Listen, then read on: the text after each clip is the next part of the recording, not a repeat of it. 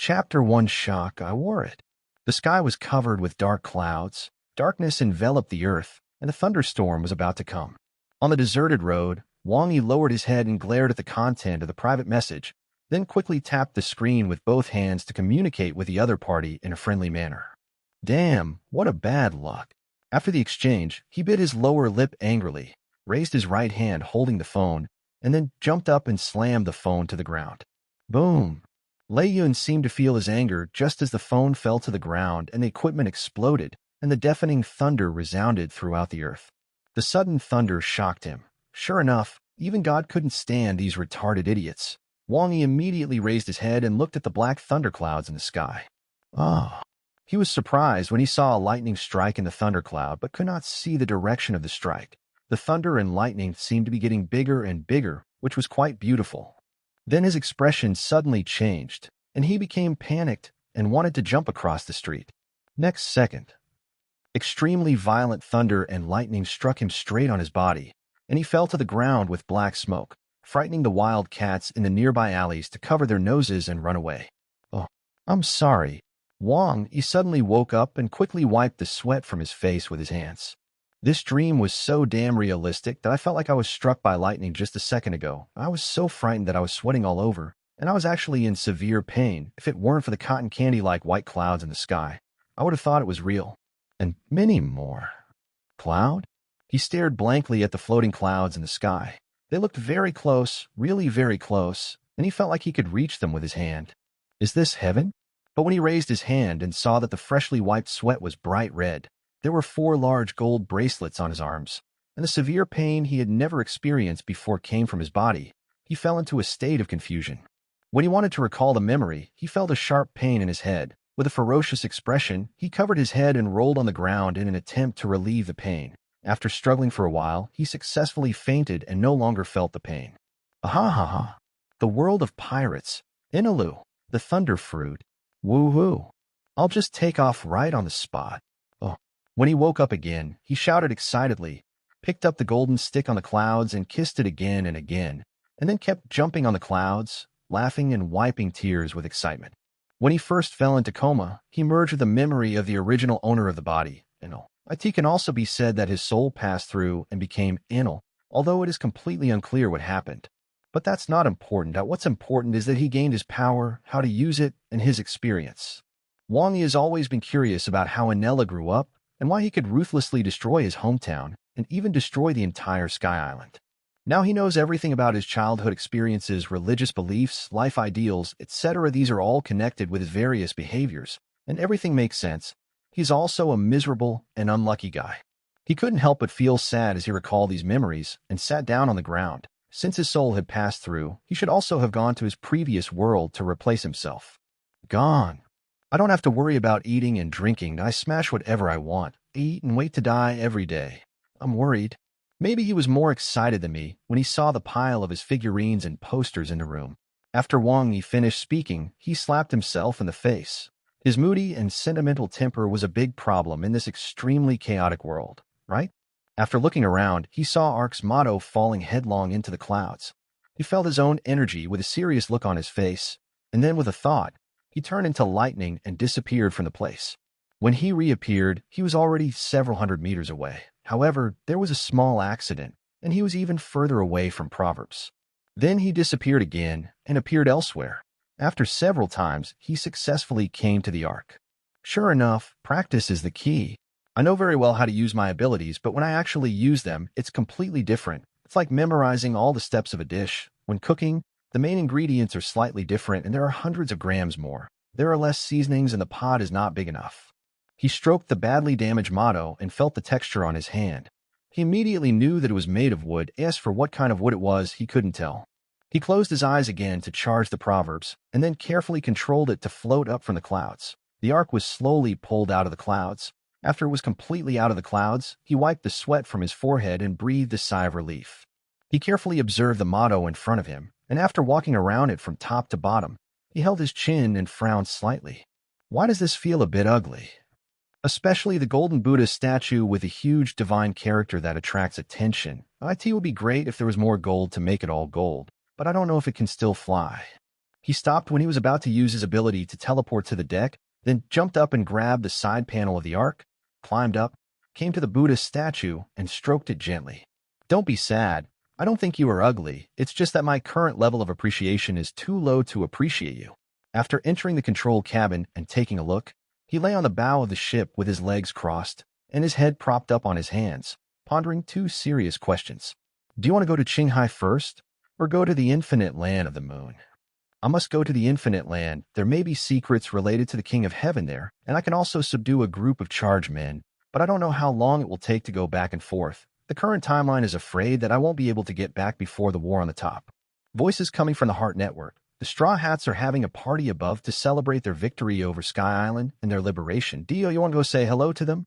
Gone. Can I bring shame to the traveling army? Can't. It was reasonable for me to be hesitant about the first question, but the latter was actually still thinking about it.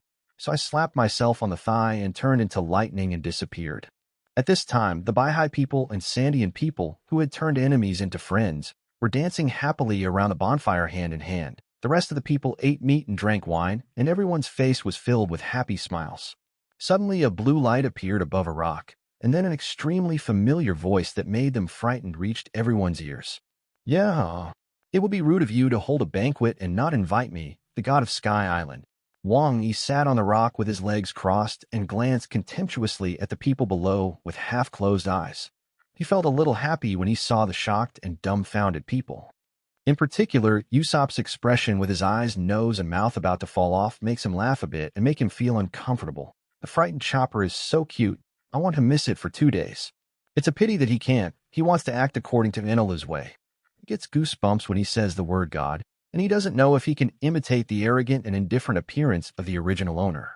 Gonfuel, the former god of Sky Island, looked stunned, then glared at him and said calmly, Enilu, you are not welcome here. At the same time, the trembling Sky Island residents below, with sweat on their foreheads, resolutely prepared themselves for the awakening of death and picked up weapons against him. Enel is very strong, so strong that people tremble when they hear his voice. He is like a real god, but he is by no means invincible. The pirate in front of him proved yesterday that he can be defeated. The 7 Straw Hat pirates are ready for battle, and as soon as Luffy opens his mouth, they will attack in groups. If they can defeat the first time, they can create another miracle.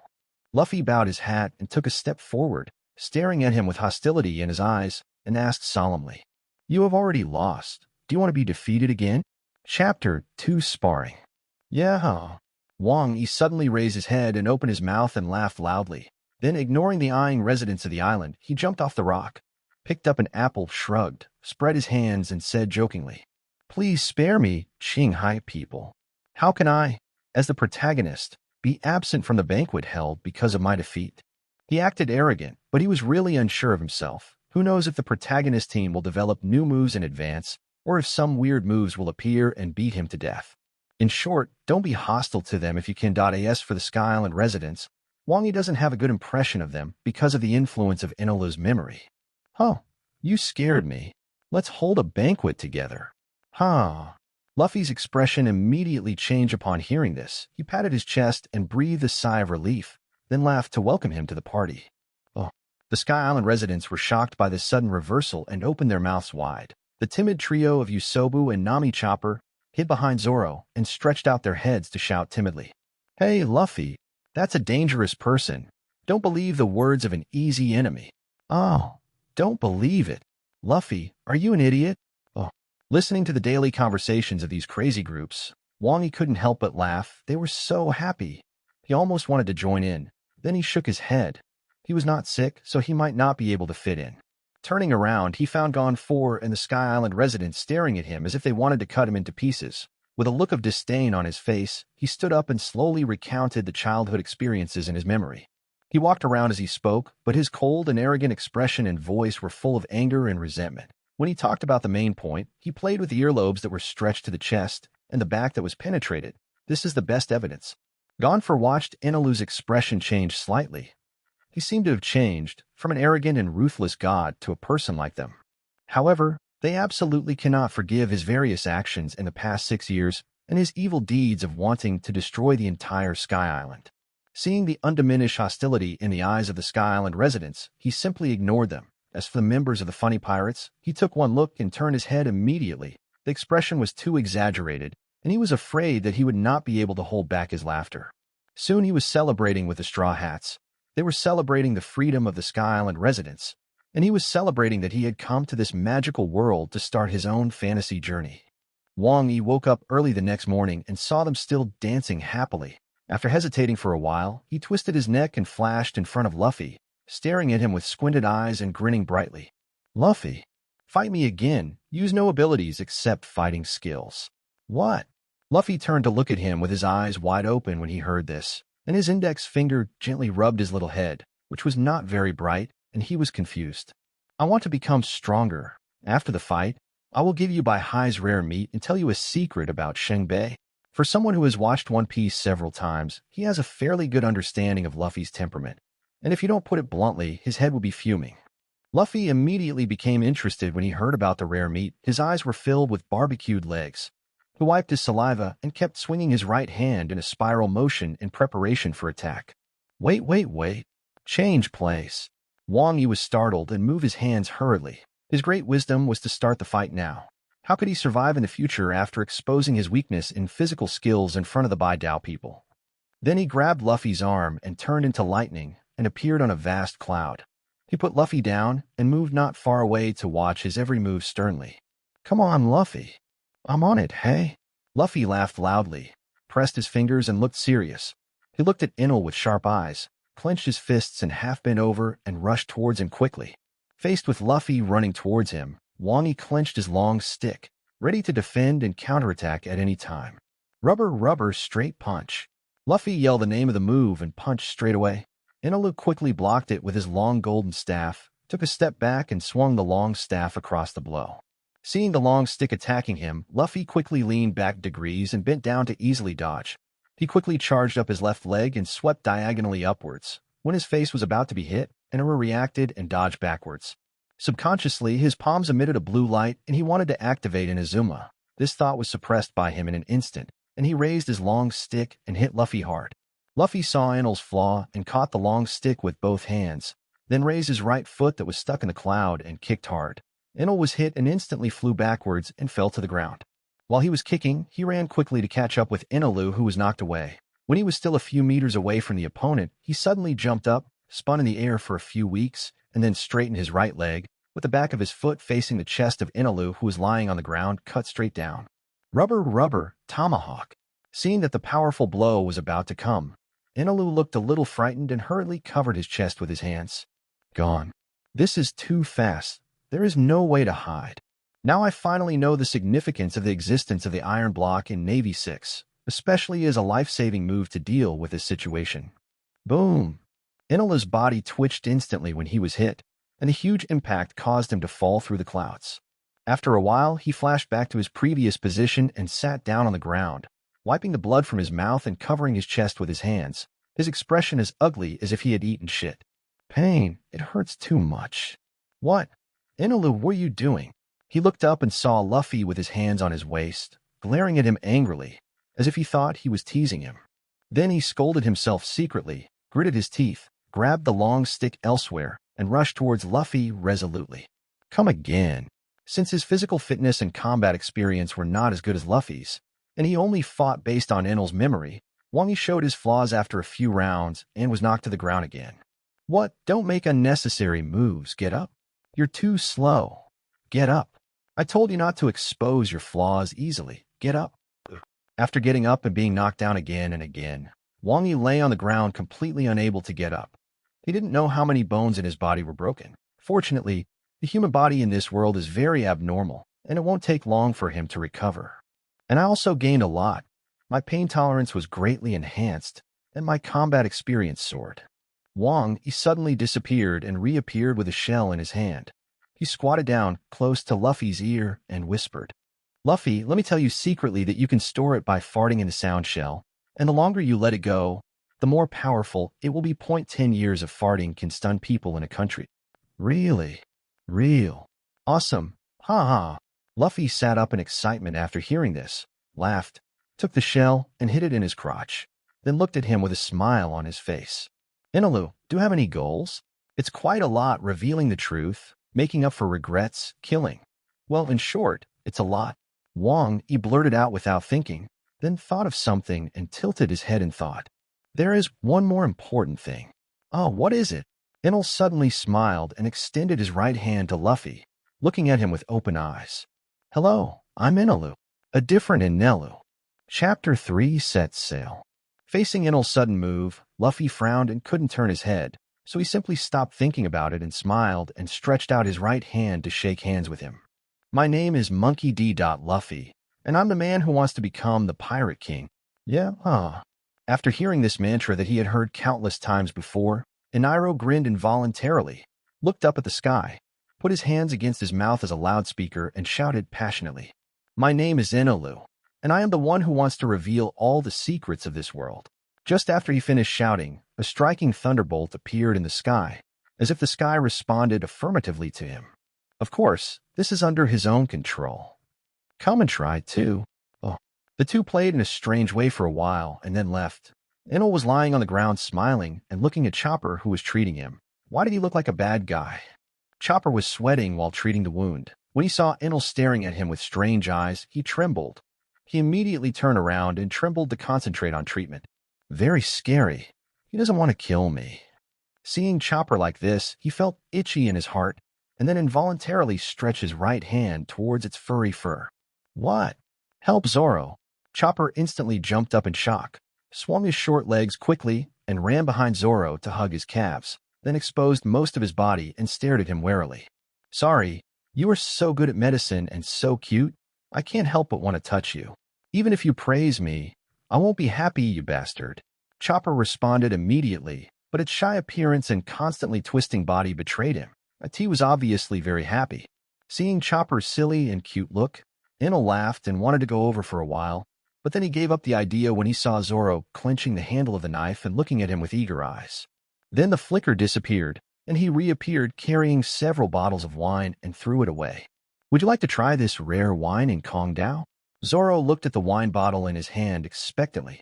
He opened the bottle with one hand and sniffed it with his nose. Then he drank it in a big gulp and suddenly beamed. Good wine. Hum, take it. Oh. After communicating with Zoro for a while, he brought small gifts to find other Straw Hat members to interact with. After a wave of favorability, he was satisfied with controlling the ark's proverbs and came to a cloud above Gaia Island. November 12, 13. Inilu was lying on the ground with sweaty face and a ferocious look on his face. He was holding an oversized golden barbell in both hands and doing special training. He planned to break through his current extreme strength first, and then conduct endurance training. My body is too weak, and there is a big gap between me and Luffy. I can't beat him without my fruit ability and Xinhuang, seeing, hearing, and color. The prerequisite for armed domineering is that the body must be strong enough that as a member of the time-traveling army, you must at least cultivate your domineering to the top, otherwise it will be embarrassing. After completing all the special training movements, he lay on the clouds in a big pose and breathed heavily. The surrounding clouds were already wet with sweat. Feeling the soreness in the muscles all over his body, he encouraged himself with a grimace. It feels so good. This feels so good. High-intensity training is painful, but so worth it. It's such a wonderful sense of accomplishment to watch yourself slowly become stronger. The feeling of muscle tearing and reorganization is the best proof of becoming stronger. You can do it for sure, Enelo. After resting for a while, he stood up and sat cross-legged, expressionless, meditating habitually. His body flashed with lightning, and then slowly sweat began to flow from his forehead. Suddenly, his body shook, and he looked at his fisted right hand in disbelief. At this time, his right hand was full of power, and his fist felt as hard as a metal iron fist. He charged up and punched the golden barbell, and then he punched hard, and the power suddenly disappeared. Eniro's face changed greatly, and he hurriedly tried to withdraw his strength, but his fist was less than 3 centimeters away from the bell plate, and he had no time to withdraw his strength. His fist hit the bell plate hard, and there was a crisp sound of bone breaking, and the golden barbell silk pattern do not move. It hurts. Hoo-hoo. In an instant, a mask of pain was put on his face, tears welling up in his red eyes. He shook his right hand and blew into his red and swollen right fist. After the extremely strong pain disappeared, he used Lei Yejin to melt the barbell into the words, "I'm sorry, Uncle Enel," then nodded with satisfaction and held his chin to think. The kind of power I tried just now should be armed with haki. Logically speaking, this body is unlikely to be able to use it. I usse it because I am in a meditative state. There are 3 other kinds of energy. Point 2 of them he tried were thunder and lightning and seeing and hearing. He couldn't activate the remaining very weak energy, but when he felt it carefully, he had an invincible and indomitable momentum, and suddenly there was a bold feeling in his heart. Guess. Overlord is domineering. He knows very well what this iconic power represents. Although it is still very weak now, there is the legendary figure in the education field, Mr. Kaido 100 professors. There is nothing that he can't teach. Ainilu want to reach the top of the world. With his heart trembling with excitement and his hands trembling, he shouted to the sky, changed the shape of the barbell, and continued training. Not training for 10 hours a day was simply a waste of a body with abnormal resilience. Oh. In the sky above the gate at the end of the lower clouds of the White Sea, Enel was lying on the bow of the Ark Proverbs, watching the melee heading towards the gate. When the straw hats came below, his mind flashed to the deck of the Mary. Luffy's smile suddenly froze when he saw the sudden appearance of Enel. He even hid the package behind his back and stared at him fiercely and said, Inilu gold. Cover. Before he could finish speaking, Usopp and Nami immediately rushed over and locked Luffy's neck, covering his mouth. Yeah, huh? Looking at the guilty thieves, Inilu couldn't help but grin. Then he bent over and approached them with a handsome face and asked with a strange expression, I'm not here to get the gold back, Did Oh, you know what the huge pillars the Baihai people are carrying? It's a cannon, a super big cannon. Upon hearing this, Usopp suddenly let go of Luffy, raised his hands and shouted, his body still shaking slightly. Humph.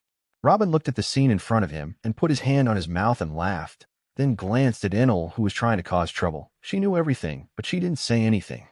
No, it's wrapped in a huge gold pillar, and they want to give it to you as a thank you gift. See you soon, Straw Hat Pirates. Yeah? Huh. Just as the people in front of them were regretful and shocked, Inilu suddenly turned into lightning and disappeared, and the melee also broke away from the current and fell downwards. What? A bolt of lightning flashed across, and Enel appeared on the wrapped gold pillar, releasing lightning to destroy the fabric on the surface, revealing the golden beam. Seeing the sudden appearance of Enel, the nearby Sandians and White Sea people suddenly became panicked. When they wanted to pick up weapons, Enel suddenly disappeared, and the huge golden beam disappeared. Humph, it's a big step closer to the all-gold motto. On Ark Proverbs, Enel was very satisfied with a newly melted golden deck. After walking a few times, he controlled the airship to land. What he yearns for is the endless sea and infinite land. Sky Island is a boring place. There is not even a decent opponent. He wants to fight against a strong enemy to reach the top. Although he is currently alone, having a unique and luxurious airship is not much better than some guys who get into barrels at the beginning. I announce, the Enero pirates officially set sail. Go ahead, Proverbs. At this time, there were several people on the half-island directly below the island, waiting for the rising current. Chapter 4 The First Battle, Blackbeard Pirates. The other half of Gaia Island below, Sky Island. A man was sitting on the top of half of the wall. He was wearing a black hat and a scope on his right. He was carrying a sniper rifle with a muzzle like a trumpet on his back and looked up at the slowly growing in the sky. Okay. As the dots got bigger and bigger, he became a little confused. Then he raised his sniper rifle to take aim and said expressionlessly to the person below, Captain, there is a ship landing above, and there is a man lying on the bow. He doesn't look like Straw Hat. Below, a burly middle-aged man with a rough appearance, thick hair on his body, dark skin, black hair, and fluffy hair, wearing a turban, looked at the sky with wide eyes and then opened his mouth to laugh excitedly. This time, he saw 4 front teeth were missing in his mouth. Are you from Golden Country, Kong Island? Way? Another man wearing a hollow eye patch and a round gold medal on his waist bent over and rubbed his fists back and forth and suddenly said, Oka, knock him down. Boshas, don't make your own decisions, you bastard. You want to kill me before I even hit the ground? Inilu became angry instantly. He heard the conversation clearly through the heart network. The names Oka and Boshas sounded a bit familiar. But that's not important. What's important is that he actually wants to beat Uncle AI down. How can you bear this? With a thought, he transformed into thunder and lightning and draped himself around the person who said this. He held a long stick that made a sizzling sound and pointed it at his head. His eyes were half closed and he stared with murderous intent.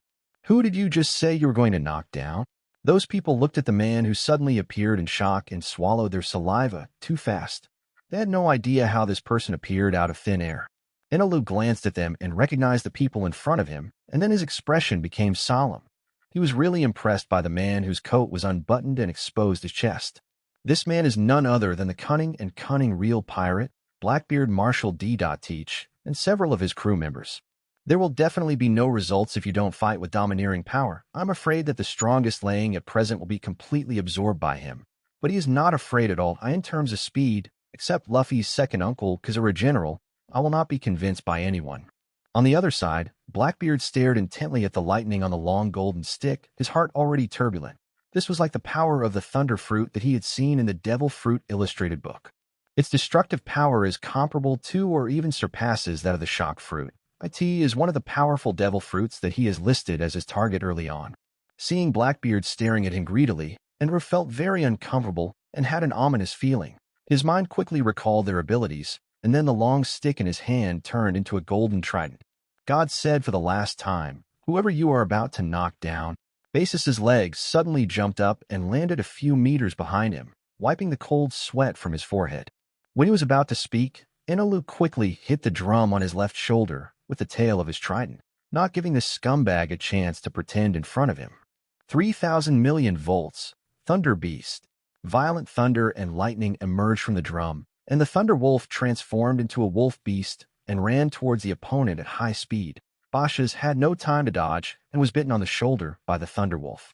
Powerful thunder and lightning instantly invaded the body, and his whole body was paralyzed and unable to move. The burning sensation that penetrated his bone marrow made him scream heartbreakingly. What? Then he lost consciousness and fell to the ground, covered in black gas. Inilu looked at Bassus on the ground with disdain. Fighting against the fifth scum is fighting against the fifth scum. It cannot hold it for even a second. Then he flashed in front of him and coldly raised the golden trident and stabbed him in the heart. Disrespecting God is an unforgivable sin. Don't take action even if you disagree, you bastard. Just as he thrust out, the heart network sensed Blackbeard's intention to attack, and he immediately stopped his movements and flashed into the air. Sure enough, Blackbeard activated the fruit ability secret point at the position just now. If he hadn't left early, he would have been sucked in and pinched by him. Boom. Suddenly, several gunshots rang out, and several large holes were punched out of Eniro's body by bullets. He turned around and saw the gunman Vanoka, known as Supersonic, holding a sniper rifle Chinlu at him. Before he could make a move, the heart network once again detected his intention to attack. Without saying a word, Eniru struck out with a bolt of lightning at lightning speed. At the same time, Vanoka also fired several shots in an instant. In the blink of an eye, bullets and lightning hit each other, and Eniro's body once again showed signs of being pierced by bullets, and then returned to its original state without any damage. On the other side, Vanoka's hair exploded and he squatted on the spot, exhaling a breath of black air from his mouth. Then his body tilted and he fell heavily to the ground and lost consciousness. Spike. After getting rid of the gunman, Ainilu glanced at the remaining two people. He raised his head and stared at Blackbeard with disdain, and played the trident a few times with one hand and faced him condescendingly. You have evil power, and you also want to be an enemy of God? Ah, God. Blackbeard suddenly burst into laughter, and then black smoke poured out from his body. He clenched his right fist that was smoking black and looked at Inilu with an angry look. Asshole, you are too arrogant. Inilu did not respond when he heard the words. Instead, he flashed in front of Dukyu, reached out and picked up an apple from the basket on the horse's back, rubbed it, and put it in his mouth. Stop. Dukyu, who was paralyzed on the ground, was frightened into a cold sweat when he saw this. His weak body suddenly recovered and he jumped up in a hurry to stop him from eating the apple. Unfortunately, it was too late. As soon as he got up, Inilu bit into the apple. Collapse. The moment the apple was bitten, a powerful explosion suddenly occurred. Half of Ainilu's body was completely blown away, while Duck and his beloved horse were blown several meters away and collapsed on the ground twitching, with blood constantly flowing out of their bodies. Tiske, yummy apples can actually explode. It's really scary. What are you going to do now? Enura put his hands on his chest and looked at Blackbeard jokingly. There was really nothing he could do with the most dangerous dark fruit at the moment. Others couldn't withstand the thunder and lightning. I was talking about seconds. You are very powerful, but do you want to make sure you are completely our enemy? Yeah, I'm used to hitting first and then talking. After Inilu finished speaking, he hit the drum on his right shoulder, and the drum turned into a phoenix-shaped thunderbird and flew towards the opponent at high speed. 3,000 million volts, Thunderbird. In the blink of an eye, the Thunderbird flew in front of Blackbeard, pecked him with its big beak, and released thunder and lightning. Blackbeard was suddenly sweating profusely. His face was ferocious, and he pinched the Thunderbird hard with both hands, shouting in pain. "Ah, I can't let go of my hands. It's so numb. It hurts, it hurts, it hurts. Oh."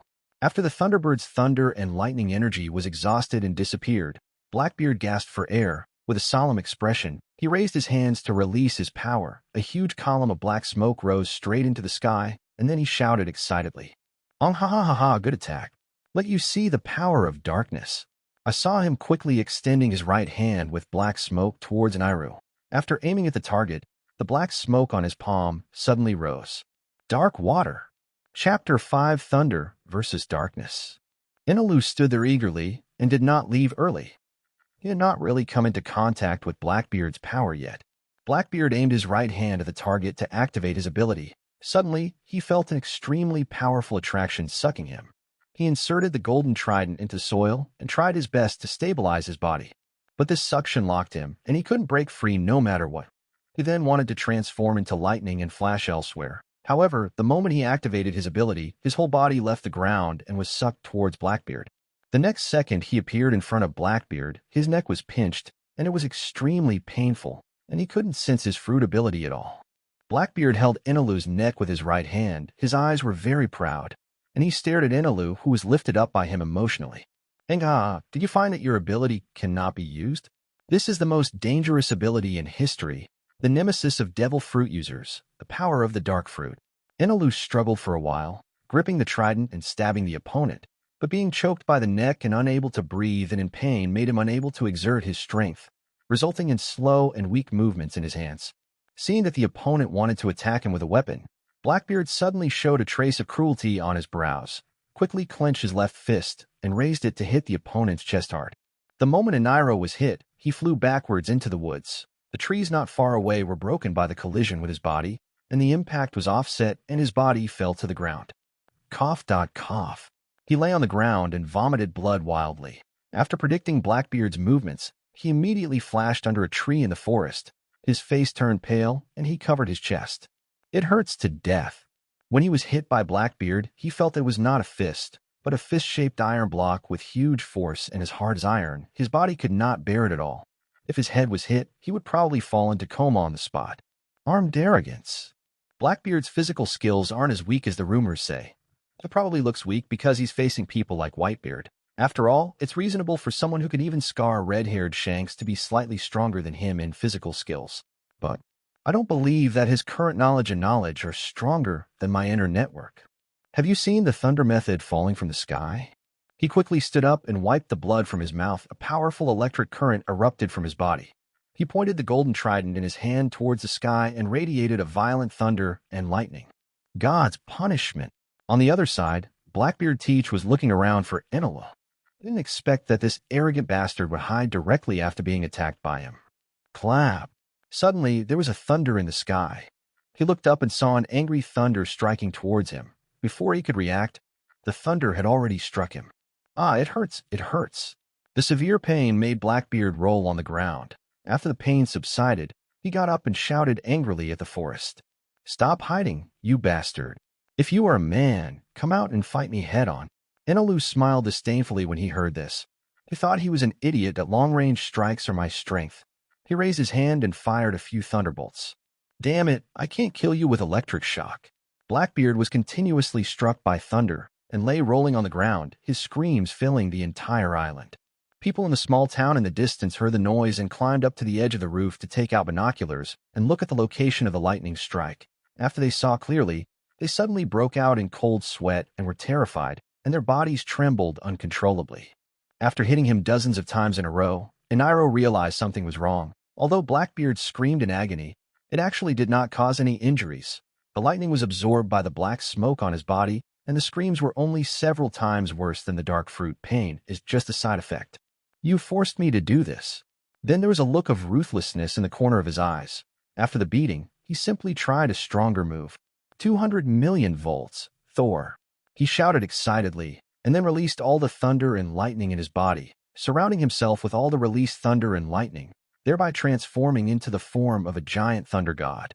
Suddenly, a thundering man whose whole body was made of lightning and resembled a huge Buddha statue appeared in the sky above the forest. The animals and birds around him fled wildly. Several people watching the theater on the rooftop of an unknown town in the distance dropped their binoculars in horror when they saw this direction to escape. Enilo was very satisfied after moving his huge body a few times, not to mention that his whole body was filled with extremely powerful power, and his vision was also excellent, but it was quite labor-intensive. After seeing Blackbeard's sweating and frightened expression, he felt even more proud. He'd become one of the people who could scare him. He raised his right hand, and then there was lightning and thunder. A huge thunder with a destructive aura shot straight towards Blackbeard. The powerful thunder eagerly wanted to destroy the target. In the blink of an eye, it accurately hit Blackbeard and made a crackling thunder strike. What? Blackbeard stood there with his hands wide open and shouted to the sky. The powerful electric current made him unable to move. Black smoke and black gas were emitting from his body, and a faint smell of burning could be smelled. There is a play. Seeing that Blackbeard was unable to withstand the attack, Ainilu raised his hand to strike with thunder. However, at this moment, Giantwins predicted Blackbeard's movements and stopped when he wanted to dodge in a flash. Then he held a trident in his right hand and charged up to prepare for the fatal blow. .1 strike. The strong suction force made him fly quickly towards Blackbeard. When he was dozens of meters away from the opponent, he stared at Blackbeard coldly and swung his right hand, holding the golden trident with all his strength to stab the opponent in the heart. Blackbeard's blood boiled as he looked excitedly at Enilo, who was charging towards him. He tensed his muscles and then released all his strength. The black smoke from his body suddenly exploded and enveloped a radius of dozens of meters. The golden trident collided with the black smoke and erupted with extremely terrifying power. Nearby objects instantly turned into dust. The trees in the forest behind were destroyed and ignited into raging fire. The few people who had lost their fighting power were blown away by the impact and disappeared. The two of them were in a stalemate. After the trident penetrated the black smoke, their bodies sank into it, making it difficult to move forward. Thunder and lightning kept making sizzling sounds, and the black smoke kept swallowing the thunder and lightning. The battle turned into a pure energy confrontation. Both of them had ferocious faces, struggling to fight each other's energy. But this was in Blackbeard's favor. The dark fruit could devour any fruit ability, and the balance of victory was already tilted when they caught each other. Do you want to destroy this entire island? It's so terrifyingly strong. Compared to Blackbeard, who looked like he had a chance to win, Enero was in a bit of a bad situation. He was sucked by the black smoke and couldn't get away. He would definitely be no match for him if he continued like this. Damn it, Grandma, I'm so proud of you. If I had known, I would have thrown him away. Chapter 6, The Power of the Dark Fruit. It seems I am stronger. Darkness and thunder and lightning continued to collide and erupted with powerful impact. Blackbeard smiled confidently, and then he eagerly looked forward to Enel. Become my partner. I've already planned the road to hegemony. A man as powerful as you should join me to conquer the world. Inilu ignored him. This kind of competition was too physically demanding, and his physique was definitely no match for his opponent. If the stalemate continued, he would only be exhausted and defeated by Blackbeard. He kept recalling the process of making thunder and lightning. As long as he could create a spherical thunder and lightning full of airflow and electric current without relying on the ark's motto, this dangerous situation could be overcome. But no matter what he tried, he could only make the thunder and lightning become violent. At most, the thunder and lightning could suddenly burst out and suppress the black smoke, but he could never form gas inside. As time passed, Blackbeard gained the upper hand with the power of devouring. As long as he delayed the opponent's physical strength, he would usher in victory. At that time, he could only join him, otherwise he would have to kill the other party and seize the ability. The power of thunder and lightning is very powerful. Just when he was thinking about whether he should use the power of the thunder fruit himself, or let his companions use it, Enilo suddenly tilted his head back and shouted in an imposing voice, "Break it for me." I saw his huge head raised to the back of his neck, and his body leaned back at the same time. When he reached the limit, he suddenly used all his strength to smash his forehead into the black smoke surrounding his body. God's iron head. The huge forehead in the form of a thunder god was full of indomitable momentum and crashed into the extremely greedy black smoke. Boom! The huge head filled with thunder and lightning and covered with armed domineering force hit the solid black smoke, and a deafening thunder blast resounded throughout the island. The huge impact instantly shook the two of them away. Inilu broke away from the suction and released the thunder god form and immediately disappeared from the place, leaving behind a shocked Blackbeard. In the motto of the arc, the character Enel was lying on the deck breathing heavily. If he hadn't tried dozens of times and finally succeeded in using his domineering force, he would have died here. I have finally reached the introductory stage of my domineering power. Before, I could only use it in a meditative state. Unexpectedly, my potential was stimulated when faced with huge pressure. As expected, fighting is the fastest way to practice. At this time, he was thinking about a question in the future. Do you want to throw a thunderstorm and completely sink the island below? We are already in a state of hostility with Blackbeard. If we don't solve it now, there will be a lot of trouble in the future, but there are many innocent people in that town, and Blackbeard may not be killed. Suddenly, he stood up, raised his hand, and slapped himself on the forehead. A man who doesn't stick to trivial matters, not to mention that he will become a pirate soon, is not a good thing at all. Just do it. He strode to the conductive tube, and a large amount of lightning was released from his body. After the arc's proverbs had huge electrical energy, black gas quickly emerged from the chimney at the top. The billowing smoke gathered in the sky, slowly forming a black thundercloud, and the scope of the thundercloud continued to expand slowly. Is that bastard a lunatic? Blackbeard on Gaia Island looked up at the expanding thundercloud with a stern face. Although he didn't know what he was doing, his strong sense of crisis told him that this was definitely not a good sign. He quickly strode around to look for his companions who were affected by their battle and were blasted to an unknown location. Enel squatted on the side panel of the Ark's proverbs and stared boredly at the half-destroyed town below. The charging stage of this thunderstorm was too long. Now the thundercloud only covers a small half of Gaia Island. In the future, it will just improve it. After more than 10 minutes, the thundercloud finally enveloped the entire island. Enelu flashed to the bottom of the thundercloud and opened his hands. Feeling the thundercloud above filled with huge energy, the blood boiled. This aura that wants to destroy everything is what thunder and lightning should have. He raised the trident in his hand and injected lightning into the thundercloud, then quickly waved the weapon and pointed it at Gaia Island below. Laying. As he spoke, a huge spherical thunder and lightning filled with the aura of destruction broke away from the thundercloud and slowly moved downwards. Anilu had a thought, and Lang suddenly fell down quickly like a wild horse that had escaped the reins. With a crackling sound, the sound came from the thunderball. Blackbeard, can you stand this? Yeah, huh. Looking at the rapidly falling thundering Enilo, he couldn't help laughing. It would only take a few tens of seconds at most for the huge spherical lightning to destroy everything he touched, and even cause a secondary explosion. I don't believe that Blackbeard can handle it now. The town was now dark and full of shouts. The sound of lightning and thunder, like a countdown to death, reached everyone's ears. An extremely huge and terrifying black ball in the sky that could easily take away their lives quickly attacked them. My God, what is that? Is this the end of the world? I don't want to die. Don't be in a daze, you idiot. If you don't run away, you will die. Why are all of them as strong as monsters? Why on earth? Bellamy, get on the boat. If you don't leave, you're dead. Oh. Both the residents of the town and the pirates who came to stay were terrified and scrambled to escape. Few people looked at the sky and desperately waited for death. Damn it, this hopeless lunatic. At this time, Blackbeard resolutely stared at the huge spherical thunder and lightning that was about to annihilate everything. He underestimated the power of this big-eared boy, and now he could only give it a try, and it was too late to escape by boat. On the sea near Gaia Island, a tall man with a green eye patch on his forehead, a white suit vest, and a dark blue shirt saw the thunderball descending at a slower speed, and the bicycle he was riding also accelerated. It's really a scary thing, but it seems we need to take it seriously again.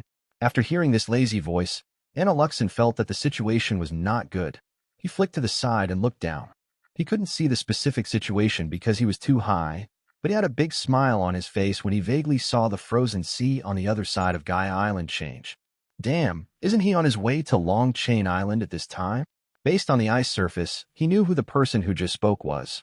There was only one person in this world who could freeze the sea surface on a large-scale point, one of the 3 generals of the Navy, Akiji, whose real name was Kazan. That's all. Let's just treat it as a dumb cannon.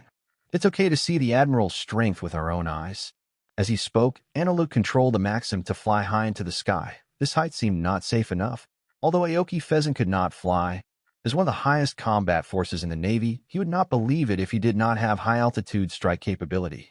On the other side, Akiji has already landed on Gaia Island. Looking up at Lei Ying, who is still more than 100 meters above the ground, he frowns and activates his fruit ability without hesitation. Ice Age. Chapter 7 Leave. Aoki looked at the huge spherical lightning and raised his hands to launch the move. I saw that the sea around Gaia Island was freezing quickly, and the sailing ships were stuck in the ice and could not move. Many pirates were paralyzed on the deck in fear like a mouse meeting a cat. They had experienced too much on this day. The surrounding sea surface was completely frozen, and then the ice quickly formed a huge semicircle along the sea surface. The entire Gaia Island and all the ships on the sea were covered and protected. At the same time, four extremely huge and thick icicles emerged at the outermost edge and spread toward the spherical lightning at extremely fast speeds. Finally, the heads of the icicles pressed against the lightning to prevent their descent. Fuck, it can still be like this. Enilo couldn't help but be surprised when he saw this. He guessed that Qing Pheasant could stop and destroy Lei Ying. He didn't expect that he would protect everyone in this way. However, if Lei Ying is not destroyed, the energy inside will not disappear out of thin air, and I can make it violently explode at any time, depending on whether it is necessary. On the other side, Blackbeard came near Qing Pheasant. He was extremely excited for the rest of his life. He walked up to Qing Pheasant and looked at him and said passionately, "Enga, you are worthy of being General Kazan. What a terrifying power. I'm here to help you." As he spoke, a large amount of black smoke erupted from his body to form a black tornado. The tornado expanded rapidly and soon swallowed up a large mouth in the ice wall above and continued to move towards the thunderball. "It was a big help. Thank you very much, brother." Looking at Blackbeard's movements, Akiji thanked him. Really didn't know how to protect people while destroying the terrifying thunder and lightning. IT was much easier now. The black tornado with devouring power collided with the thunder and lightning full of destructive aura. Instead of an irresistible, horrific explosion, the black tornado continued to absorb the thunder and lightning to weaken its power. "Hey, why are you so unlucky? As soon as you come to Qinghai, you meet Blackbeard, and then there's Green Pheasant. It's really fatal." Seeing that his strongest move at present was taken down, Enilu did not use thunder and lightning to detonate. At this height, coupled with extremely thick ice shield and black tornado, the impact of the thunder and lightning explosion could not sink the island and drown Blackbeard. At most, he would kill some insignificant hapless people. He is not a devil, IT is not inevitable, and he does not want to harm innocent people. I just felt a little disappointed in my heart. The first time I used Thundering, it was shut down. I felt depressed for a while, and then smiled lightly. Even Kaido and Big Mom's powerful combined attack of the Yonko Hai was blocked by Zoro for a moment, and his undeveloped ultimate move was defused by the Admiral and one of the future Yonko. That's not bad. He jumped on the bow of the boat, spread out his hands, took a deep breath, raised his right hand longingly, and shouted, "Let's go. Destination is the capital of 7 waters. Gaia Island has come to an end, and we have to go to the next stop, the 7 Islands of Water, to find an excellent shipwright. And my own airship is more troublesome to repair. There should be someone in the water city who can repair it." Just when he was about to control the ark to move forward, Enel was suddenly stunned. In which direction are the 7 water islands coming?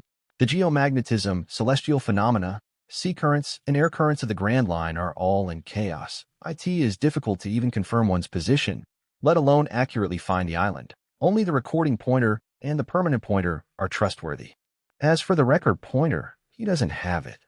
Going to Gaia Island to grab one won't work. If you do what you did just now, let alone go to the water city, with your current strength, you will probably be sent to the underwater prison by Aoki Pheasant to think about your mistakes. Then he held his head, thinking with a serious expression, and murmured to himself. The prototype of the water city is Venice, the water city, and logically it should be the west. Now the sun is in the center, up north, down south, left, west, right, east, left. Set sail with thunder. After deciding the direction, Anilu controlled the ark to turn left and drive away, completely unaware that he was heading south, and the island of 7 waters was not in the west. Oh, the fish took the bait. The Ark of Proverbs was flying at low altitude over the sea, and Enel looked at the pirate ship heading towards him in the distance with some envy. I don't drive at full speed at high altitude, but slowly move forward close to the sea just to experience the feeling of being chased and attacked by a warship. As a result, no pirate flag Navy warship came close when passing by. They just looked at the dazzling gold and were dumbfounded and worried about him. They had no intention of attacking him at all. They even kindly reminded him that there were many pirates in this sea area and could escort him for a while if needed. "Look, The shining light of the golden statue makes me almost unable to open my eyes. I've never seen such big gold. Look at your potential. Grab it and let you hold it to sleep. I'm getting rich. Oh. Soon the pirate ship approached Ark Proverbs, and dozens of people stood on the deck. They held weapons in their hands and talked excitedly, staring at the gold with greed in their eyes. Enilo glanced casually, stood up, yawned, and rubbed his eyes, and then suddenly disappeared and appeared on the side plate of the pirate ship. He lay on his side and tilted his head to look down at the shocked pirate, his eyes full of disdain. You have been surrounded by me. If you are wise, please hand over all the gold and spare your lives. One person surrounds so many of us. Are you kidding? A tall and powerful man with dark skin woke up from his shock. He turned around and saw the frightened crew members. He raised a big knife in his hand and pointed it at Inilu and shouted, "He only has one person. Come on, kids. Kill him, and all the gold will be ours." Everyone's eyes lit up when they heard this. Gold. If you kill him, the gold will be yours. Immediately grasp the weapon and attack Inilu. Inilu did not use the fruits ability and calmly dodged various attacks. Occasionally, he swung the long golden stick to knock down someone with one blow. It turns out that it feels so good to abuse food. After dodging the opponent's sword, he stretched out his long stick and spun around to knock down the enemies around him. He raised his head, half squinted his eyes, and laughed condescendingly. Yeah, slow down, it's too slow. Are you snails? Be serious, ants. What are you talking about, you bastard? Brothers, come together and kill this arrogant guy. The members on the pirate ship were instantly furious. The man carrying for drums actually insulted them. He clenched his weapons and roared, intending to go up and kill him together. Young men, stop now. You are no match for him. Let me, the captain, come and meet him. At this time, their captain stood up, stretched out his hand to stop the angry crew, raised his sword with a straight face, and pointed it at Inilu, preparing to attack. This man is very strong, and he suddenly appeared strangely on his ship. Judging from his performance just now, he will have to go through a fierce battle to defeat him. Chapter 8 Arrival. Inilu saw a burly man standing up with a big sword in his hand. He was about 3 meters tall, with strong muscles and a menacing appearance. He looked like a good sparring partner. He inserted the long golden stick into the deck with all his strength. His right forearm was covered with domineering force, and he stretched out his fingers with half-squinted eyes and hooked. I hope you won't disappoint me. I will chop off your hands and feet and let you watch the gold be taken away by our Hakina pirates. The captain stared fiercely at the arrogant guy, with a trace of cruelty in his eyes. He rushed towards Enero with a big knife, and when he got close, he slashed the opponent's neck with the big knife. Stupid guy. You are looking for death. Seeing that Enel was so arrogant and actually planned to block his attack with his hands, the captain roared angrily and suddenly increased the force of swinging the sword. Clang! The broadsword collided with the armed and domineering right hand and sparks erupted. Seeing that the opponent was stunned, Eniro jumped up with his left leg and kicked the opponent in the chest with domineering power. The captain was kicked and hit hard and fell to the deck. He lay on the deck and his body was shaking. He raised his head with difficulty and stared at Inilu in disbelief. How is it possible? The captain is a big pirate with a bounty of 3,000 million Baileys on his head. How could he be defeated by this strange bastard in one blow? He must have used some despicable means. After witnessing the scene just now, dozens of crew members couldn't believe their eyes, and their bodies trembled instinctively and backed away. How could the brave and capable captain be defeated so easily? What? You can't even use your domineering spirit. It's boring. Eniro immediately loses interest in defeating his enemy with one blow. Ordinary pirates are so weak that they can't even withstand a gentle kick with domineering power. Then he pulled out the long golden stick and suspended it in midair, looked down at everyone, and said impatiently, "Hand over all the gold within 1 minute or die." Just when he said the last word, a thunderbolt appeared in the sky. The people below were filled with fear and did not dare to raise their heads and look directly at the godlike person. Some people hurriedly took off their gold jewelry and put it on the deck. Others opened their mouths and pried out the gold teeth inside. After searching for anyone who didn't have gold, they ran to the sideboard without looking back and jumped into the sea. Enilo felt unhappy when he saw someone trying to run away in front of him. He didn't take the gold in the ring and necklace seriously. Then he flashed to the sea, stretched out his right hand and inserted the long golden stick into the sea water, and powerful thunder and lightning was released through the gold. 1,000 million volts electric fish. Blue thunder and lightning spread instantly in the sea water. and soon fishes of all sizes turned up on their bellies and floated to the surface. At the same time, there were 11 unconscious men. The rest of the people on the boat swallowed and wiped the cold sweat from their foreheads. They were all glad that they had used the money they robbed to buy some gold items. Otherwise, they would have met the same end. After dealing with the man who wanted to run away, Enilo came to their captain. He put his long stick against the captain's chin, stared at him with a smile, and asked kindly, "Master, where's yours?" "Yes, it's in the cabin. I'll get it right away." "Hurry, there are still 20 seconds." The captain was sweating profusely as he looked at the devil's smile. Seeing his true power, he no longer had any resistance. He hurriedly ran in and took out several gold necklaces and a gold crown. "This is all I have." Enelu didn't say anything. He picked up all the gold coins and turned them into a round ball and held it in his hand. Although the first harvest was a little less, he was still quite satisfied. Ant legs are also meat, and besides, they are used to rob enemy pirates, so there is no psychological burden. People die one after another. It's really annoying. He was about to go back to the Proverbs of the Ark when Qinghai predicted that a big guy was coming. He might have been disturbed by the electricity he just discharged and wanted to vent. 5,000 million volts, God's prediction. He raised his right hand and pointed it towards the left front, condensing thunder and lightning with his thoughts, making a sizzling sound from his fingers, and then quickly released it after waiting for a while. At this time, an extremely huge sea beast head rushed out of the sea, opening its bloody mouth and revealing its extremely sharp fangs, trying to bite the pirate ship in one bite. Then, as soon as it emerged, it hit the terrifying thunder and lightning. The powerful lightning instantly scorched him, and the huge head smashed into the sea with black gas and splashed huge waves. The pirate ship was thrown up by the huge waves and fell to the nearby sea, and a large amount of seawater poured onto Enilu. Suddenly, he felt a sense of weakness that made him uncomfortable. The thunder and lightning in his body weakened rapidly, and he immediately erupted into lightning fever and dried the seawater on his body. Devil Fruit is afraid of the sea. The owner cannot swim in the sea, and even touching a small amount of seawater will weaken his ability to a certain extent. He has now personally tested this. It's so uncomfortable.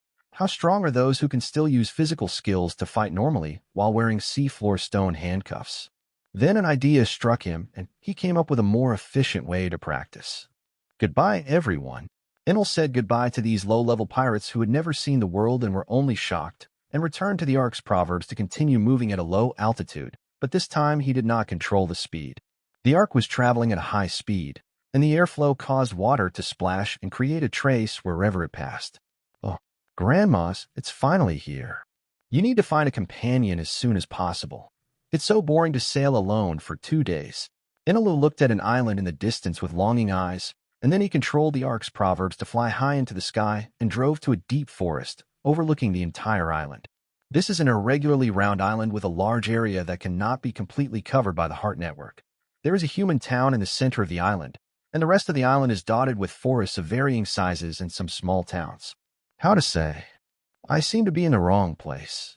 He had never been to the Seven Waters Island, and his impression was that many buildings were filled with rivers, but that was obviously not the case here. Which place is called the capital of water, and most of its area is covered with deep forests. Since there was a lot of gold on the Ark, in order to reduce unnecessary trouble, he stopped over a large forest, installed a blast shell at the bottom, and fully charged the energy ball, then came to a small town alone. A colorful bird deep in the forest below was surprised when it looked at the ship suspended in the sky. It raised its wings to communicate with the giant creature nearby, and then turned into a small sparrow and flew towards the ship. "Boss, I'd like a glass of apple juice, thank you." Enel was sitting at the front desk of a tavern and said to the laid-back tavern owner with a polite smile. The smile on the tavern owner's face froze when he heard this, and his eyes showed a trace of unwillingness. Then he sighed and said to Enel apologetically, "Sorry, guest, there will be no fruit food for this time. How about a glass of rum?" Enel's eyes widened when he heard this, and he heard something incredible. There are no apples. His moment of happiness was unparalleled. Chapter 9, Orang Pig War. Looking at the helpless tavern owner, Ainilu asked in confusion, "Shouldn't this vibrant island be filled with fruits? Why are there no apples?" The tavern owner shook his head helplessly. There were no customers in the tavern anyway, so he simply explained to Enel, "Brother, you must have come from somewhere else 2 months ago. For some unknown reason, the friendly animals in the forest suddenly attacked humans who entered the forest and destroyed all the products grown nearby. The country was undergoing a civil war and was unable to solve this problem, resulting in a shortage of vegetarian food in peripheral places. If you wanted to eat fruit, you had to go to the royal city to buy it at a high price. What the fuck? Enelu was more confused now. Why was it so difficult to drink apple juice? He stood up, picked up the long golden stick, and asked, "Boss, are there no apple trees in the forest behind? I'll pick some." "Yes, there is, but that forest is very dangerous, and no one will go in. As long as you have it, I'll pick some and bring them back." The tavern owner was shocked when he heard this. He didn't expect that the man in front of him still wanted to enter the forest in this situation. Although the man looked strong, the forest was usually very dangerous, let alone now. What's behind is the second largest Lililuo forest on Nashbia Island. Not only are there countless powerful animals, but there are also huge beasts that can compete with the king's army. "Brother, do you still want to go?" "Yeah, now it seems I have to go." Enelu was immediately overjoyed. Didn't he just want to find a powerful guy to spar with? A monster with a strong physique would be perfect as a sparring partner. As for danger, he is the greatest danger on this island. He walked out of the tavern and disappeared. When he reappeared, he had followed the sound to the hinterland of the forest. There were tall, straight trees all around, many large and small bushes nearby, and a dozen tall orangutans carrying big wooden sticks and staring at him eagerly. Enelu watched the largest orangutan with great interest. This orangutan was visually estimated to be at least 7 meters tall. It looked very powerful with well-developed limbs. It should be able to understand human language, right? "I want to pick some apples.D. Oh, you know where I can get them?" The orangutan scratched his head when he heard the words, danced around with his mouth wide open, and said something that he couldn't understand at all. Soon the orangutan seemed to realize that the human in front of him was deaf. He stretched out his forearm and pointed at a bush. Then he swung his forearm and hit the ground with a big wooden stick in his hand. "Over there, don't go there, or I'll beat you." Enelu thought he understood, and suddenly he felt angry. This orangutan was really too arrogant.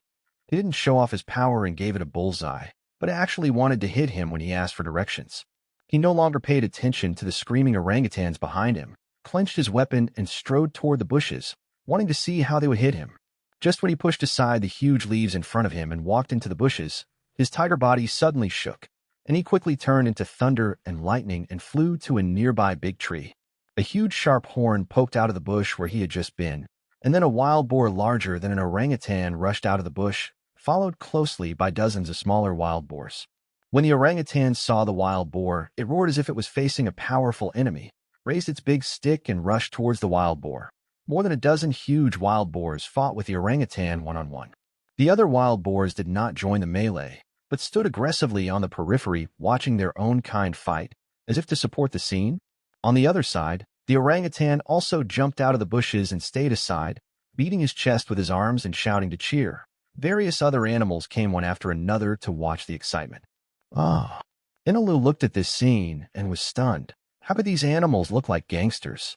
Looking at the passionate collision between the orangutan and the wild boar below, I suddenly felt that something was missing, and then it turned into thunder and lightning and disappeared in place. Freshly grilled fish, all kinds of fish are available. Friends passing by, come and have a try. On the roadside of the small town, a grilled fish shop owner looked at the passers-by and shouted hard. Suddenly, he saw a flash of lightning flashing across the sky very fast. He was a little surprised and rubbed his eyes. When he opened his eyes again, in front of the small store, a man wearing a scarf and carrying a drum kept putting grilled fish on a big leaf. He quickly put on a smile and said kindly, "Guest, please take your time to choose. The price is affordable, and the taste will definitely satisfy you." Seeing that there was no rope to wrap around after the customer loaded it, the owner of the grilled fish shop immediately turned around to find a rope. When he turned back with a rope in hand, he was stunned. The person is gone, and the fish he worked so hard to grill is also gone. He immediately thought of a figure, then dropped the rope and yelled through gritted teeth, "My fish was stolen. Guys, be careful. Damn thief you are. He even stole from a grilled fish shop like mine." Pedestrians on the road hurriedly checked their wallets after hearing this. They were relieved to see the money and started whispering among themselves. At this time, Enelu, the culprit, was sitting next to a big turtle, eating grilled fish and watching the orangutan leader fight against the wild boar leader. Although when they fight, one is holding a big stick and swinging it at the head, and the other's fangs are arching wildly, which is not very ornamental, but it is very strange and beautiful. "Go for its eyes, stupid orangutan." He looked at the orangutan who was attacking in a haphazard manner and shouted, and he immediately felt the unkind eyes of the other animals around him staring at him. Even the old turtle on the left that he kept feeding was staring at him fiercely, looking like he wanted to bite him. One mouthful. What are you looking at? Enel looked at the white-eyed turtle and slapped it on the forehead. While the turtle was still confused and could not react, he threw a grilled fish into its mouth to shut it up. As time passed, the battle between the orangutan and the wild boar entered a fierce stage. One of the orangutans jumped up, grabbed a big stick with both arms, and hit the wild boar in front of him on the head. The big stick hit the huge wild boar's head and broke. The wild boar's swaying body fell to the ground and was dragged out by other wild boars. On the other side, a wild boar raised up the hostile orangutan, then swung its hind legs and rushed over with all its strength to hit the orangutan and win. The two victors fought together. At this time, one of their respective leaders was pierced by fangs in many places, and the other's eyes were swollen like tumors, and blood was constantly flowing out his head. Both of them remained strong without showing any signs of decline. They were worthy of being the kings of their races. Inilu watched the battle in the field with excitement, and his blood boiled. He wanted to pick up a long stick and join in the battle to hone his physical skills. However, he gave up the idea of entering now after seeing a group of wild boars that were hostile to him. Liliku. Hearing a strange cry from above, Inilu looked up and saw a colorful bird looking at him eagerly. Chapter 10. The home was stolen. Want to eat? Inilu held the grilled fish up to his nose and smelled it, then held it up and waved it in front of the bird a few times. When he saw it opening its mouth to peck, Ja quickly pulled it back and took a bite. Hey, I won't give it to you. Lilalu. The colorful bird's feathers shone slightly, and a sharp cry came from its mouth. At tea this time, all the animals watching around were stunned for a while and turned to look at the bird. Then they all bared their teeth and glared at Enel, and the skeletal turtle next to him even bit Enel's arm, but he didn't use any force. It's against you. Inilu looked at Wu Turtle and cursed, and his body emitted weak thunder and lightning. Wu Turtle's body kept twitching, and he stared angrily and bit his arm but wouldn't let go. Lililu.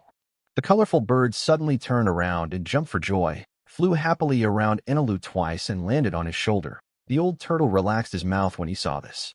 Sensing the specialness of this little bird, Inilu poked it with his finger and stroked its feathers after seeing no resistance. The colorful feathers felt extremely soft and smooth. Well, let's eat it for you. He took out a grilled fish from a big leaf and put it in front of the little bird's beak. The little bird took 2 bites as if to taste the taste, then shook its little head and flew to the turtle's head. I saw it stretched out its wings and pointed at the turtle underneath, and pointed the other wing at Inilu's arm, opening and closing its mouth to look at him. Seeing the appearance of the colorful bird, Inilu held his head with his right hand and frowned slightly in thought. Doesn't this thing want me to play with it? No way. According to the reaction of the previous group of animals, they cared about this thing very much. If it was electrocuted until it screamed, they would all rush over to fight with him. I still expect them to lead the way. Without a forest as big as the ones leading the way, where can I find apples? Lilalulu. Seeing Inilu's delay in responding, the colorful bird flew up and screamed in his face, staring at him with 2 colorful eyes. Inilu was interrupted from thinking by a sudden strange cry. He grabbed the little burr in front of him, grabbed a bunch of stupid hair that was bent back on its head with his left hand, glared at it and said fiercely, "Don't scream. If you yell again, I'll pluck your silly hair."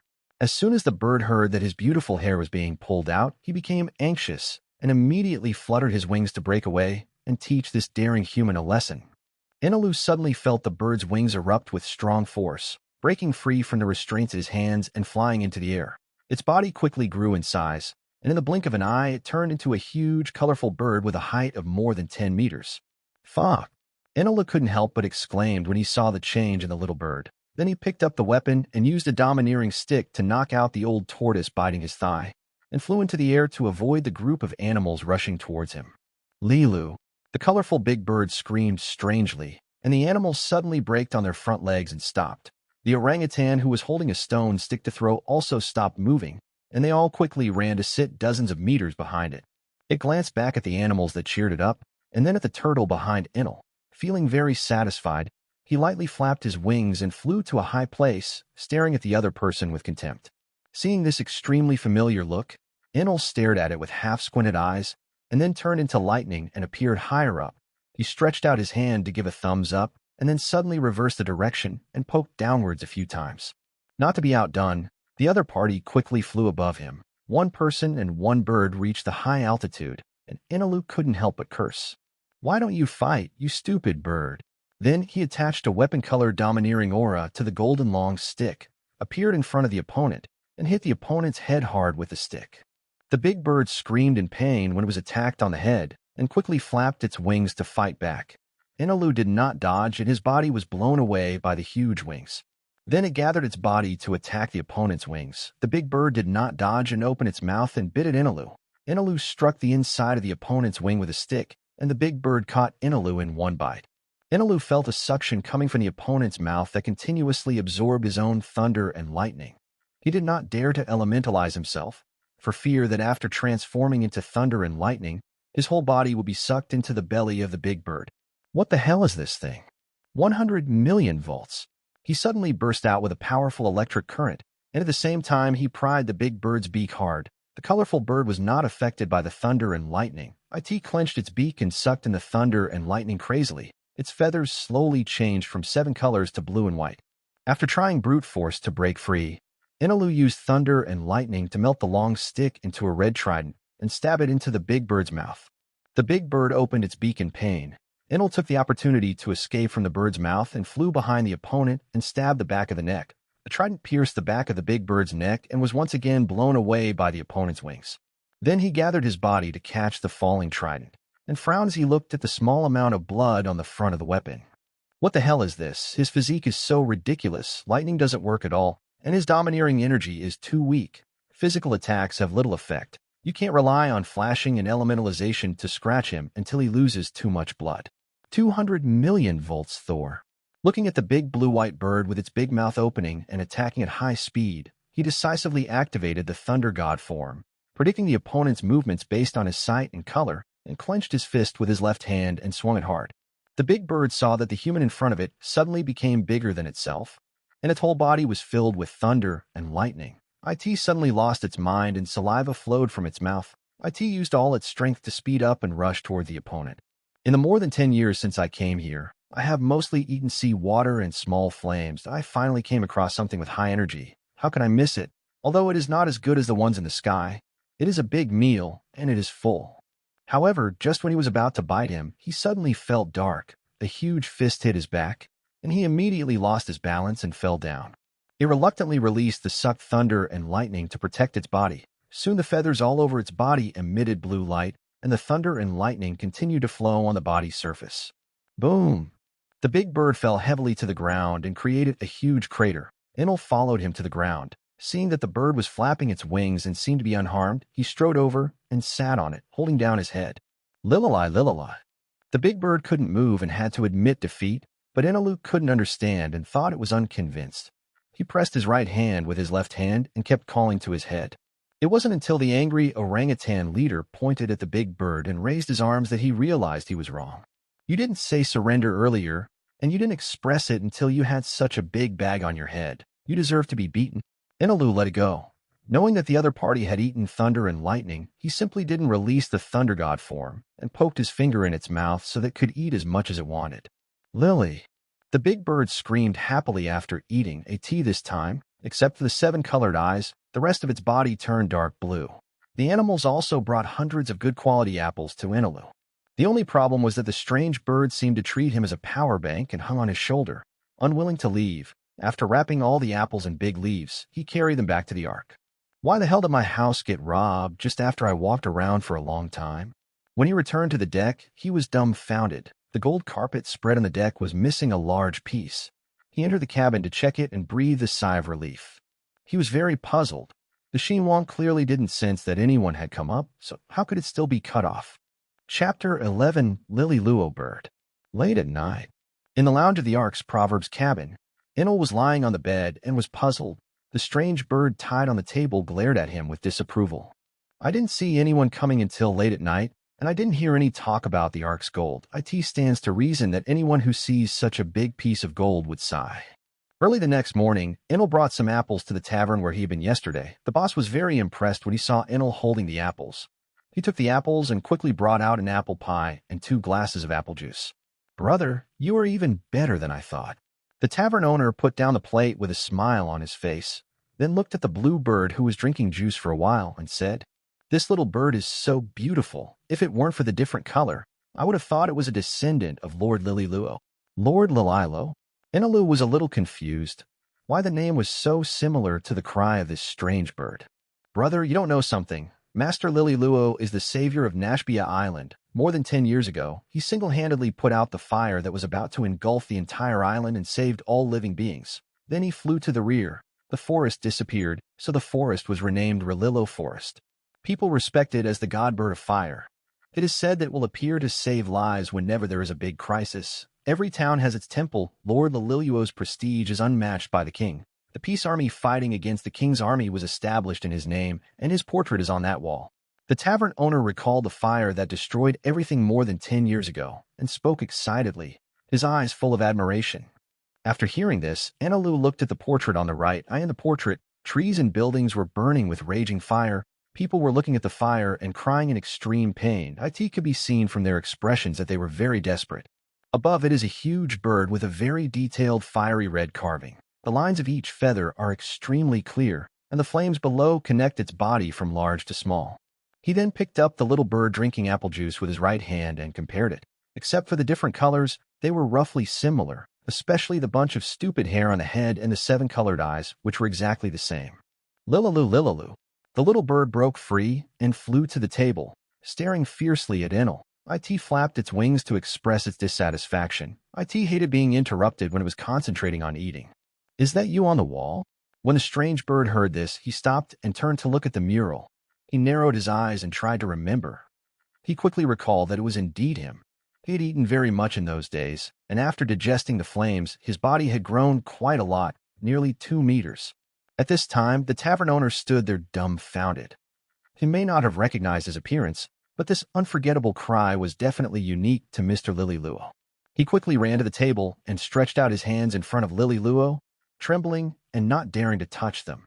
The smile filled his face, and 2 lines of excited tears couldn't help but flow out. Are you Lord Lililuo's child? Haha, I knew it. I knew that the news when the king brought out the huge skeleton and announced that your mother died without leaving any descendants was false. He was a liar who deceived everyone in order to consolidate his prestige. Lilalu Lugly, are you Lord Lililo himself? This bastard Stalas, I want to tell everyone that he is a big liar. Lilu, do you remember the little boy lying on the ground crying in this town? That was me. I saw you flying over my head with my own eyes. Lilulalu. Oh. Enelu stared blankly at the man and the bird dancing and communicating in a strange way. Was he falling behind? Or is this a unique way of communication among islanders? The tavern owner closed the door to prevent others from disturbing him. After chatting with each other for a long time, the tavern owner took out the treasured fire liquor, filled the cup, and handed it to Enel. Thank you very much for letting me see Mr. Lililuo again. I don't charge any fees in the shop. That's great, but I don't have the money to pay the bill. Ah, little brother, you really know how to joke. The gold you have is more than enough to buy my store. The boss actually thought he was joking. Maybe this was the generation gap. He really didn't have a penny. As for gold, was it money? No, that is my life. Speaking of gold, he suddenly remembered the purpose of this. As far as he knew, the tavern was the easiest place to find out information. Boss, are you aware of anything on the island where thieves can steal from high places? A thief?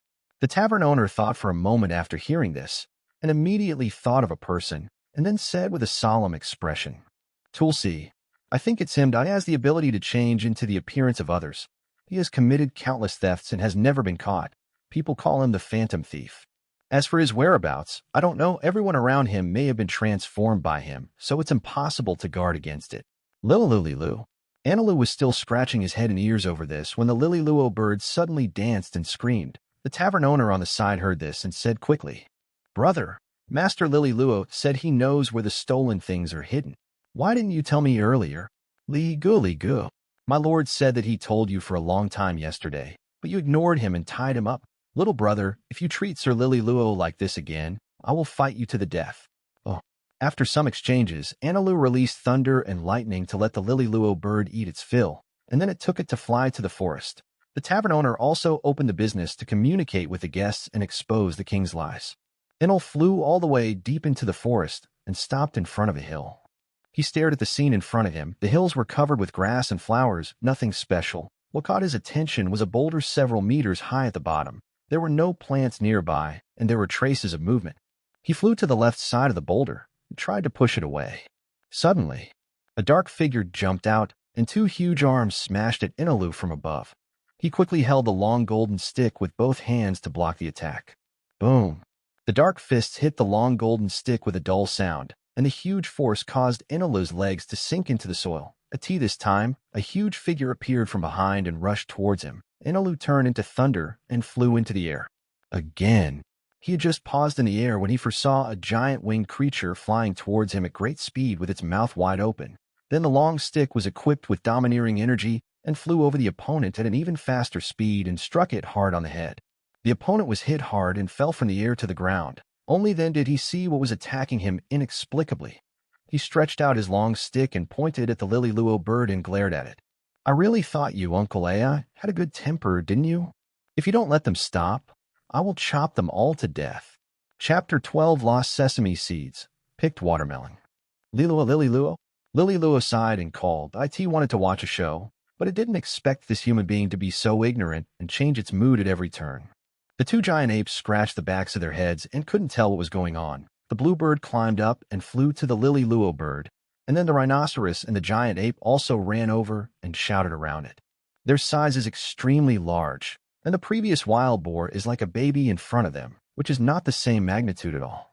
After they communicated for a while, the four animals ran up to Enilo, lowered their heads, barked, and kept moving their limbs. Enilo couldn't understand the gestures, but seeing some apology in their eyes, he waved his hands and said, "Well, for the sake of it, I will forgive your offense. The stone in front of you will be easy for you, Dahe." The giant ape pointed at by Enilo scratched his head, beat his chest with both arms, strode forward with straight steps, hugged the boulder with both arms, and lifted it up. It weighed the boulder above its head and threw it away. Seeing that the big tree in the distance was hit and broken, it posed to show off its strong muscles. Enilo's mouth twitched when he saw this, wondering if this power was a bit too exaggerated, and then he clapped his hands gently. "I would like to call you the strongest warrior in the forest." Ouch moo. The rhinoceros screamed in dissatisfaction, swung its hind legs, and charged towards a boulder not far away. The boulder was hit by his big horn and flew out instantly, and a bigger tree was broken. Seeing that the triumphant rhinoceros was still competing with the unyielding giant ape, Enilo turned around and walked towards the exposed cave. When he reached the entrance of the cave, he stood still and was dumbfounded. "Damn it, you are indeed a phantom thief." Looking at the golden light inside, he couldn't help but sigh. The several-meter-long cave was filled with things, all of which were gold, silver, and jewelry. "Oh no, there is no silver one. He might not like the silver one." At first glance, there were all gold jewelry and various jewelry, pearls, etc. I also found the gold carpet I had lost, and just threw it on the ground aside. I had no right to put it with those things. And this was just something on the surface. Didn't know how deep the cave was exactly. This is not a thief. This is clearly the reincarnation of the god of wealth. I'm so rich. Now I have something I can exchange for money. Yeah. Enilo's eyes were shining with gold, and he was smiling from ear to ear. He walked into the cave and kept moving these ill-gotten gains. 2 piles of treasures were soon piled up outside the cave. There is a pile of pure gold, and another pile of various kinds. I plan to melt the pure gold ones for art proverbs to decorate them, and sell the others for money, as for waste. I don't feel sorry for spending the ones I picked up for free. A sparrow on the deck of the ark was pecking hard at the gold at its feet, flying up from time to time to look below. The strange thing is that every time the bird's beak pecks, there is a dull sound, and a gap appears in the gold under its feet, and the force is just enough to cut through the gold, leaving the deck undamaged. It is completely unlike what a sparrow can do. After a long time, a rectangular piece of gold more than 3 meters wide was cut off. The sparrow suddenly turned into a colorful bird, and the long piece of gold that its wings touched turned into a small wooden stick. He opened his mouth, picked up the stick, and flew up with a swing. He turned his head and glanced below before flying deep into the forest. On the other side, Ainilu and 5 animals were hiding behind a giant tree, watching the hills, waiting for a wave of attacks. The gold had already melted into a huge golden ball and hid it, and the cave was blocked with stones to restore it. As time passed, a little bird with a stick in its mouth appeared in their sight. It flew to the top of the hill and opened its mouth to release the stick. Bang! The stick fell off, and when it came out of the bird's beak, it suddenly turned into a long piece of gold and fell to the ground with a dull sound. 5 pairs of angry eyes stared at it from behind a nearby big tree. The rhinoceros gritted its teeth and tried to rush out to crush the fake that deceived them, but was stopped. Lee-lee-loo, lee-lee-loo. The colorful bird flew to the top of the boulder, flapped its wings, and called out. When it heard the call, the bird's body trembled and its feathers suddenly exploded, and thunder and lightning suddenly appeared on the surface. The two giant apes lowered their heads and clenched their fists with dark faces. Enilo could clearly hear the sound of their teeth grinding. He turned around and saw the expression on Lily-Luo Bird's face, trying hard to cover his mouth to prevent himself from laughing.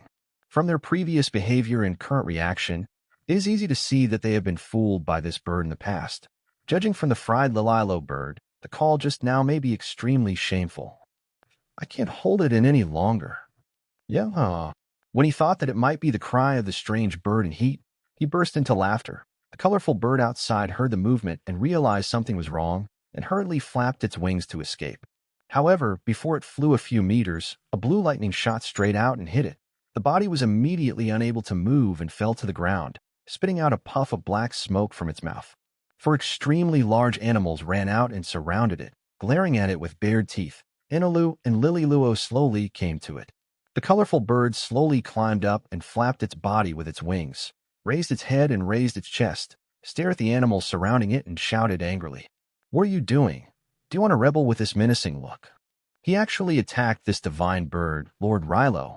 The idiot who just attacked me quickly came to me. The giant ape was furious when he heard this and raised his right arm to smash the fake that was trying to deceive them into a meat pie. Just when the arm was about to be smashed down, the Lily-Luo bird waved its wings to stop it. It flew above the colorful bird, fidgeted with its feathers, and temporarily stared at the bird with disdain in its eyes. Lilu. The colorful bird's body suddenly trembled slightly, and cold sweat could be faintly seen flowing out. He didn't expect why the real owner who had been living in the Tsongtian tree of the fierce beast forest would suddenly come here. Since he was exposed, he simply stopped pretending. The body of the colorful bird suddenly split open and turned into a fat man with dark skin over 3 meters tall.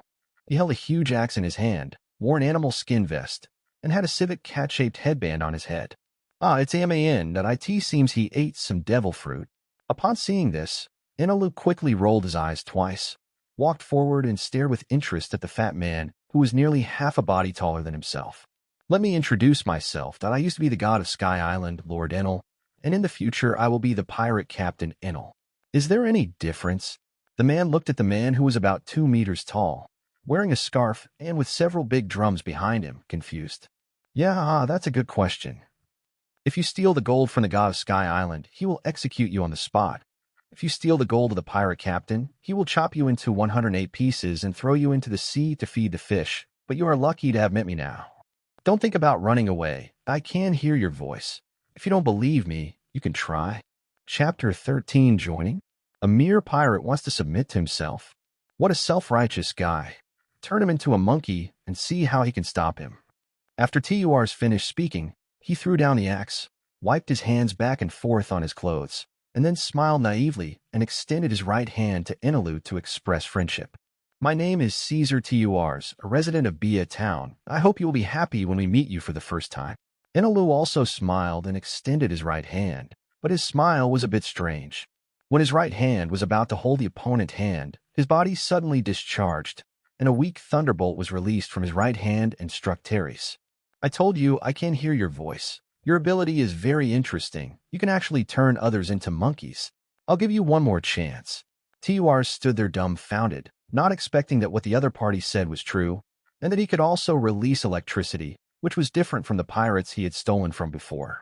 He said with a stern face, I didn't lie about my name. I am a big thief, and at the same time, I use my identity as a divine bird to stop animals from attacking the town. Peace Army. Enilo was a little confused. He was so involved. Even thieves had a side job. The tavern owner also said yesterday that this peace army seems to be a force that can oppose the king's army. Yes, the king suddenly ordered the eradication of all large animals to start a war half a year ago. That ignorant bastard has no idea of the terror of those animals. If a full-scale war starts, only humans will be destroyed. Several ministers opposed secession from the king and established the peace army to prevent the army from entering the forest. The purpose was to allow people to coexist peacefully with the animals on the island as before. Enilo held his chin and thought this matter might be a bit strange. How could a king seek his own death? But he was a little curious and didn't take it too seriously. Just kidding, it would be exhausting to have a hand in everything. Enel gave up the idea of recruiting him to join the gang, and after talking with TURs for a while, he asked the Bluebird to take away everything in front of him. People who care about the country cannot become pirates, and they can't be dragged away. However, this strange bird is quite to his liking. This foodie probably needs thunder and lightning to feed it. But the language barrier is a problem, and the mind-reading machine on Heart Network hears weird screams. Where can I find the second Renren fruit in the form of a common person and give it to it? Hey, it would be great if I could pick up so many treasures every day. Lily. On the Ark Proverbs, Enel looked at the super-large golden ball on the bluebird's back with a smile on his face. It was nearly 10 meters high. It was a big step closer to an all-gold ark. At least it had to be all on the surface. After learning the lesson from this time, he decided to melt the deck and cover the inside of the cabin first. After all, it was difficult for a thief to detect it. Even if it was parked hundreds of meters in the air, he could steal it. Lily Luo bird kept flying into the cabin with its claws holding gold dozens of times larger than itself. It found that as long as it put in a little effort, the guy would continuously feed it with thunder and lightning and would ask kindly if it was enough. After working hard for a long time, one person and one bird finally paved all the decks in the cabin. The extra gold was thrown into the warehouse. As for the walls, only a shipwright could fix them. I also added a few more gold rings to my arms. 7 on each side was just right. I also got 2 gold anklets for Lily Luo, plus a gold crown set with 7 gems of different colors. In other aspects, you can come close. The 4 big words of wealth and wealth must be engraved on your face. Enilo found this town very strange. The only meat sold was seafood. When he asked for beef at another store, other customers turned their heads and looked at him strangely, as if they wanted to eat their sons, which was very speechless. I simply took a walk and came to the small shop where I hadn't paid yesterday. I took the grilled fish and threw down a wad of money before disappearing. I took the extra money as compensation. I have a lot of money now, and eating the king's meal is something only low-level pirates would do. Everyone, work harder. This ship should be repaired before dark. Let's go drinking together tonight. Treat you. That's what you said, Landry. Oh. At the port of the island, Enilo stood on the roof and watched a dozen shipwrights repairing a large ship. He stared at one of the middle-aged men repairing the side panels. He held the wooden hammer very rhythmically, and every movement was done in one go. Soon a crack was repaired by him, which looked very impressive, although others who knew it but he didn't usually thought it was amazing. He transformed into thunder and lightning and flew near the man and asked the middle-aged man with a smile, "Man, you must be the most powerful shipwright here." The middle-aged man was startled and turned around to see someone appeared on the left. They must have been too focused and didn't notice it. Suddenly, I felt something was wrong. I was standing on a high ladder. Then I was shocked when I saw the other person floating in the air that I choked and almost fell off the ladder. Enelu saw this and quickly supported him and asked, "I have a great airship. Do you want to go to sea with me and become a pirate?" "Hi, pirates." When the man heard this, he suddenly broke into a cold sweat. He glanced around hurriedly and wanted to shout. Then he stopped and whispered, "If I don't go, will you kill me?" "No, usually I will only attack those who anger me. Then I refuse." At this time, I was stunned. Should I refuse so decisively? I haven't said anything clearly yet. "Then do you know any outstanding shipwrights who want to become pirates?" "No." Yes. Russell has always wanted to be a pirate. I'm going to call him over right now." When the man was about to blurt out, he saw Ainilu looking at him with a smile and pointing his finger at him with a sizzling sound. He swallowed and hurriedly changed his words. The middle-aged man tremblingly got off the escalator and soon came back with a man who looked to be in his 20s. Enelu took a closer look. He was about 1.9 meters tall, with a tall build and a strong physique. He wore a black eye patch on his left eye, and his right eye was as yellow as a tiger's eye. The man looked extremely excited. After adjusting his emotions, he put his right hand on his chest and then shouted loudly with an awe-inspiring attitude, "Hello, great captain. I'm Hubert Russell, and Landry says you look mighty strong. I want to go sailing with you." Enelu was stunned by the loud roar. What was going on with the middle-class aura that hit his face? "How does your craft compare to Landry's? He is better than me now, but I will definitely surpass him. I have to remind you that being a pirate is very dangerous. You must be prepared to die at any time." Russell's expression became solemn when he heard this, and then he took out the dagger from his waist with his left hand, gritted his teeth, and stabbed his thigh hard. Blood flowed out of his thigh, and he quickly pulled out the dagger and inserted it back into his waist. Even though he was sweating in pain, he remained silent and looked at Inilu with a forced smile on his ferocious face. I'm very satisfied with your cruelty. Being shocked will make you feel numb. What? Without giving Russell time to react, he landed and grabbed Chidra's shoulder with one hand, controlling the lightning to a minimum and flying into the air at top speed. Oh.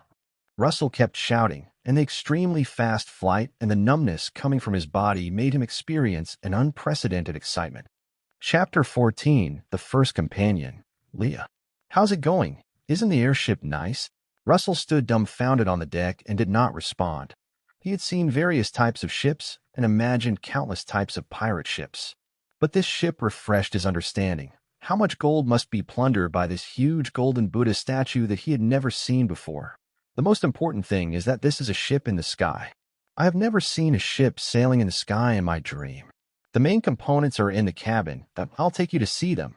If you have any questions, feel free to ask me. Enelu looked at Russell, who looked a little worried. Although the structure of the Ark is slightly different from that of an ordinary ship, it can still be regarded as a ship, and the ship is under the control of the shipwright, so this young man should be fine. Captain, this ship is amazing. What's its name? How does it levitate? It's called Proverbs.It converts electricity into energy to fly. You'll understand the details once you see the internal organizational structure. Follow me. The two enter the cabin. Enel explained the main components of the Ark in detail. Russell followed behind, scratching his head from time to time and taking out a small notebook to take notes. In the royal palace, King Stalas sat on the throne and looked at the people in front of him angrily. Hicks, the divine bird has appeared. You better catch it and leave here as promised. One of the men with a scar on his face turned to glance at the king, picked up the goblet of red wine on the table, and walked to him, bent down and leaned close to the king and said coldly, Stalas, are you threatening me? I don't like your country yet. We will leave naturally after gaining the ability of the strange bird. However, if you talk to me in this tone again, I can't guarantee that the explosives on the island will not explode and set the forest on fire. Or do you want to gamble with the lives of people all over the country? The magical bird in your mouth will save you again, just like it did more than 10 years ago. Not interfering is my limit. You can only deal with the divine bird by yourself. Then my army cannot take action against it. Hearing this, Hicks took a sip of the red wine in his hand, then crushed the glass hard, and the glass fragments, and the wine fell on King Stalas. He turned and walked towards the palace gate. The other people saw this and followed him. When they were about to walk out of the palace, they looked back at Stalas and joked, Your Majesty, please watch how it is killed by us and ask those idiots who are trying to find explosives to restrain themselves. If they make me unhappy, they will detonate at any time. The king suppressed the anger in his heart and watched as these people left. Blood flowed from his clenched fists. After the people completely disappeared, he lifted up the table in front of him and destroyed the surrounding items to vent his anger. These useless things. So many people can't even find the explosives on the island. What a bunch of rubbish. These pirates arrived half a year ago and broke the peace on the island. They placed a large number of explosives on the island, but their own people have only found a small part of them so far. On Nashbia Island, which is full of trees, if the explosives are detonated, the nightmare of more than 10 years ago will come again, and these pirates threaten themselves. After several people walked out of the palace, Hicks turned to look at a man wearing a black hat and carrying a sniper rifle. Micah, how sure are you of knocking it down? Hey, Hicks, don't underestimate me.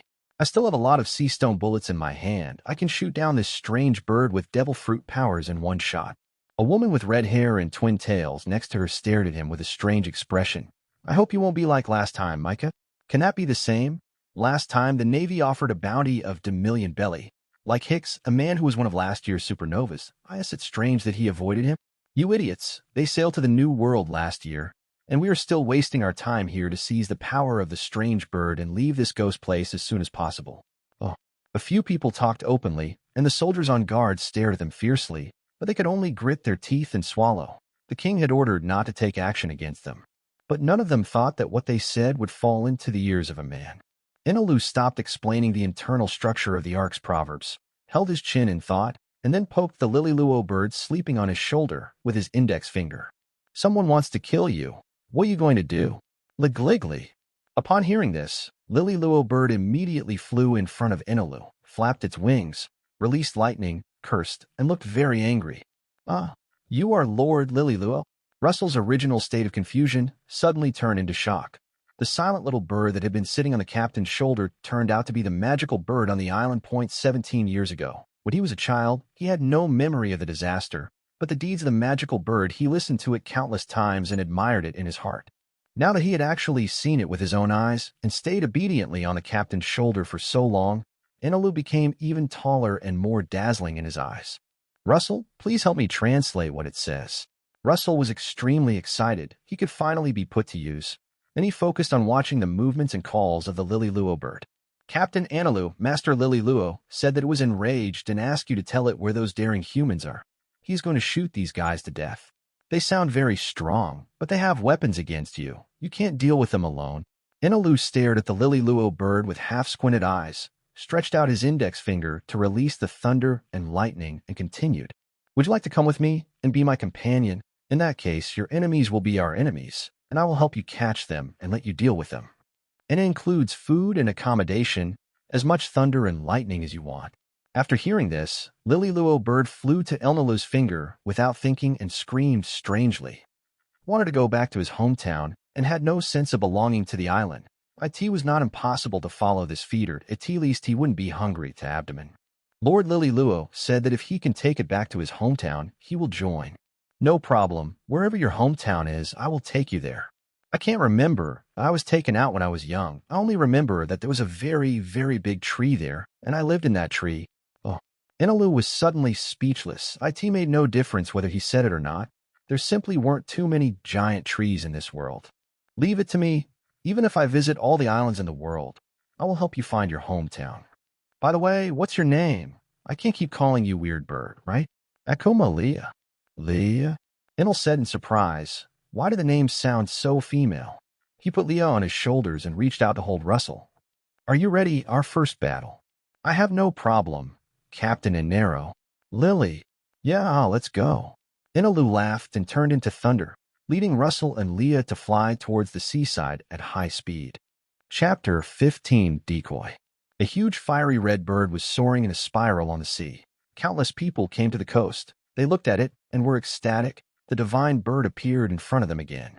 A large number of fully armed troops were coming from the royal city towards the crowd. At the front was a white horse, with the frightened King Stalas sitting on top. An hour ago, shortly after Hicks left, a man appeared, more powerful than anyone he had ever seen. He instantly killed all the soldiers in the palace with a crushing force. Even the victorious General Eden Gibson was instantly killed as soon as he made a move.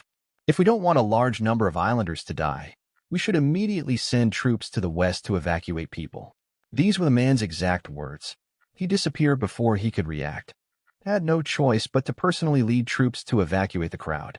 The king was having a headache at this time. One Hicks was already troublesome enough, but now there was a mysterious man who could not tell whether he was friend or foe.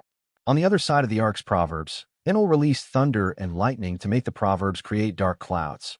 Russell on the side looked at the slowly expanding dark clouds in the sky and became a little distracted. Previously at the seaside, Captain and Narrow set a ship on fire for Lady Leah to eat, and he kept electrocuting the sea surface. Now he created dark clouds, and he had no idea what he was doing. Captain and Nairo, what are we going to do? After hearing this, Enilu's mind went crazy and Russell's forehead hit him. This is so obvious. Why can't he see it? Stupid. Aren't they trying to capture Leah? Then they appear in front of them, but we just throw them into the sea to feed the fish. Then what are the dark clouds above our heads for? If the explosion causes a fire, Leah won't be able to eat anymore, so we have to prevent fires. What? You are so big, your ears are going to go deaf. Don't speak at the top of your voice. After speaking, Enelu picked out his ears with his little finger, melted a big golden ball, and then said, think about what kind of weapons you want. Although you are a shipwright, pirates must be able to fight independently. Those people are already discussing it. In a hidden port on Nashbia Island, 23 people were sitting on a pirate ship with skulls hanging on it. Hicks looked at the lazy people with a serious face, then stood up and kicked over the barrel in front of him. Take them all seriously. We spent more than half a year on this, and the navy that came to support us sank a lot. This is our last action before entering the new world, and we must not let it get away.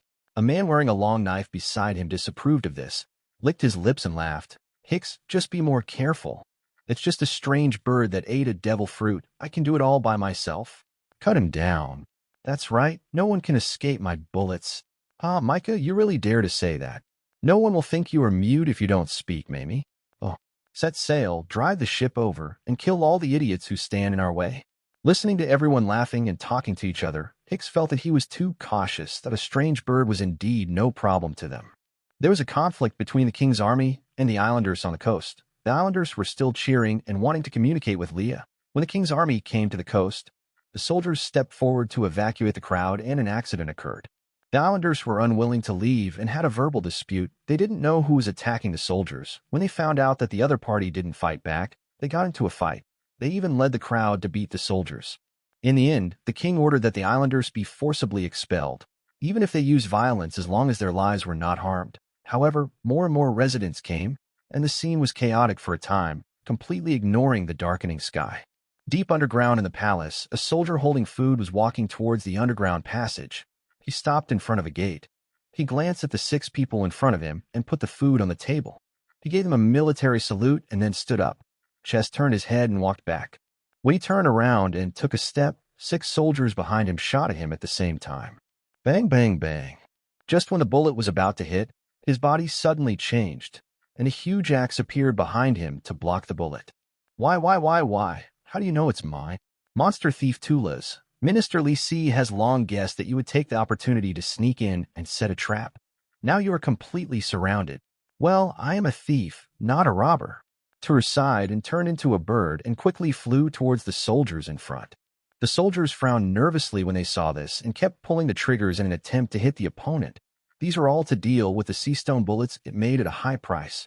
As long as one shot hit the opponent's ability would be disabled. However, the little bird was extremely flexible and easily dodged the bullets.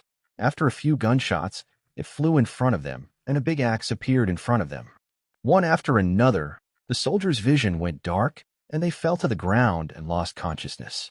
Try not to do anything next time. Tiwars looked at the soldiers on the ground and shook his head. It would be too much of a failure to knock someone unconscious while stealing.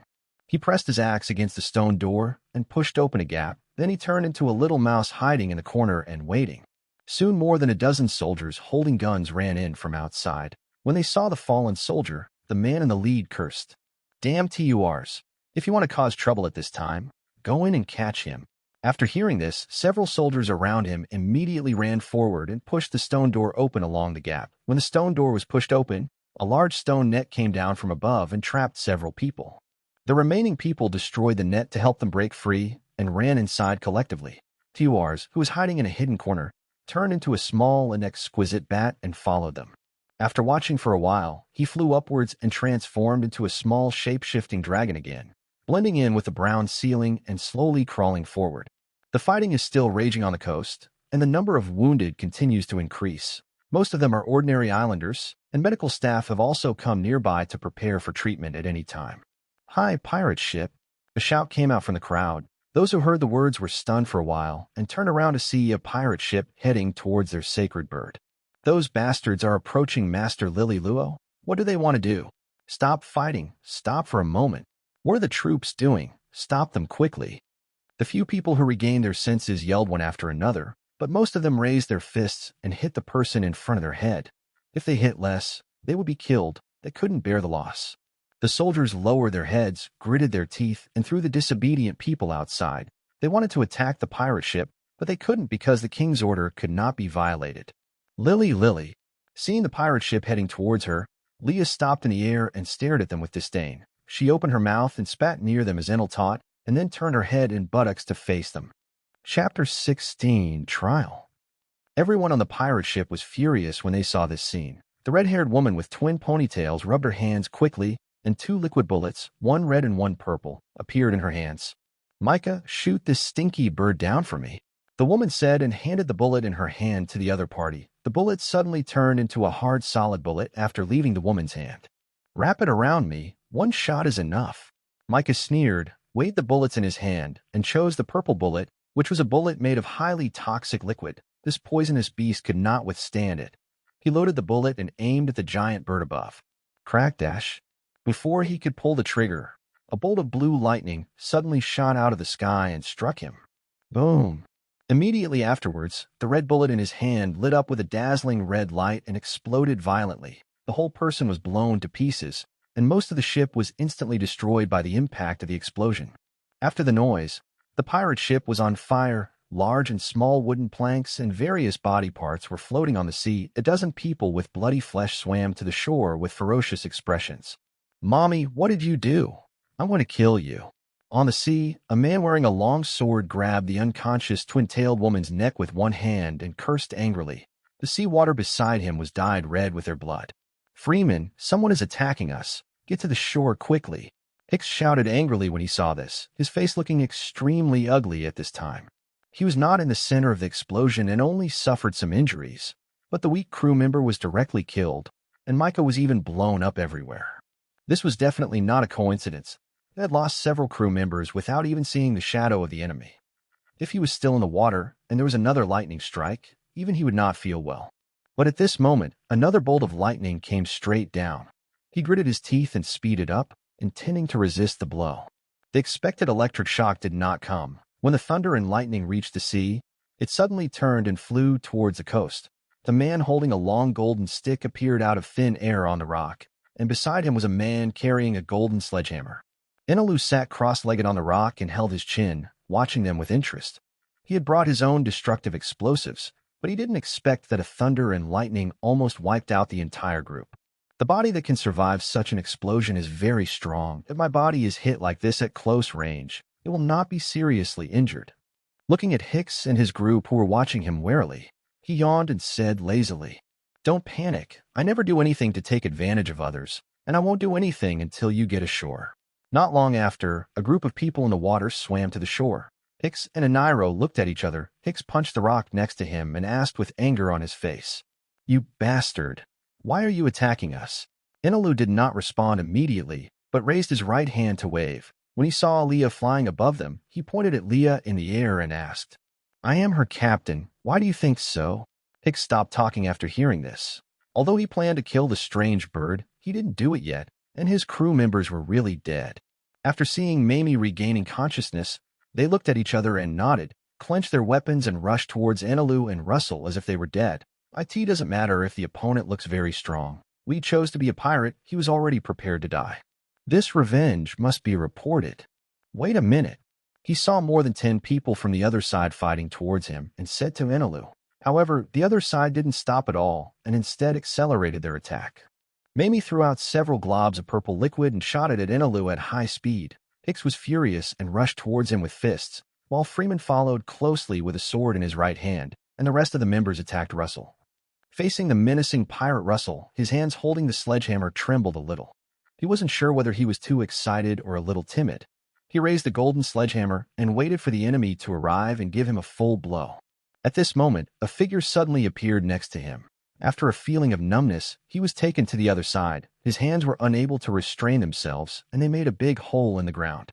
Inilu raised his left hand, and the dark clouds in the sky burst out with powerful thunder and lightning. The violent thunder and lightning bombarded the sea surface everywhere, and dozens of thunder and lightning continued to strike at their periphery, and a circle was carved out of the ground. I said, "Wait, you can't be too weak as a test subject."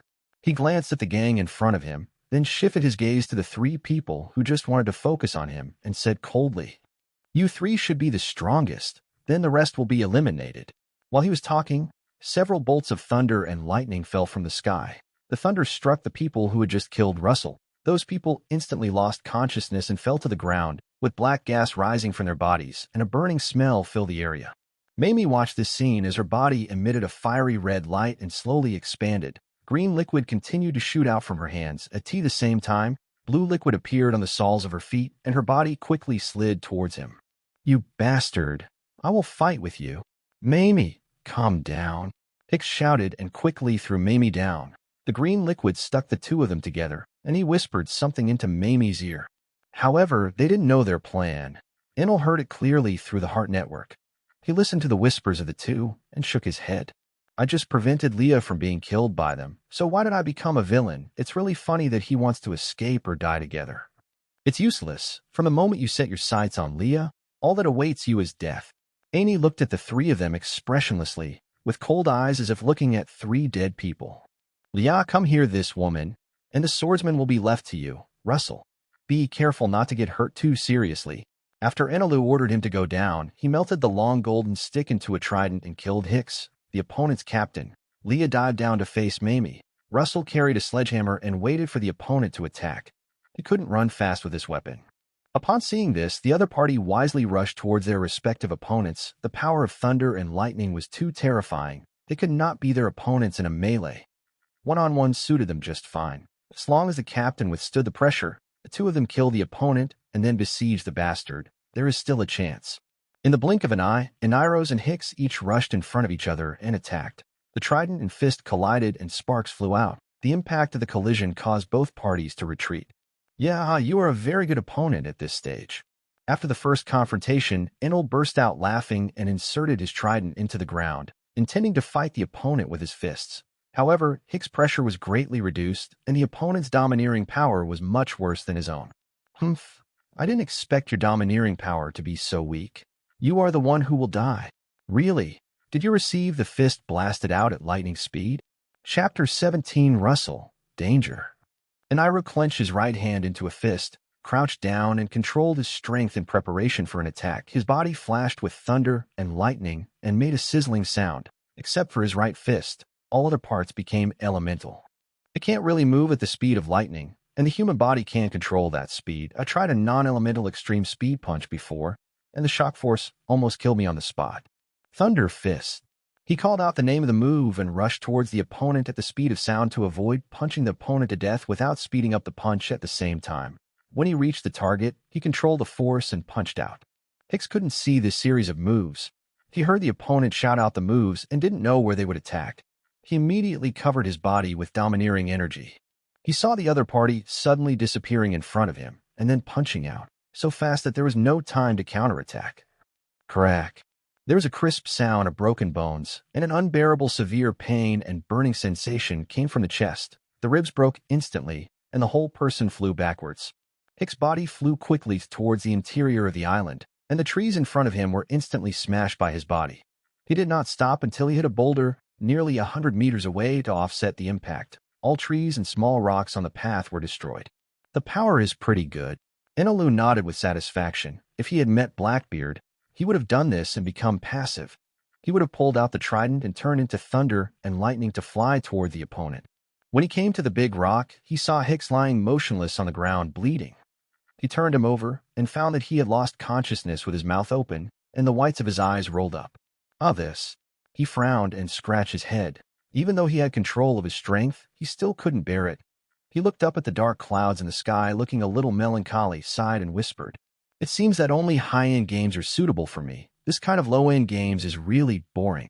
After speaking, he raised the trident, pointed it at the opponent's chest and stabbed it hard. The chest of the unconscious Hicks was easily pierced. To be on the safe side, he released thunder and lightning to scorch his chest before taking back the trident. Hicks died. Thanks to his lack of consciousness, he felt no pain, no movement was heard, and he walked very peacefully. After killing the opponent, Eniro melted the trident into a golden shovel and dug a hole in place. This time, a large amount of water vapor merged into the dark clouds to form a cumulonimbus. The small water droplets inside continued to collide and merge into larger water droplets and began to fall. Soon a big pit was dug. He closed Hicks's eyes with his hands, put a smile that looked more peaceful, and buried him in the pit. May you be well in hell, amen. During the thunderstorm, Enel closed his eyes and clasped his hands to pray for Hicks. Not many people offered him joint burial services. As a result, his figure disappeared and returned to the shore. He sat on a rock with his left hand on his forehead and watched the battle not far away. Leah and Mamie were fighting passionately. Leah had no injuries. The 3 extra colors of purple, red, and black on her body were probably caused by the opponent's attacks. On the other hand, Mommy's left arm was bleeding from many places on her body and had completely disappeared. She looked like she was no match for her. But he couldn't understand Leah's fighting style. He really didn't expect a bird to stand on the ground with its legs and fight the opponent head-on instead of flying to take advantage of it. He just rushes towards the enemy like an old hen, and then instead of pecking the enemy with his beak, he gets closer and pulls with his wings. It's very powerful. A big hole is created in the ground when he pulls, and all nearby objects are blown away by the wings.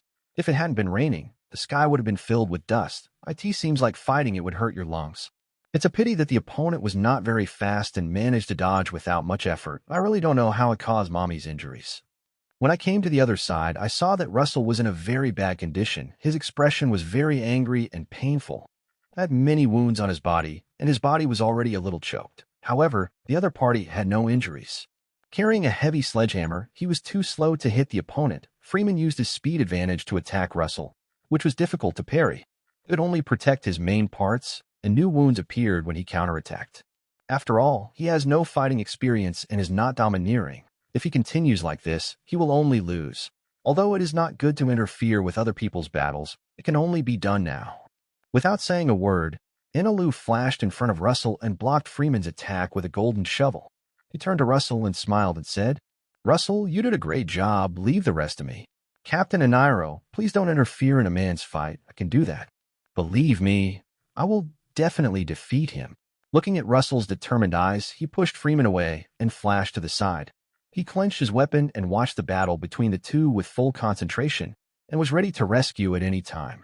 Freeman glared at Enero after being knocked back. His appearance proved that Captain Hicks was in danger, but he couldn't believe that such a powerful captain would be defeated by that guy in a short time. This was ridiculous. "Asshole, where is Captain Hicks?" Enelu didn't reply.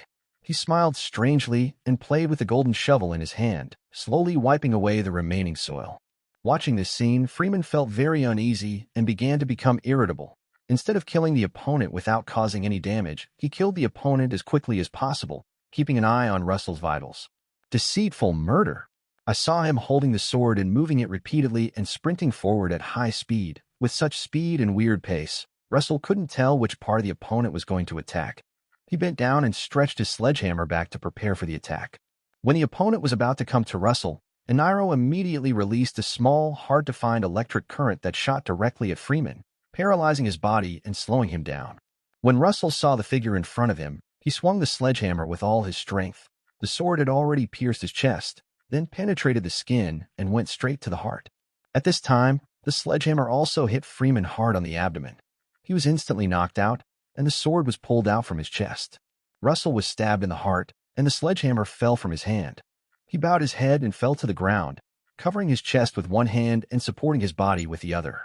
Freeman, who was more than 10 meters away, vomited blood and got up, holding a long sword and looking at Russell, who was struggling to hold on. When he was about to speak, a bolt of lightning fell from the sky and defeated him.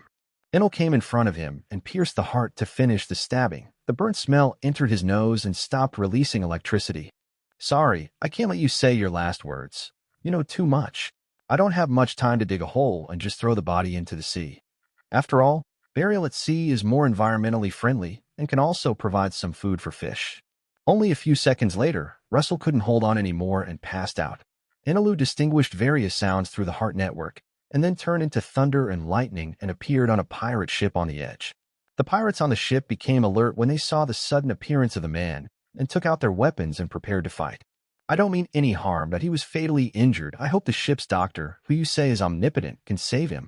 Enelu glanced at the pirates who surrounded him, then carried Russell to the middle-aged man who was treating others in the center, and gently placed Russell on the deck. Chapter 18. Being Careless and Getting Bombed. Everyone on the boat looked at the man who suddenly appeared. A burly man holding 2 round sledgehammers stood up and said to the ship's doctor, "Oh, Casey, save him." Hearing this, the ship's doctor nodded and started to check Russell's wounds. The others kept vigilant eyes on the man in front of them. Upon seeing this, Ainilu melted into a fist-sized piece of gold and threw it at the burly man who spoke. "Thank you very much. This is a reward, but it's a bit hot." The man's quick eyes and hands quickly caught the gold nugget. His expression suddenly turned ferocious, and he immediately threw the gold nugget up. "What? It's not hot at all. I'll show you a show." After he finished speaking, he closed his eyes and threw the gold nugget up again, and his body began to rotate. When the gold nugget fell, his dancing body caught the gold nugget and threw it up again. He kept changing his movements and repeated throwing and catching in a very rhythmic manner. After a series of actions, the man stopped, wiped the sweat from his face with the back of his red hands, put the gold nugget into his pocket, looked at Enel and asked, "How about it, my cool dance?" "Okay, very good." Inilu agreed. After all, Russell's injuries still needed to be treated by them. Not to mention his tough-talking behavior, he would praise him even if he was playing shit. He turned to look at the middle-aged man who was treating Russell. He saw the man sitting on the ground holding his chin, frowning and biting his thumb, looking very distressed. Inilu felt very uneasy when he saw this.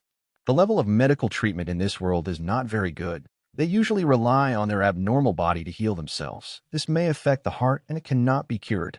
Dr. O'Casey, is this treatment difficult? He asked, looking at the ship's doctor who was thinking hard. The name should be correct as he had just heard it. It's strange. This wound on the chest is very strange. O'Casey stopped thinking and responded to Enilu when he heard this. His brows furrowed even more as he spoke. Then he sprinkled potion on Russell's chest and gently wiped it with a cloth. After cleaning the surrounding area of the wound, he pointed at the wound on his chest. In order to see it more clearly, he even opened it with his fingers. Look, the wound here looks like it was stabbed by a very sharp sword, and there are no unnecessary injuries at all, indicating that the sword is very fast. Such attacks usually penetrate the human body directly. But he was lucky that his heart was not stabbed, which was very strange. It was very incredible that such a sword was suddenly withdrawn when it was about to penetrate his heart. As he spoke, O'Casey took out 2 scalpels from the medical box and looked up at Enilo, with some expectation in his eyes. Can you take me to the person who stabbed this sword and let him stab him again? Enel suddenly felt that the people on the ship seemed to have some serious illness, and asked the ship's Dr. O'Casey again. Is his life in danger? Not at all, I just fainted from excessive blood loss. I'll be fine after just 2 days of rest. O'Casey slowly bandaged Russell's wound as he spoke. He glanced at Enel when he was getting the medicine. You haven't told me that yet. Where are the people? I killed him. That's such a pity that I wanted to compete with him. O'Casey sighed, no longer distracted from talking to the other party, and continued to bandage the wound in an orderly manner. Enilu was speechless. How could a ship's doctor want to fight with others? He looked around and found that the eyes of others looked at him not quite right. Why, these 8 people were staring at me like crazy people, especially the guy who looked like the captain, swinging 2 sledgehammers that he didn't know how to pick up, watching him eager to try. His expression turned cold. He clenched the long golden stick and stared at the man holding the double hammers. You want to take action against me? The man laughed when he heard this and clashed his hammers with each other. I'm sorry, we all want to fight strong men. You must be a strong man if you kill a guy like that. My name is Kuner Lee, and I am the captain of the Violent Tiger Pirates. I want to fight you openly. If I win, you join us. If I lose, it's up to you. How about it? Enel was shocked. Sure enough, the people on this ship had brain problems. I wonder even the ship's doctor looked like a militant. I'm afraid that might not be the case for everyone else. After thinking for a while, he asked, What is your reward? 150 million Baileys. Lee blurted out with a smile on his lips. Apparently, he was quite satisfied with his bounty. No. Enilu refused decisively. Oh, why?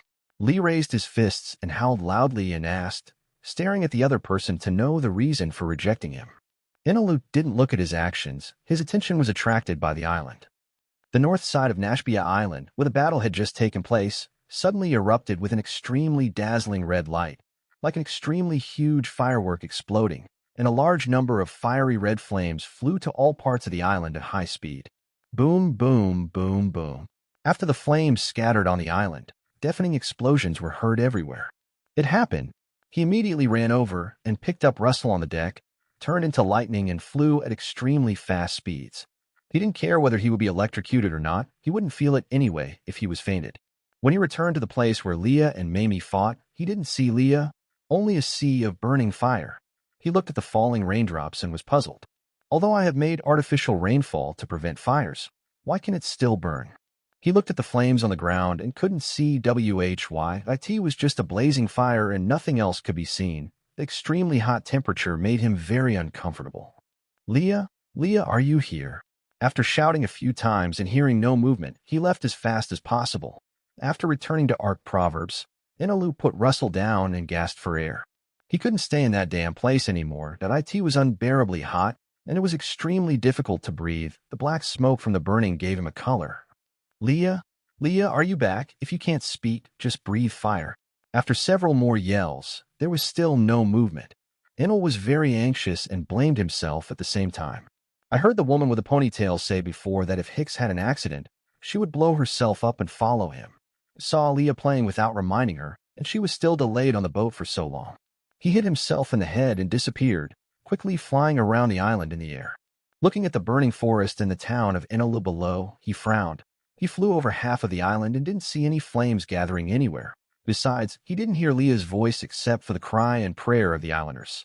He changed direction and flew downwards, flying at low altitude on the north side of the island.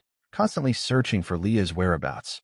At this time, in the beast forest on the east side of Nashbia Island, Leah slowly jumped down from the giant tree in the center, with one leg holding a star fruit with a spiral pattern in her mouth. Nearly half of its feathers had fallen off, and many parts of its body were charred and stained with blood. Its wings and right leg were unable to move, and the only thing undamaged was a bunch of dull hair on its head. It didn't seem to be in any pain due to such an injury. It squinted its eyes slightly and bounced slowly, looking a little happy. If it hadn't been unable to speak while holding the baby in its mouth, it would have even wanted to hum a little song. Chapter 19. The fire on Nashbia Island did not spread quickly because of the rain, but the red flames could not be extinguished with water. The islanders who had experienced the fire more than 10 years ago had already made various preparations. After seeing that only the area where the explosion occurred was on fire, their inner fear was reduced a lot, and they mustered up the courage to try to put out the fire. Deep in a palace, a building suddenly collapsed, and a huge fiery red bird flew out from inside, grabbing a large and tight package in its claws. Kula, look, it's Master Lililuo. Master Lililuo has appeared. Lord Lililo, please help us put out this flame. Oh. The soldier who was using special dust to extinguish the fire saw the big bird that suddenly appeared and shouted for help. However, the red giant bird seemed not to hear it and slowly flew higher, paying no attention to the soldiers below asking for help. Hearing this sound, Enelu immediately locked the position through the heart network. When he came to the palace, he saw the giant bird and breathed a sigh of relief. It was really abnormal to be able to survive that kind of explosion without any damage. Seeing the giant bird and the flames below, he recalled the mural he had seen before. The scene was somewhat similar, except that it did not absorb the flames and was still holding a large package. Then he turned into thunder and lightning and floated in front of the giant bird. Leah, you are so strong. This is okay? Then he glared at it with some complaints and continued. But if there is an accident, don't run around. I thought something happened to you. Can you eat this fire? If you can't, help him extinguish it. After all, we have our reasons. I will bring you the things first. Hearing the words, the giant bird turned around and changed direction to fly. Enilo saw this and chased after it. Once in front of it, the giant bird ignored him again and changed direction and left. This time, Enilo felt something was wrong. He didn't say that the girl would blow herself up, which was indeed a big problem. But Leah didn't know that she knew, so she shouldn't be angry with herself. Moreover, its size has become much smaller, now only half its original size, and the contents in the package don't look like food. Enilo caught up with the flaming giant bird again. Holding the long golden stick and pointing it at the opponent's head, thunder and lightning erupted from his body and glared at it. Who are you? The giant bird suddenly froze, its eyes closed, its wings stopped flapping, and its body fell rapidly downwards. Fainted? Enilo looked at the falling giant bird in confusion. After a few seconds, he gritted his teeth and felt that his IQ was insulted. He watched helplessly as the giant bird suddenly straightened its body and flapped its wings when it was dozens of meters away. It quickly flew downwards in a straight line, disappearing into the forest below. And indeed, you were tricked by a bird. He cursed and turned into thunder, rushing downwards at high speed, and with a bang, his body hit the place where the giant bird disappeared. A blue light suddenly appeared in a swamp in the forest. Inilu, who was covered in mud on the edge of the swamp, raised his head and washed his face with rainwater, quickly cleaning off the mud on his face. After looking around, he found nothing except the swamp and the trees and grass on the edge. This time, he knew why the giant bird didn't dive down as soon as it saw him. It kept changing directions just to get to such a place where there was no fire. You can hide it well, right? The wrath of God. Thunder cleanses the earth. Enilo released thunder and lightning, and the thunder and lightning in the dark clouds in the sky became violent. All the thunder and lightning rushed towards the forest. Thunder and lightning continued to bombard each other. Each thunder and lightning could instantly destroy the trees and create a big hole in the ground. He chose the most violent approach to the situation. After more than 10 minutes, the thunder and lightning stopped bombarding, and the forest was hit with craters everywhere. Countless trees were split by lightning, and fires broke out in many areas despite the rain. The area where the focus was taken care of was even more unrecognizable. There was not a single intact tree in the area of hundreds of meters in radius, and the ground was almost entirely covered with freshly plowed soil. Even 100 cows could only marvel at this efficiency. You are so powerful. If you don't come out, I will take action. You don't want this forest to be destroyed with you. Enel lost his patience. He spent so long without realizing that this thing could really hide. If you played hide and seek with it, you might never find it. After a while, he was about to launch a small lightning attack, but he found that the soil 1 meter in front of him started to move. A small weasel emerged from the ground and came to him with a stone in its mouth. I saw it swinging its claws toward Enelu to express something. After it was done, it ran behind a pile of broken wood not far away with a stone in its mouth. After the stone in its mouth was spit out, it suddenly turned into a package many times larger than itself. After touching the package with its paws, it ran out of the pile of broken wood. It this time, it found that the man in its previous position was missing. It looked around and didn't see it. It scratched its head with its paws and was very confused. Put it away? Enel looked at the mole scratching his head below and asked. After the thing entered the pile of broken wood, he went to a low altitude of more than 10 meters above to monitor it. There must be no such thing as being played 3 times in a row. Hearing the sound coming from above, the mole immediately looked up. When he saw the man, he stood motionless. 2 seconds later, he stamped his foot and shouted, "What are you doing? Didn't I tell you not to follow me?" After saying that, it patted the package with its paws. When the package was touched, it turned into a small stone again. It put it in its mouth and bit it, and was about to run away when a blue light appeared in front of it and stopped it. Enilo stood in front of the mole, took a deep breath to calm himself down, squatted down and stared at him. "I don't understand what you were saying, Tuars. I won't rob you of the contents of the package. How about you do me a favor and not bother with what happened just now?" "That's what you said. I'll help." The mole responded immediately after hearing this. He would do anything as long as he didn't steal his package, and then turned into a tall man, who was the thief Tuars. Seeing that the other party agreed without thinking, Ainilu said, "Liao is blown away. Help me find it, which is the sacred bird you call it." Tuars scratched the back of his head and thought about it. After a while, he stretched out his left hand and pointed eastward.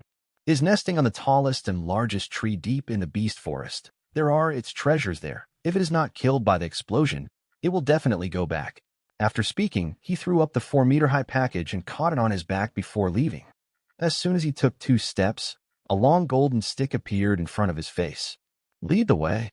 Looking at the long stick in front of him, Tuars shook his head helplessly. It was not easy to fight with the stolen treasure, and the man's methods may not be his opponent. He had no choice but to put down the package and cover it with leaves, turning into a sparrow. After lightly bumping into Enel Road, it flew straight to the east. He was absolutely certain that the strange bird was definitely there. He had been eyeing those 2 things when he first arrived on the island 2 years ago, but he really no longer wanted to go to that ghost place. "Time is running out. You're flying too slow," Anilu said as he looked at the little sparrow that Tuars had transformed into. Then he caught up with him and grabbed it with one hand and flew eastward. Afraid that the other party wouldn't be able to bear it, he deliberately slowed down and raised the voltage a little bit. He simply wanted to make Tuar's flight less boring, and it was definitely not a deliberate revenge on his part. Chapter 20. Looking for Leah. The 2 of them successfully reached the sky above the towering trees in the beast forest. Inilu let go of Tuars in his hand, and he was surprised when the other person immediately flew up. I saw that he was too quiet along the way, but the power of thunder and lightning continued to increase, almost to about 1,000 million volts, and no matter how abnormal the human body in this world was, it would be affected, but he was completely fine. "Strange, very strange." He stared at Tuars in front of him with interest. "I didn't expect you to be unafraid of thunder and lightning." "Afraid? I'm in a lot of pain right now. My whole body is in severe pain and numb, and I have no strength. It's just my strong perseverance that holds me up." Tuars suddenly twitched as he spoke. His body fell down, and then he flapped his wings and rose up, expressing he looked weak. "I believe you a ghost."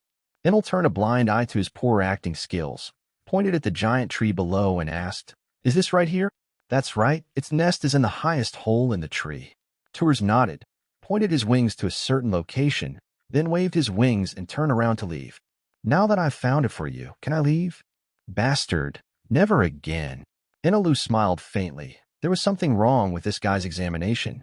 Finding Leah didn't mean finding its nest. He caught up with it, grabbed it, and flew downwards.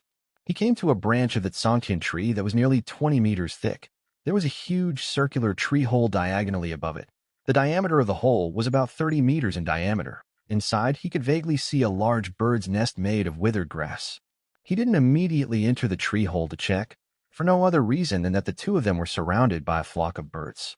13 huge birds were suspended in the air, staring at them with eager hostility.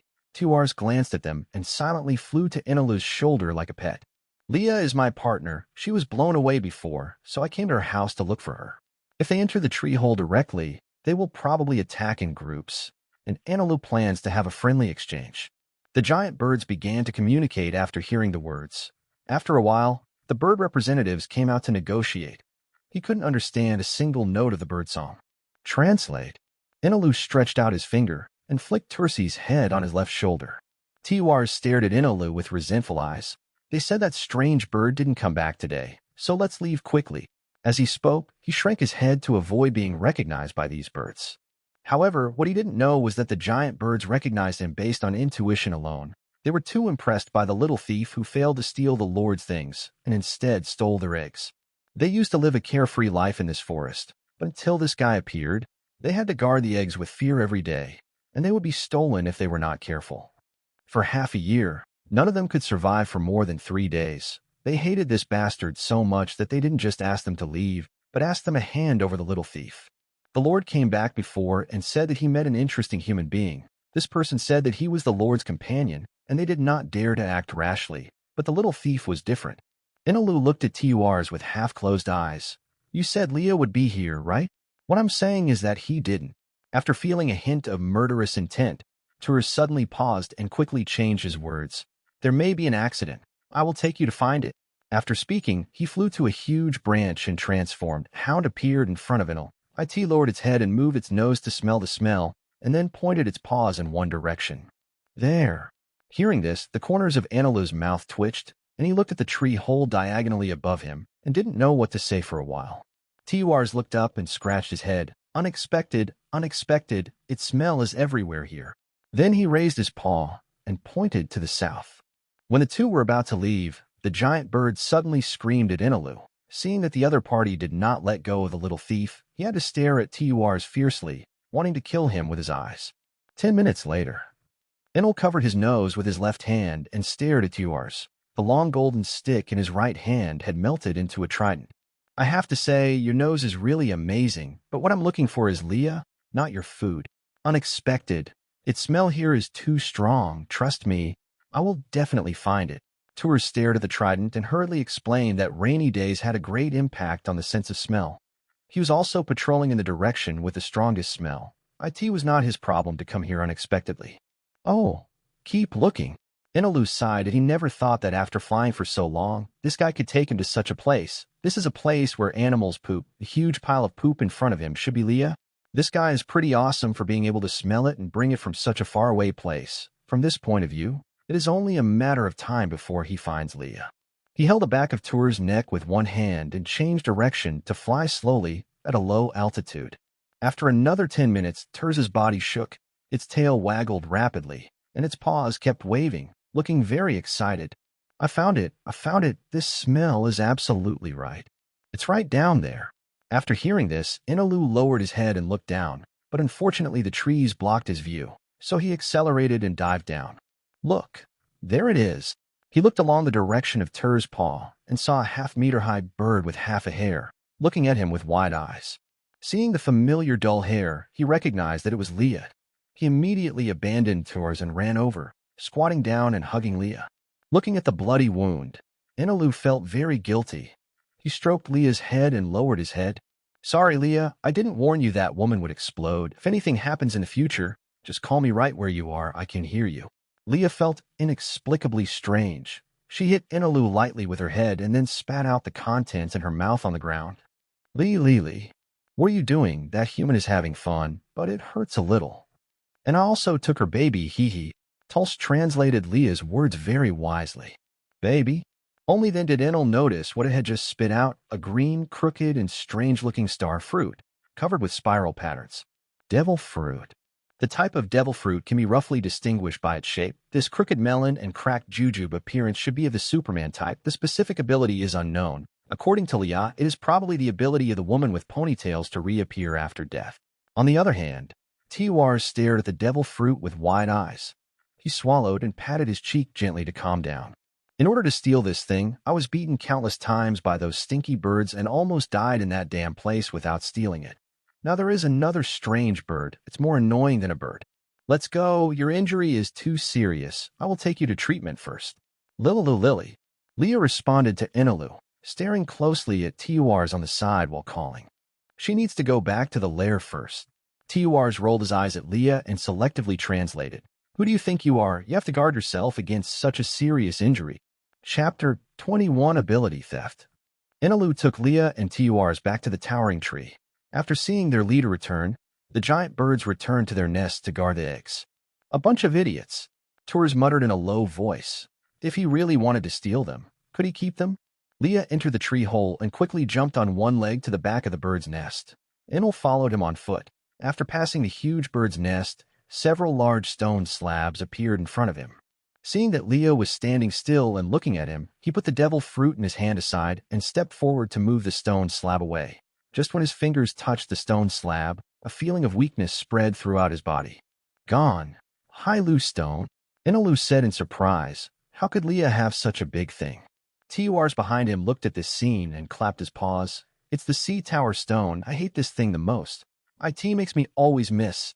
Let me come. If those stinking birds hadn't come back so quickly, I would have successfully moved them all away. I won't be willing to move them all away. After saying that, he changed back to his original state, spit on his hand and rubbed it a few times, then walked forward with the axe, raised the axe with both hands and leaned back to gather strength. Lilu, are you going to destroy my things? Unexpected accidents, get used to them. After being interrupted by Leah, he held the handle of the axe with both hands. The body of the axe was pressed against the stone slab to prevent him from touching it. His arm muscles tightened and he suddenly pushed forward with all his strength. Boom dash. A stone slab several meters long was pushed out and fell to the ground. After pushing the other 3 stone slabs away, a small pit appeared in front of him with 2 devil fruits placed in it.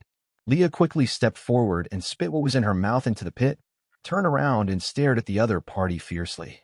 TCH, only steal and don't rob. Otherwise I will end up with more than you. Turs was a little unhappy about this, so he turned around and left. When he walked to the back of the bird's nest, he turned into a sparrow and carefully flew into the bird's nest. Enel also came to the small pit and looked at the devil fruits inside. The 2 ones he had never seen before were in the shape of fruits. They did not grow into crooked melons and cracked dates, and the spiral patterns were not raised. They were probably animal type. Leah, you are so powerful. You actually have 3 devil fruits. Lalilo Lua.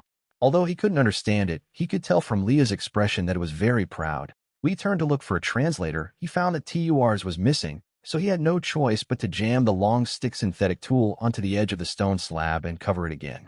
When she was about to leave, Leah called some giant birds and told them to keep an eye on the stone slab until she came back. The giant bird at the front suddenly screamed when it flew above the bird's nest. The other giant birds quickly stepped forward to surround the bird's nest. At this time, a blue light suddenly appeared in the bird's nest and flew out of the cave at high speed. Without saying a word, Ainilu turned into thunder and lightning and chased after him. 2 lightning bolts kept flying in the air at a speed that was invisible to the naked eye. He didn't expect that the other party could even steal his own abilities. No wonder he wasn't afraid of electricity before and kept a few body positions behind him. Wanted to see how far Turs could do it. After a while, the opponent's speed became faster and faster. IT felt like he was adapting to the ability of thunder and lightning. He couldn't help but continue to wait and see, using the speed he could control to catch up with the opponent and fly forward. Predicting the opponent's movements, he used his left hand to cover his domineering punch and punched downwards. At this time, Turs flew under him and received a hard punch. His body lost balance and fell downwards. Enel rushed towards the falling Turs at high speed and launched a series of attacks in the air. A bolt of lightning struck a figure repeatedly. Turs had no time to react. He was hit by another punch before he could recover after being knocked away. Gems of different colors fell from his body, and finally he was hit to the ground with a stick. Boom dash.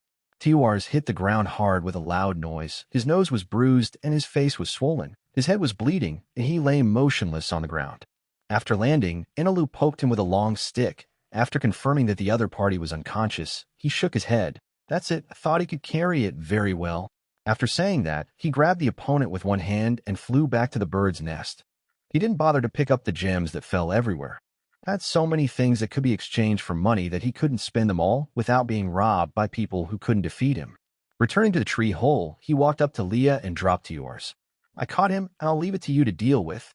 Leah glanced at it and called out to those giant birds. The stones in the nest were just for decoration. They were pretty and useless. She was too lazy to do it, but killing him would give her another treasure. Lilu. It laughed involuntarily when it thought of this. The giant birds whispered among themselves and discussed how to execute the little thief in front of them. After some discussion, they decided to let the hatched child cut him into pieces and eat him bit by bit to avenge the unhatched egg. 7 2-meter-tall chicks surrounded Tuars in the tree hole, opening their beaks and biting him. The severe pain woke him up, and when he saw several birds biting him, he hurriedly ignored the pain of broken ribs. He stood up and kicked away the chick in front of him. At this time, he felt a chill and broke into a cold sweat. Several huge figures walked in front of him. He looked up and saw those giant birds staring at him fiercely. Seeing that those giant birds really wanted his life, he immediately rushed forward to fight them desperately. After being beaten down, Enel and Leo were looking at him. Tuars quickly used his hands to push away the giant bird in front of him and ran over. When he saw the long stick in Enilu's hand changing, he stopped and raised his hands. "Please let me go. I just stole some gems. I won't be executed. I join you. I am very strong. Although I was defeated by you, I fought with it for 2 days and 2 nights without losing. I still have a lot of gold, and I will give it all to you. If there is not enough, I can steal it. There is nothing in the world that I cannot steal." Looking at Tuars, who was begging for mercy and pain, Enel thought for a while and said to Leah, who was standing aside, "Let them stop, Leah." Lilu. After Leah finished speaking, the giant birds stopped. The baby birds stopped crying and ran to it obediently and sat down. After all the creatures present stopped moving, Enel walked up to Tuars, scratched his head and looked at him with interest. "If you join now to survive, what will you do if you betray me in the future? Don't say it's impossible to betray me. In that case, if you kill me again, it won't be difficult for you. I can bring you a lot of gold. I swear that I will never betray after joining. Tuars never lie." "Really? But you are very insincere and don't even kneel down when begging for mercy." Tuars did not reply immediately after hearing this. He closed his eyes tightly and made a very difficult decision with his face contorted. After a while, he opened his eyes and clenched his fists, gritted his teeth, and said with determination, "As a man, you must never kneel to anyone other than your parents, no matter who it is." Just when he was about to step forward and fight with his life, Inilu suddenly clapped his hands and laughed. "Yeah, I haven't completely given up on the bottom line, and I can be trusted. You are welcome to join me, Tuars. I think we will become a very suitable partner." Tuars was stunned when he saw this scene. This really gave him a hard time. Chapter 22 Thief or Robber. Anilu got to know Tuars a little while talking with him, but it turned out that Tuars was not an original resident, but came to the island with the Navy 2 years ago. "I stayed here because I wanted to steal something. Since the defense of the palace treasure house was almost all against him, I still couldn't succeed. Today, I still returned without success, so I had to take some treasure with me according to the principle that thieves never leave empty-handed. Come out." And his devil fruit surprised Enel. He originally thought it was a superhuman type, but he never expected that it was an animal type, and it was a very rare phantom beast species, the ever-changing tanuki. As long as the creature has physical contact, it can change into its appearance, and it can also steal the opponent's abilities, such as his own lightning. After his development, he can even change the appearance of creatures and objects to a certain extent, and he can also steal himself power to others. Tuars is often used to confuse opponents. When an inconspicuous little sparrow flies in front of you, it suddenly turns into a big man with a big axe and chops at your head, asking you if you are confused. He just didn't have the chance to use it when he was hit by Enelu in a row. Otherwise, he would probably have to eat a pot of it. The disadvantage is that others can only store one ability except oneself. After giving it to others, one loses this ability, and only one ability can exist. The power will disappear after the owner loses consciousness. The stolen power is not as good as the original owner, nor does he know how to use it like when he ate the devil fruit. He has to completely explore it on his own. As for the upper limit, he doesn't know. After all, these abilities are temporary and disappear once he is knocked unconscious. Enelu looked at Tuars thoughtfully. With this ability and domineering power, not to mention defeating the opponent, at least he can compete with anyone, which is a deductive reward, and it is also a panacea. After the conversation, he went to the town to look for a clinic. However, the fire caused a large number of residents to be injured, and all the clinics were crowded, so he had to go to the unreliable pirate ship again. "Are you fighting the army?" The captain of the violent tiger pirate ship, Queen Li, looked at the two people lying on the ground with bruises and said a bird, then turned his head and looked at Inilu with bright eyes and rubbed his hands. Inilu quickly understood what he meant, tilted his head and stared at the other person with half-closed eyes. "I've paid you before. The gold is enough for the treatment. It's not good to be too greedy. That little gold is not enough. The medicines on our ship were obtained in the Luabi Kingdom at the risk of our lives. Each one is extremely expensive, The previous gold was only enough for one person. Right, okay, see. That gold is enough for not to mention 3 people, plus all of us are injured. When they heard the words, the corner of his mouth twitched, and he turned his head and glared at OKC fiercely. These guys never cooperated and made himself very embarrassed. He picked up the double hammers on the deck and stared at Enelu menacingly. Our duel hasn't started yet. Per the old rules, if I win, you join us. Remember the violent explosion before? If you think you can survive in that center, just take action against me. Aini said expressionlessly. He didn't want to burn bridges across the river. If he refused to listen to his good words, he would have no choice but to send him on his way. Quiniel frowned and thought. The previous explosion was still vivid in his mind. If what the other party said was true, he might not be his opponent. What's your bounty? I haven't been offered a bounty by the Navy yet, but an authoritative source has said that my bounty will be at least 10 million. What? 500 million? Are you kidding me? Do you know what it means to be rewarded with a reward of 10 million? Those are extremely vicious pirates. Li's jaw almost dropped in shock with disbelief on his face. This was simply ridiculous. The rest of the crew stared at Inilu in stunned silence. Only Okai showed no reaction and concentrated on treatment. A bunch of frogs in a well. Captain Enel is far more powerful than you think. I can defeat you all. Looking at the pirate TURs in front of him who was questioning Eniro, he couldn't sit still. If he questioned his robber captain, wouldn't that be questioning himself? They are not qualified to look down on themselves. It's not like this ship has never been stolen before. I still have some idea of their strength. You're so loud. One person threatens to defeat us. When you recover from your injury, I will definitely fight you to let you know my strength. There's no need to wait. I can knock you all down even if I'm injured. Tours was very unhappy and turned into a gorilla more than 5 meters tall and rushed towards them. The members of the Tiger pirate ship looked at this scene and recalled their bad memories 0.5 nights ago. A robber also turned into a gorilla and rushed towards them. Not only beat them up, but also took away most of their valuables. Otherwise, Li wouldn't want to trick people. A few minutes later, they confirmed one thing. This man was the robber who robbed them 5 days ago. The crew of the violent Tiger pirate ship lay on the deck with bruises and faces, looking at the sky without saying a word. Now they completely believed it this time. Li was very glad that he had not taken action against Enel before. TURs needed treatment, so Casey escaped the disaster, but his workload suddenly increased dramatically, and the number of people treated suddenly increased by 9.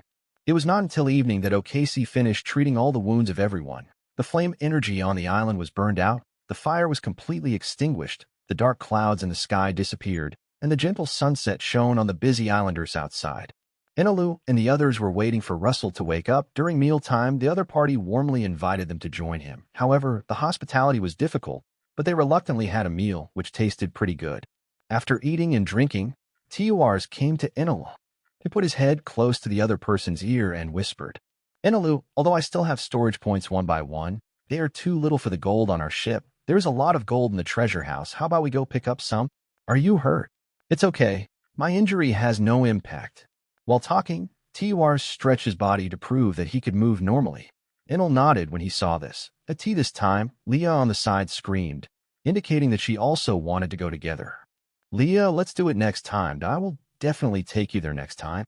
Looking at Leah Inilu, who's lying on the deck, he said softly, and then dragged TURs and turned into thunder and lightning and disappeared. I also wanted to take Leah there, but I was more than willing to do so.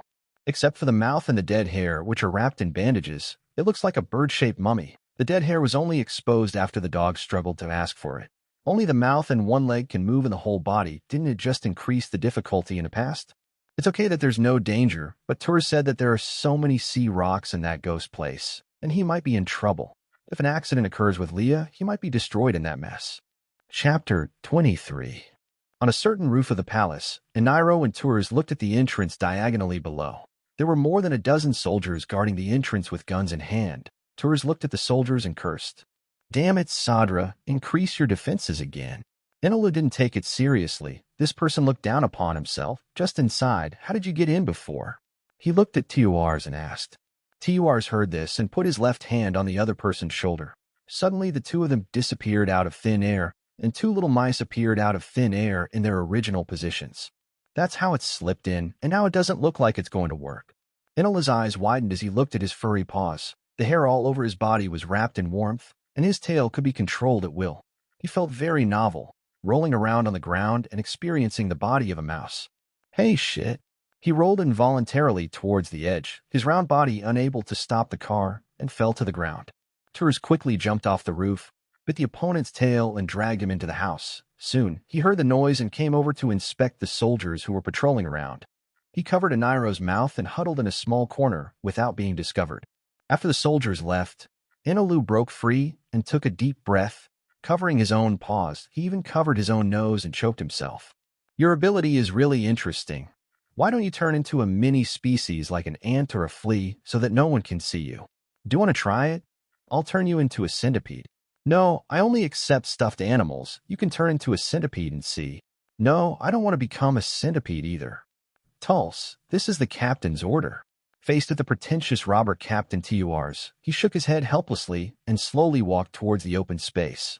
Enel didn't understand why he turned into a centipede and ran out, but he followed him without making a sound. Turs walked to a wide place and stopped. He transformed from a mouse into a centipede. Woo. Inilu laughed with tears in his mouth, covering his mouth with his paws to prevent himself from laughing.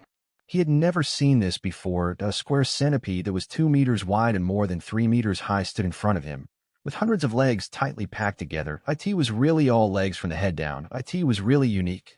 Seeing Inilu dumbfounded, Ters's face darkened. I can't control the size of things other than animals.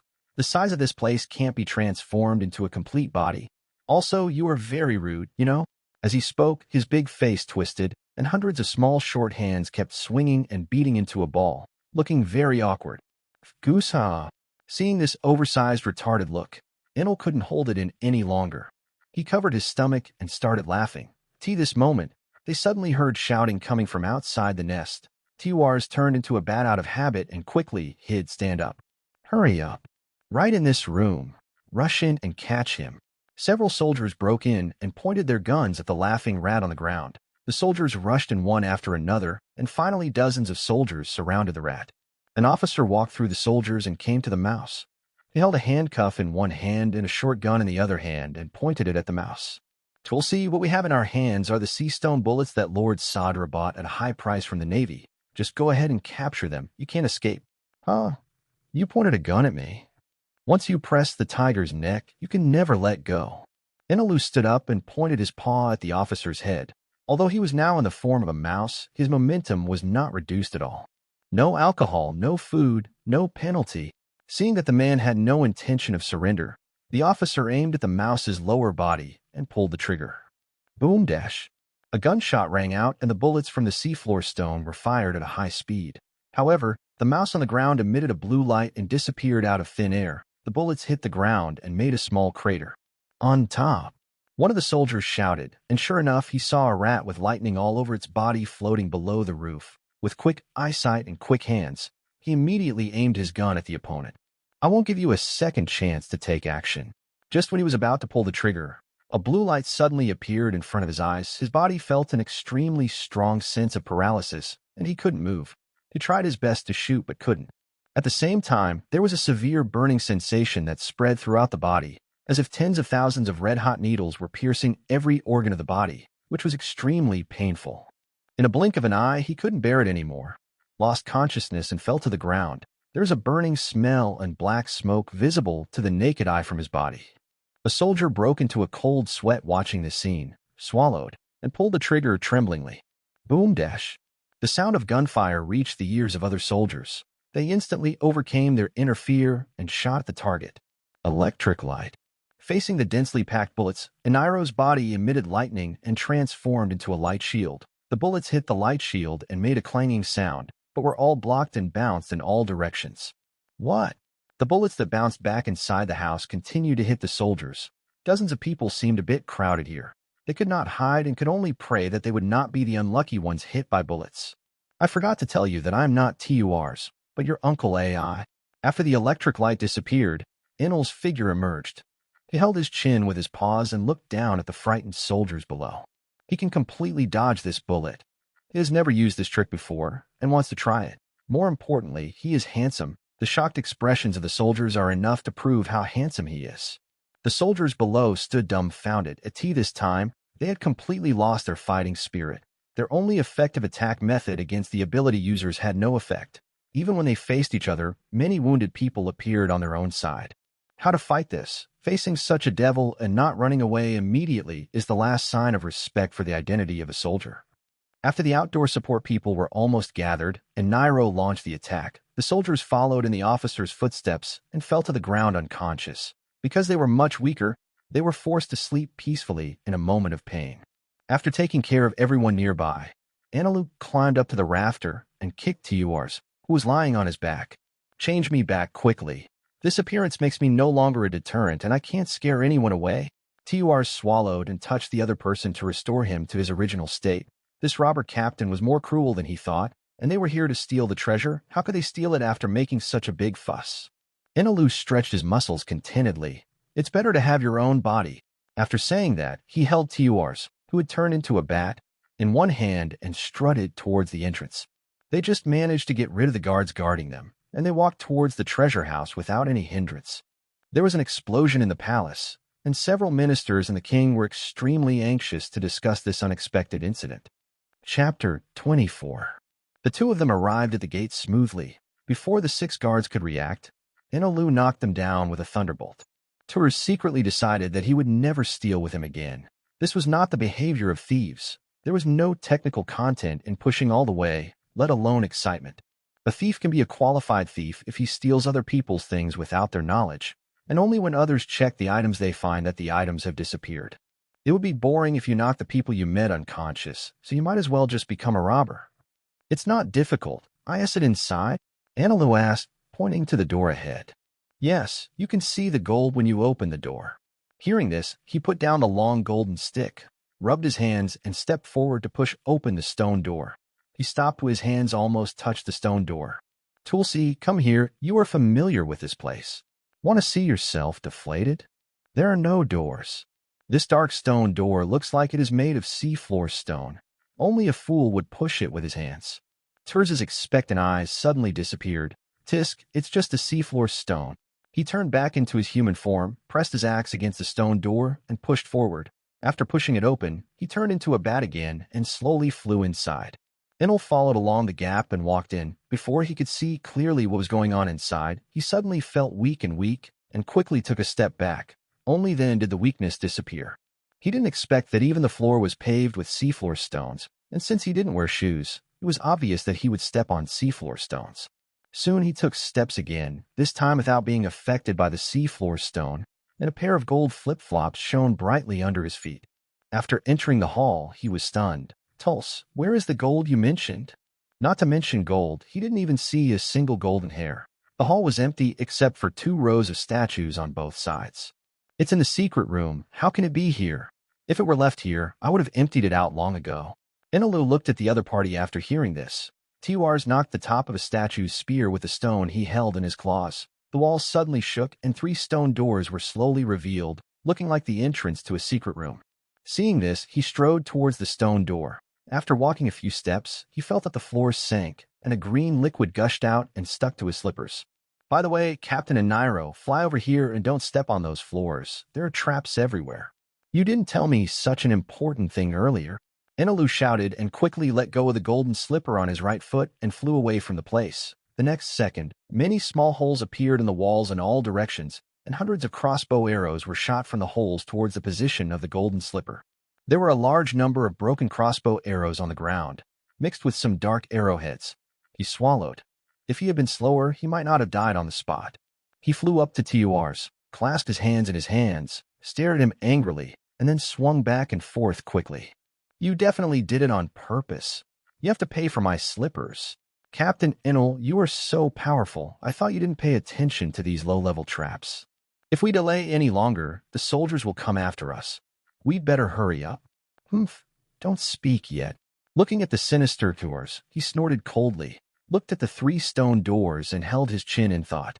Based on the movies I watched in the past, I preliminarily judged that among the 3 gates, there is a high probability that there are 2 gates of death and 1 gate of life. Based on the average IQ in this world, I infer that the middle one must be the gate of death. That Laolu could create the previous trap with an IQ above the average and would never design something that could be guessed with his, but he decided to do the opposite betting that this Laolu would be on the second floor like him. The middle one. After finishing speaking, Anilu raised his head and showed a proud smile. He was sure to win this round of games.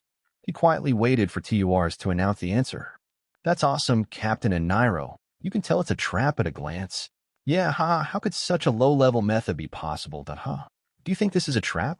He was a little surprised that he made the wrong bet. This man has something, and then pointed to the other side. On the left. That's a trap, too. Finally, it can't be the same for the one on the right. Stop the ink stain and go quickly. That's still the case. Enilo was so angry that he stared at the stone door without saying a word. Violent thunder and lightning surged out of his body. It was the sixth person who set the trap, so it was understandable that he demolished this place. Captain Enero, if the hall collapses, you won't be able to enter the secret room. Moreover, you can't destroy the sea tower stones. Special. Where is the entrance? Seeing Enel's anger, TURs turned around and snickered, flew to the statue, and pulled out the tip of the spear. This time, the 4 floors on the ground automatically moved away, and a downward staircase appeared. Let's go, this is the real entrance. Inilu was very depressed and followed TURs into the passage without saying a word. The narrow corridor was still full of sea stones. They could only carefully hold the long stick and fly slowly, for fear of touching the buildings here. He wouldn't believe it even to death if there were no traps in this kind of passage. Sure enough, he found many suspicious traces on the stairs. At the end of the stairs, there were some thin lines that were difficult to see with the naked. If you didn't look very carefully, you couldn't find them at all. At least that's what he thought. It took the two of them half an hour to climb the more than 100 steps. Tours patiently watched the amateur robber captain ponder all the way, except for the last place, which was really too childish for him. After passing the corridor, there is a wide passage, illuminated by candles placed at regular intervals. Not long after proceeding, there is a 3-way intersection. When Ainilu was still making a choice, he saw TURs heading to the intersection on the right and had to follow him. The walls of this passage were covered with various weird murals, making the originally poorly lit passage look a bit eerie. But he didn't think so at all. When he looked at the wall, he only saw the word trap written all over it. He saw many valuable-looking things along the way and ignored them all. Not long after, I finally saw the light coming from the front. I stopped at Enilo about 10 meters away from the exit, frowning slightly and biting my lower lip as I stared ahead. Enilo, let me lead the way. No, I will break these traps myself today. There is something special here. If you move slowly, it may be dangerous. If it's dangerous, please remind me again. I'm going to prove myself here. Okay. TUR shook his head helplessly when he saw the robber captain starting to become more serious. Thunder and lightning were surrounding his body, ready to run away at any time. Even he had suffered losses in this place. He also secretly reminded him, but he didn't bother to care whether the robber captain listened. Anyway, with his strength, he couldn't die, and he would be seriously injured at most. Chapter 25 Hammer. Enel carefully studied the large square net in front of him. This net was closely connected to the 4 walls. The size of the grid was only the size of an index finger, and it seemed that it had to be destroyed in order to pass. Behind the net are various mechanisms, which are currently in a static state. If you destroy the net in front of you, all the mechanisms behind it will be activated. Well, that's probably what it should be. He didn't dare to vouch for it. Those things in front of him made him a little unconfident. Master AI, who had been studying for a long time, finally went to TURs and turned his back to him and whispered softly, just loud enough for the other party to hear clearly. If the king wants to go in, it shouldn't be so troublesome. Will there be a controller or something like that? And who will hold it? Unfortunately, I don't know much about this place. It would be nice if someone could tell me. Tur's mouth twitched when he heard this, and his body shook as if he had drunk fake wine. He slowly flew towards the big net. He accidentally bumped into it. The big net shattered instantly, and a stone slab suddenly fell down and blocked him behind him. How did I get here?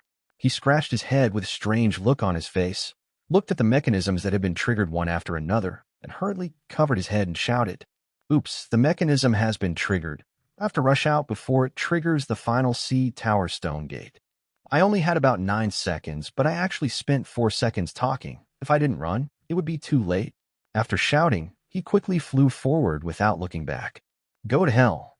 This guy is so insidious.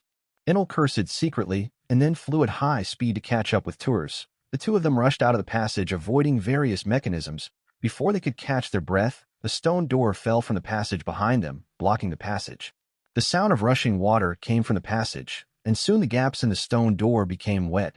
with water constantly overflowing from inside. Enelu looked at Sherman with lingering fear. The bunch of mechanisms he had been observing for so long were just used as a cover-up to delay time. He had never thought of the real killing move. He really wants to drown himself in water.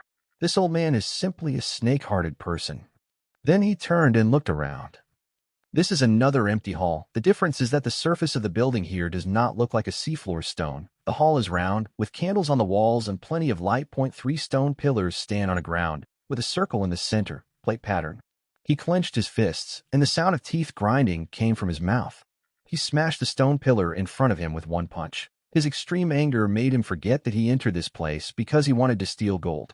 Then he patted his cheek to keep himself awake, turned to look at Tuars, and found that he was very calm without any anger. Tulls, had you been flooded before? No, I escaped before the stone door closed. It was all sea water. How could I stand here if I was submerged? Awesome, as expected of a thief. Enilo couldn't help but praise him. Had to admit that he didn't fall into this kind of trap. If he had tried alone, he might not have been stuck here. Tuars smiled happily when his abilities were praised, feeling a little proud in his heart, but he couldn't laugh anymore when he thought about the trap that would follow. He looked around with a solemn expression. This place was different from before. Even the sea tower stones had been removed. He flew to a stone pillar and pressed the switch with doubts. At this time, the hall shook. However, the final level in his memory did not appear. Instead, a passage appeared on the wall. At the same time, a circular hole appeared on the ground. A tray slowly rose from the bottom. A tray was placed at 2 meters. What a huge burden. Enilo's eyes widened when he saw this, and his intuition told him that there must be something good inside. He quickly came to the baggage, and when he wanted to open the baggage, he found a note on the top. Just go back, now that the biggest hidden danger on the island has disappeared. Stalas order me to kill you no matter what. The things you have always wanted to steal are put in the package. Idiot C, go back and leave the island. Clifford Sadra. Sadra. He glanced at the unimportant person, flew over, and threw the note to Tuars, and then went back to untie the bundle. Woo! The golden motto goes one step further. Enelu shouted excitedly. His eyes were full of golden reflections. The bag was full of gold coins, and there was an eye-catching purple box on top of the gold coins. This should be what the note was talking about. He took out the box and tied the bundle tightly and carried it on his shoulders. At this time, he suddenly heard Terza's angry shout. What's going on? Is that bastard looking down on me? Damn it, Sadra. Think you can catch me? I'm the thief Tuars. Who does he think I am? Enelu turned around and saw that Tuars had returned to his human form. His body was shaking slightly, his hands were clenched, and he was staring up at the ceiling. Then he tore the clump note into pieces and threw it on the ground. He picked up the big axe on the ground and smashed it down to the ground, smashing the stone pillars next to him. Then he rushed towards the wall with the big axe and chopped at random. Open it for me. Let me help you. Enelu shouted, unpacking his bag and starting to melt the gold coins. He was not afraid of serious trouble at all, and he was very willing to help with things like sabotage, not to mention why Tuars had such a big reaction after reading the note, and he was so angry that he lost his mind. As a captain, there is no reason not to help. Soon a super large golden hammer that was taller than others appeared in his hand. He held it with both hands and rushed towards the wall in front of Tuars. He raised the sledgehammer and smashed it against the wall with all his strength. His ferocious expression looked a little labored. Boom! A dull, loud noise startled Tuars, who was standing aside. He was concentrating on venting when he was suddenly shocked. He turned around and saw the robber captain, then silently moved a few steps and slashed at the wall. Enilo, who was lying on the ground next to him, felt his head buzzing. He didn't expect that the wall was so strong, and the blow only made a big hole. He removed the sledgehammer that was pressing on him, rubbed the joints of his arms, stood up, and melted the golden sledgehammer into 2 pieces of about the same size, and threw one of them near Tuars. Tuars picked up the sledgehammer and smashed it against the wall with understanding. He had good control over his strength, and he swung the sledgehammer very quickly. His movements were surprisingly skillful, and he directly made a big hole with one hammer blow. Tulls, it seems that you have more than one side job. Ainilu looked at the other person, and it seemed that he was a veteran. How could he be so skilled if he didn't often cause destruction? This guy is too dishonest. When we first met, he even lied to himself that he was from the peace army. What serious person would take advantage of this and steal? He picked up the half-shrunken sledgehammer and walked over to interrupt him. You can't do this. Let me tell you a trick. After saying that, he took a step forward to demonstrate again. He raised the golden sledgehammer with his big hands and leaned back. 80. He shouted as he hit the wall with all his strength. The sledgehammer hit the wall with a dull sound. When the sledgehammer bounced back, Enel used his strength to hold the sledgehammer and rotate it clockwise to hit the wall again. 80. See, clearly you have to do it this way. I don't teach ordinary people. Next, I will tell you the secret of this hammering technique. The louder you shout, the more powerful you are. And the greater the power, the momentum is enough to knock down the strongest city wall in the world with one hammer. Come on, I believe you can get there. Tuars was extremely shocked. Not to mention what the robber captain said, the 2 holes he made were indeed much deeper than the ones he made. He raised the sledgehammer and hit the wall as Ainilu said. 80, 80, 80, 80. More and more powerful shouts came from the hall. Big holes were smashed out of the walls, and stone fragments and gold fragments continued to fall to the ground. Chapter 26 Power Grid. Turs had almost vented his emotions. He was sweating profusely when he walked to the back and sat down on the ground. Then he lay down flat on his back and gasped for air. 80, 80. The wall was already riddled with holes, and there was not a single intact spot. Enel was still hammering the wall tirelessly. He was very angry as soon as he entered the underground passage. He was unwilling to break through the broken wall. With another hammer blow, the golden sledgehammer sank deeply into the wall, and water suddenly spurted out from the gap created. Almost. The broken wall finally couldn't withstand his ancient power. He stopped and merged the 2 sledgehammers into one, dragging the sledgehammer slowly towards the distance. Tuars suddenly had an ominous feeling when he saw the robber captain dragging his hammer past him. He quickly stood up to find out what the other party was going to do. I saw lightning flashing on Enel's body, holding the handle of the hammer with both hands and swinging it clockwise, with his eyes firmly fixed on the wall. Enilu, stop it. There are pipes inside connecting to the sea. Don't destroy this wall. He hurriedly shouted to stop the other party from seeking death, but it was too late. Before he could finish speaking, Enel turned into thunder and lightning and rushed towards the wall at high speed with a sledgehammer. Boom. There was a loud noise, and the wall was instantly penetrated. Enel flew in with his hammer, and in the next second, a large amount of seawater gushes out from the hole several meters wide.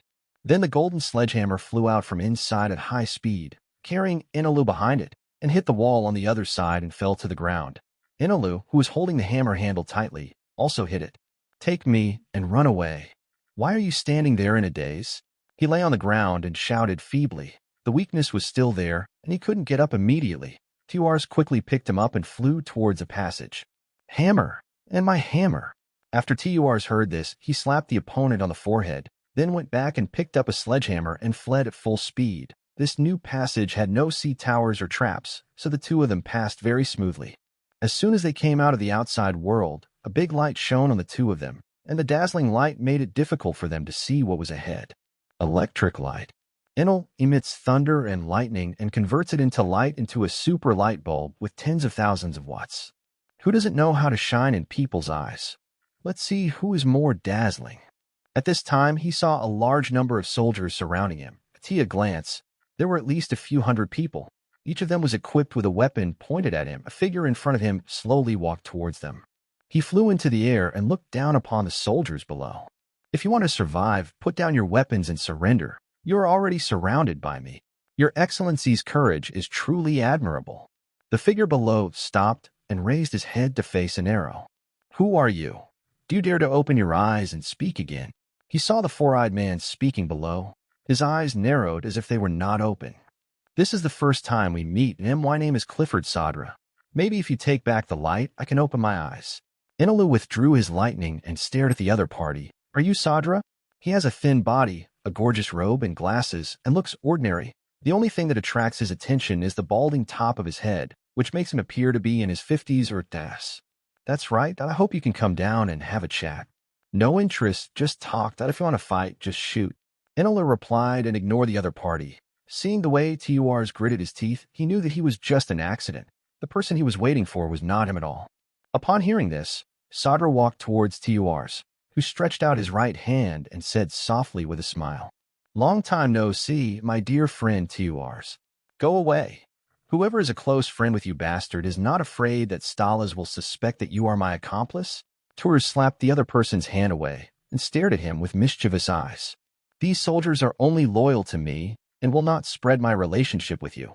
Soon the Bana kingdom will belong to me. Dio, you want to govern this country with me? I'm not interested. I want to go to sea and become a pirate. You can be your own thief. Ah ha ha, pirate. Are you serious? Tuars, you can't even be a thief now. Do you know how cruel those guys are? I know. As he spoke, Tuars looked up at the robber captain in air, then grinned and held the axe against his neck. Hand over all the gold. Otherwise, I want you to look good. This sudden scene confused Sadra. Why did this guy suddenly start robbing like a robber? The soldiers in the back row around him were loaded with bullets and ready to rescue.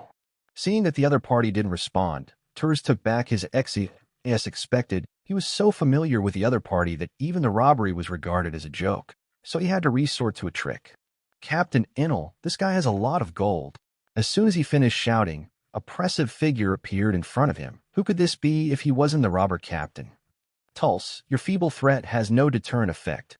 You have to let the other party understand that everything he does in front of you is in vain, so that the other party will cooperate obediently. Grid. As he spoke, Inilu opened his big hand and stretched it to the left. A large net composed of thunder and lightning shot out from his palm and flew towards the soldiers. The soldiers wanted to fire back, but did not dare to act without receiving instructions. The big net covered hundreds of soldiers in the blink of an eye, causing thunder and lightning. The soldiers fell to the ground and curled up. The large amount of electricity caused their clothes to burst into flames, and they shouted in pain. Help, I can't move. Ah, so hot. Lord Sadra, save us. Oh. The screams stopped abruptly after a few seconds, and hundreds of soldiers lost consciousness. The strong smell of burning was passed into the noses of everyone present. What shocked them even more was that the thunder and lightning network did not disappear and was still releasing electric shocks, soldiers who have fallen to the ground. Power Grid, a move developed by Ainilu himself. IT is powerful and long dash lasting. IT is used to paralyze and restrict opponents. However, it is also a large-scale killing move that weak chickens cannot resist. Can you donate the gold to me now, Mr. Sadra? Yes, I'll have someone pick it up right now. Seeing this devilish smile, Sadra took a step back involuntarily. Her heart was no longer calm. With a slightly trembling right hand, she took out a silk scarf to wipe away the cold sweat on her head. What a joke. A guy who can knock down more than 100 of his own men with a single blow has nothing to do with him. The soldiers have lost their combat effectiveness and are still attacking. Such a cruel man who doesn't have enough strength is the only fool to fight against him. Seeing Sadra quickly leaving with a dozen soldiers, Inilu raised his head, stretched out his finger, and flicked Terz's head. Have you learned how to make the other party willingly give up gold with one sentence? Being a pirate is not just like playing house and having adventures. There are killings and crises everywhere. If you are the only one here, what will your best friend do? To be kind to the enemy is to be cruel to yourself. We are thieves, and no thief is good. We are all damn villains. Tuars silently listened to the strange things the robber captain taught him, and felt that the robber captain's cruelty needed to be raised to another level. Chapter 27. Me, Luowan. Not long after, Sadra rushed back with his men. Several soldiers were carrying 2 large bundles, similar in size to the previous ones, and they were also filled with gold coins. Although it was a little less, Inilu was satisfied. He wanted to sponsor and not to raid his house. He could just give him a gold coin, as long as he had the courage to take it out. Satisfied, he folded all the gold into 2 round balls, with a handle on the side for easy carrying. Thank you, Mr. Sadra, for the gift, and I'll see you later. After saying goodbye to the philanthropist, each of Tuars and Tuars picked up a motto for flying back to the Ark, put down the gold, and left again to Tur's treasure house in the Beast Forest. After some fiddling, he sat on the ground and smiled from ear to ear, looking at the 2 piles of gold piled up on the deck of Proverbs. Yeah, Tulse, you are really a little god of wealth. After speaking, he took out a purple box and threw it to the other party. That IT was exactly what he had taken out in the hall before. Tuars caught it and hugged it to his chest. He opened a crack with his cheek and took a look. Then he pushed the box towards his mouth and swallowed the contents. Anilu was immediately shocked. The stuff inside was actually edible. What are you eating? It's useless to tell the secret. TCH. He flew over and grabbed the box. A sweet smell hit you, then spicy, bitter, and after a few seconds the smell turned into a strange stench.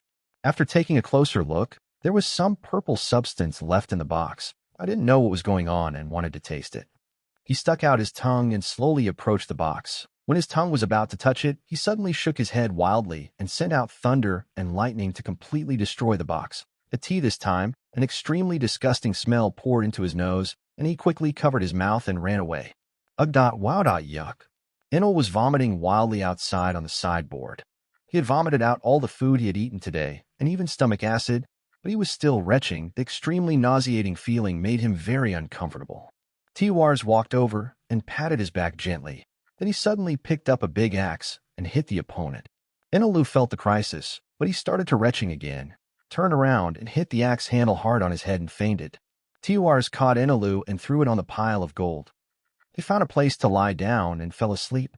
That night, Ainilu had a very strange dream. A purple monster that ignored his thunder and lightning pursued him and wanted to eat him. He escaped to a gold paradise and found that the other party was afraid to enter, and gold can hurt monsters. In the end, half of the gold in Golden Paradise was used to eliminate the monster. When he woke up, he felt a sense of pain everywhere in his body. When he opened his eyes, he found that the dazzling sun had risen to the sky. Turs was wrapped in a white robe and picking at the gems on his jewelry. The 2 piles of gold were thrown everywhere, and there were scratch marks and some bloodstains everywhere on the deck. Enilu suddenly remembered last night's scene and the strange dream. Tulse, did you hit me last night? Turs was stunned for a moment when he heard this, then turned around and stared at the other person with a face full of disbelief. I hit you. How could you have the nerve to say it? Then he opened his white robe to reveal his body covered with bruises. Can't you remember what you did? Well, then I have no impression at all. Enilu was puzzled. After being knocked unconscious by a sneak attack last night, he was fighting monsters in his dream and did nothing else. Is Turs the monster? But there were scratches all over his body, and there were many tooth marks that didn't look like they were hit by gold. Am I the monster? Was he bitten by himself? Isn't this just bullshit? Impossible. Absolutely impossible. You don't want to say that I chased you and gnawed on you last night, and all the injuries on your body were caused by me, right? Turs nodded and said nothing, staring at him with an unconvinced expression. Enilu had no choice but to accept the ridiculous fact that he was sleepwalking. Why are you putting on such a bad face? I haven't complained to you yet. You also hit me with gold last night, right? You were the one who bit me first. I didn't sleep all night just to be on guard against you. It's impossible for me to apologize. At most, I can give you half of the gold I stole to create a small treasury. As he said that, he found the golden ball and threw it to Turs. This was half of the robbery of Sadra, and his selfless dedication was not included in it. Turs was about to say something, but after some thought it was better not to say anything, lest the gold be used to pave the deck. By the way, what was that thing that made me vomit last night? Turs shook his head when he heard this. Sure enough, he would still ask. After being beaten wildly last night, he had no choice but to tell the truth. Miluo-1 is a unique product of the Heart Kingdom. It is an antidote and also a poison. You must take it again within 5 years after taking it. Otherwise, you will completely lose your mind and turn into a monster. Descendants of thieves in Heart's Kingdom will be forcibly taken with mist pills to control them. You went crazy last night because you were affected by inhaling the smell of burning, but you were not poisoned. Don't worry, it's only 5 years. It's not sure whether you can survive until then when I go to sea. Ainilu said jokingly, and then his expression became serious. I know a very powerful doctor. He will definitely be able to cure your poison. If that doesn't work, we can go to the Heart Kingdom to get the cure. I'll let them know what true cruelty is. Idiot, Enel, if this poison was so easy to cure, I would have cured it long ago. How can a kingdom that exists based on theft be in a fixed place? You're an idiot. I know a lot of things. Idiot, idiot, idiot. You are the idiot who takes it for granted. Oh. The two exchanged curses, but there was no trace of anger on their faces. As for this kind of poison, Enilu silently noted that this Heart Kingdom was not that powerful even in the original work. There are many great people in this world who can detoxify it, so it's not like none of them can detoxify it. After scolding for a while, Turs continued to take the gems from the jewelry. The robber captain only wanted gold, but these were all his own, and none of them could be wasted. Enel also got busy, taking out the remaining gold and melting it continuously to spread the ark's mottos, and the deck slowly turned into a golden look. He conveniently got a large all-gold treasure box for Turs to store gems. Although these gadgets were of no use, they could be exchanged for money, and he would be reluctant to exchange them for gold. After laying the deck, I had some gold left over and simply threw it in the warehouse. The weight probably didn't even weigh 50 kilograms, so it wouldn't be enough to get anything. Now that he has a partner in gold, Enilu plans to leave here and go to the next stop and find someone on the island to change a record pointer. To his surprise, the next place was the Chambord Islands. Then he came to the ship of the violent tiger pirates to pick up Leah and Russell. As soon as he got on the ship, he saw Leah's two big watery eyes staring at him complainingly. Russell was happily communicating with the crew of Baohu. Seeing the arrival of Enel, Russell got up and trotted all the way. When he ran in front of the other party, he looked at each other and immediately lowered his head, his hands tightly holding the corners of his clothes, sweat sliding down his cheeks. Lord Enel, I'm not qualified to follow you and Lady Leah to the sea. Chapter 28 Logo. Lord Enel, I'm not qualified to follow you and Lady Leah to the sea. The internal structure of the airship is unprecedented and cannot be repaired, and its strength and status are far different from those of you and Leia. If I get along well with them and would like to join them, please allow me. Russell, wait for me first. Inilu responded softly, turning to look at the members of the Violent Tiger pirate ship with murderous intent in their eyes. You are very capable. You kidnapped my crew in less than a day. Well done. Everyone turned to look at Inilu, and when they saw that the other party was hostile to them, they broke into cold sweat and took out their weapons with a stern expression. I strode to the center and waved his hands with an ugly smile on his face. You have something to say. We didn't provoke you. Why are you suddenly hostile to us? This may be a misunderstanding. AI Master Inilu, this is none of their business. IT is my own decision. Please don't take action against them. At this time, Russell also ran over. He kept bending and bowing to Enilo to beg for mercy for the members of the Tyrannosaurus pirate ship. Ahem, seeing Russell's appearance, he sighed softly, put his hands on the other person's shoulders and stared into his eyes. I ask you 3 questions. The first question is, does following me make you dissatisfied? No, I dare not. Russell blurted out subconsciously and then thought for a while. I feel that there is an insurmountable gap between you and Lady Leah. As a partner, I am really terrible. Okay, did they say anything about wanting you to join? No, I got along well with them after I woke up that I proposed it to them. They were also shocked at first. Captain Lee said he could accept me if you allow it. Enelu smiled mockingly upon hearing this. He knew that he couldn't keep someone who wanted to leave. Now he wanted to see how determined the other party was to leave. He fused the long stick into a trident and pointed it at the opponent's arm, staring with half-closed eyes with murderous intent. Even if taking off my clothes will make you crippled, do you still want to leave me and join them? Russell's body couldn't stop shaking due to the pressure of Enel in front of him. He raised his head and looked at the other person's face. This time he didn't immediately look away. Yes, please keep my right hand. I need it to swing the hammer. Okay, from now on, I'm kicking Hubert Russell off the boat. After Enel said that, he turned and walked away. Leah jumped over to him. He squatted down and picked her up and held her on his chest. Lily. After the other party called out, he gently rubbed his head against his arm. He stroked Leah's fluffy head, smiled lightly, and disappeared into thunder and lightning with it. In the Proverbs of the Ark, Tiwars saw Enel coming back with Leah in his arms and said doubtfully, What about the guy who repairs the boat? He's not awake yet. He has disembarked. Now there are only 3 of us left. We will set sail early tomorrow morning. What? Why? Is he an idiot? Enilo slowly told how Russell got off the boat. Tiwars was stunned for a moment. He didn't understand why he would leave his powerful team alone and run to a small pirate ship that he could defeat. This young man still has too little experience. When facing an enemy with absolute strength with a partner who gets along well, he may know what is the most important thing in the world. After they went to the town to eat and drink, they bought some things and returned to the airship. Leah also brought all her treasures on the ship, Tiwars, the gem and the nest, happily emptied them all. After they moved to the ship, Leah said, How could Tiwars agree? The other party was no match for him now, and the stupid bird wouldn't agree if he wanted to split it equally. In the end, the 2 parties agreed to toss a coin to determine the ownership of the gems under the mediation of Anero's long golden stick. I want the other side. Lee. Then I want to face it. After hearing this, Ainilu threw the gold coin in his hand dozens of meters high in the air to prevent anyone from cheating with external force. After throwing up the gold coin, he quickly hit both parties on the head with a long stick. As an impartial referee, he showed no favoritism. The times and strength were exactly the same, only the order was different. After being hit hard, Tours covered his head with his hands and looked unconvinced, scolding him in a low voice, while Leah complained and stared at him, as if to say, I won't let you go anymore, you evil person. Enel turned a blind eye to this. When the gold coin fell in front of him, he caught it with one hand, then quickly slapped it on the deck and covered it with his hand. 3.2.1 Frontal. Leah wins. Lililo. Cheating. Inilu, you cheated.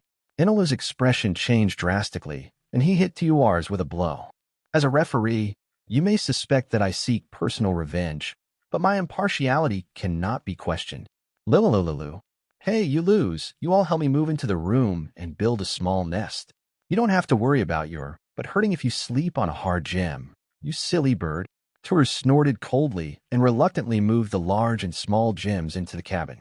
He worked so hard and worked hard in vain. He even received a few sticks and was completely drained.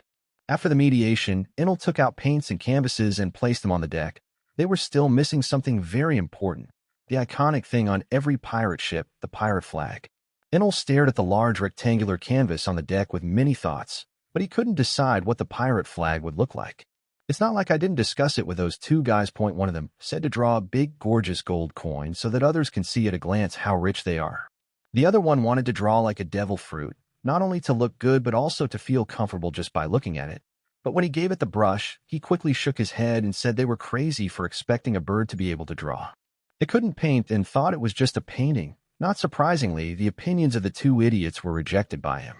As I thought about it, my emotions came up, so I simply drew the pattern of the thunder drum on my back. After a lot of fiddling, the pirate flag was finally completed.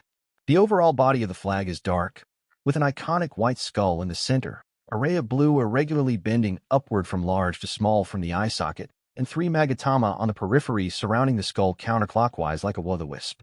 It's a very simple pattern, but it looks a little crooked due to Enel's limited painting skills. If there was a pirate flag ugly contest, this would be among the top 3. Although the static state is not very good, it has a different visual effect when the wind blows the pirate flag. Due to the special nature of the ark's proverbs, it would not normally be driven to the ground. After all, it is a mobile treasury. In this world full of pirates, there are few people who would not be jealous when they see a pile of gold. This resulted in the pirate flag being invisible to others. He suddenly had an idea and took the paint and flew to the bottom. He didn't finish painting the bottom until night, and the paint stuck to the body probably couldn't be cleaned off without using an iron brush for a few hours. I don't know if it's a matter of material or the great progress of Enel's painters. This time, only a few places are curved, and they're just right. It looks like the sole painter did it intentionally. The entire bottom was painted gold, with the same pattern, but except for the long strips coming out of the eye sockets, the other parts turned black. In the center of the generally golden bottom of the ship, a skull with a will-o-the-wisp and a soul stared at the ground. Seeing that the effect was good, he simply changed the pirate flag to such a color. Early the next morning, Ark Proverbs headed straight in the direction guided by the record pointer. Chapter 29 Enilo, Small Classroom. They did not encounter the constant raging winds and rains of the sea, the bad weather in different sea areas, or the obstruction from sea monsters and pirates. There were only 3 golden rocking chairs of different sizes, and Ainilu and his friends lay on them, basking in the sun and drinking drinks. They passed through thunderclouds several times a day without even bothering to move. One is Thunder himself, one can eat thunder, and the other can also steal abilities to turn himself into thunder. Being struck by lightning was no big deal, but he was getting more and more energetic. Grumpy gurgle. Tulse, the juice is gone. Please help me get some more. Tours. After shouting several times but receiving no response, Enelu turned around and saw Tars lying on the rocking chair, soundly sleeping with a big nose full of snot, and so was Leah on the other side.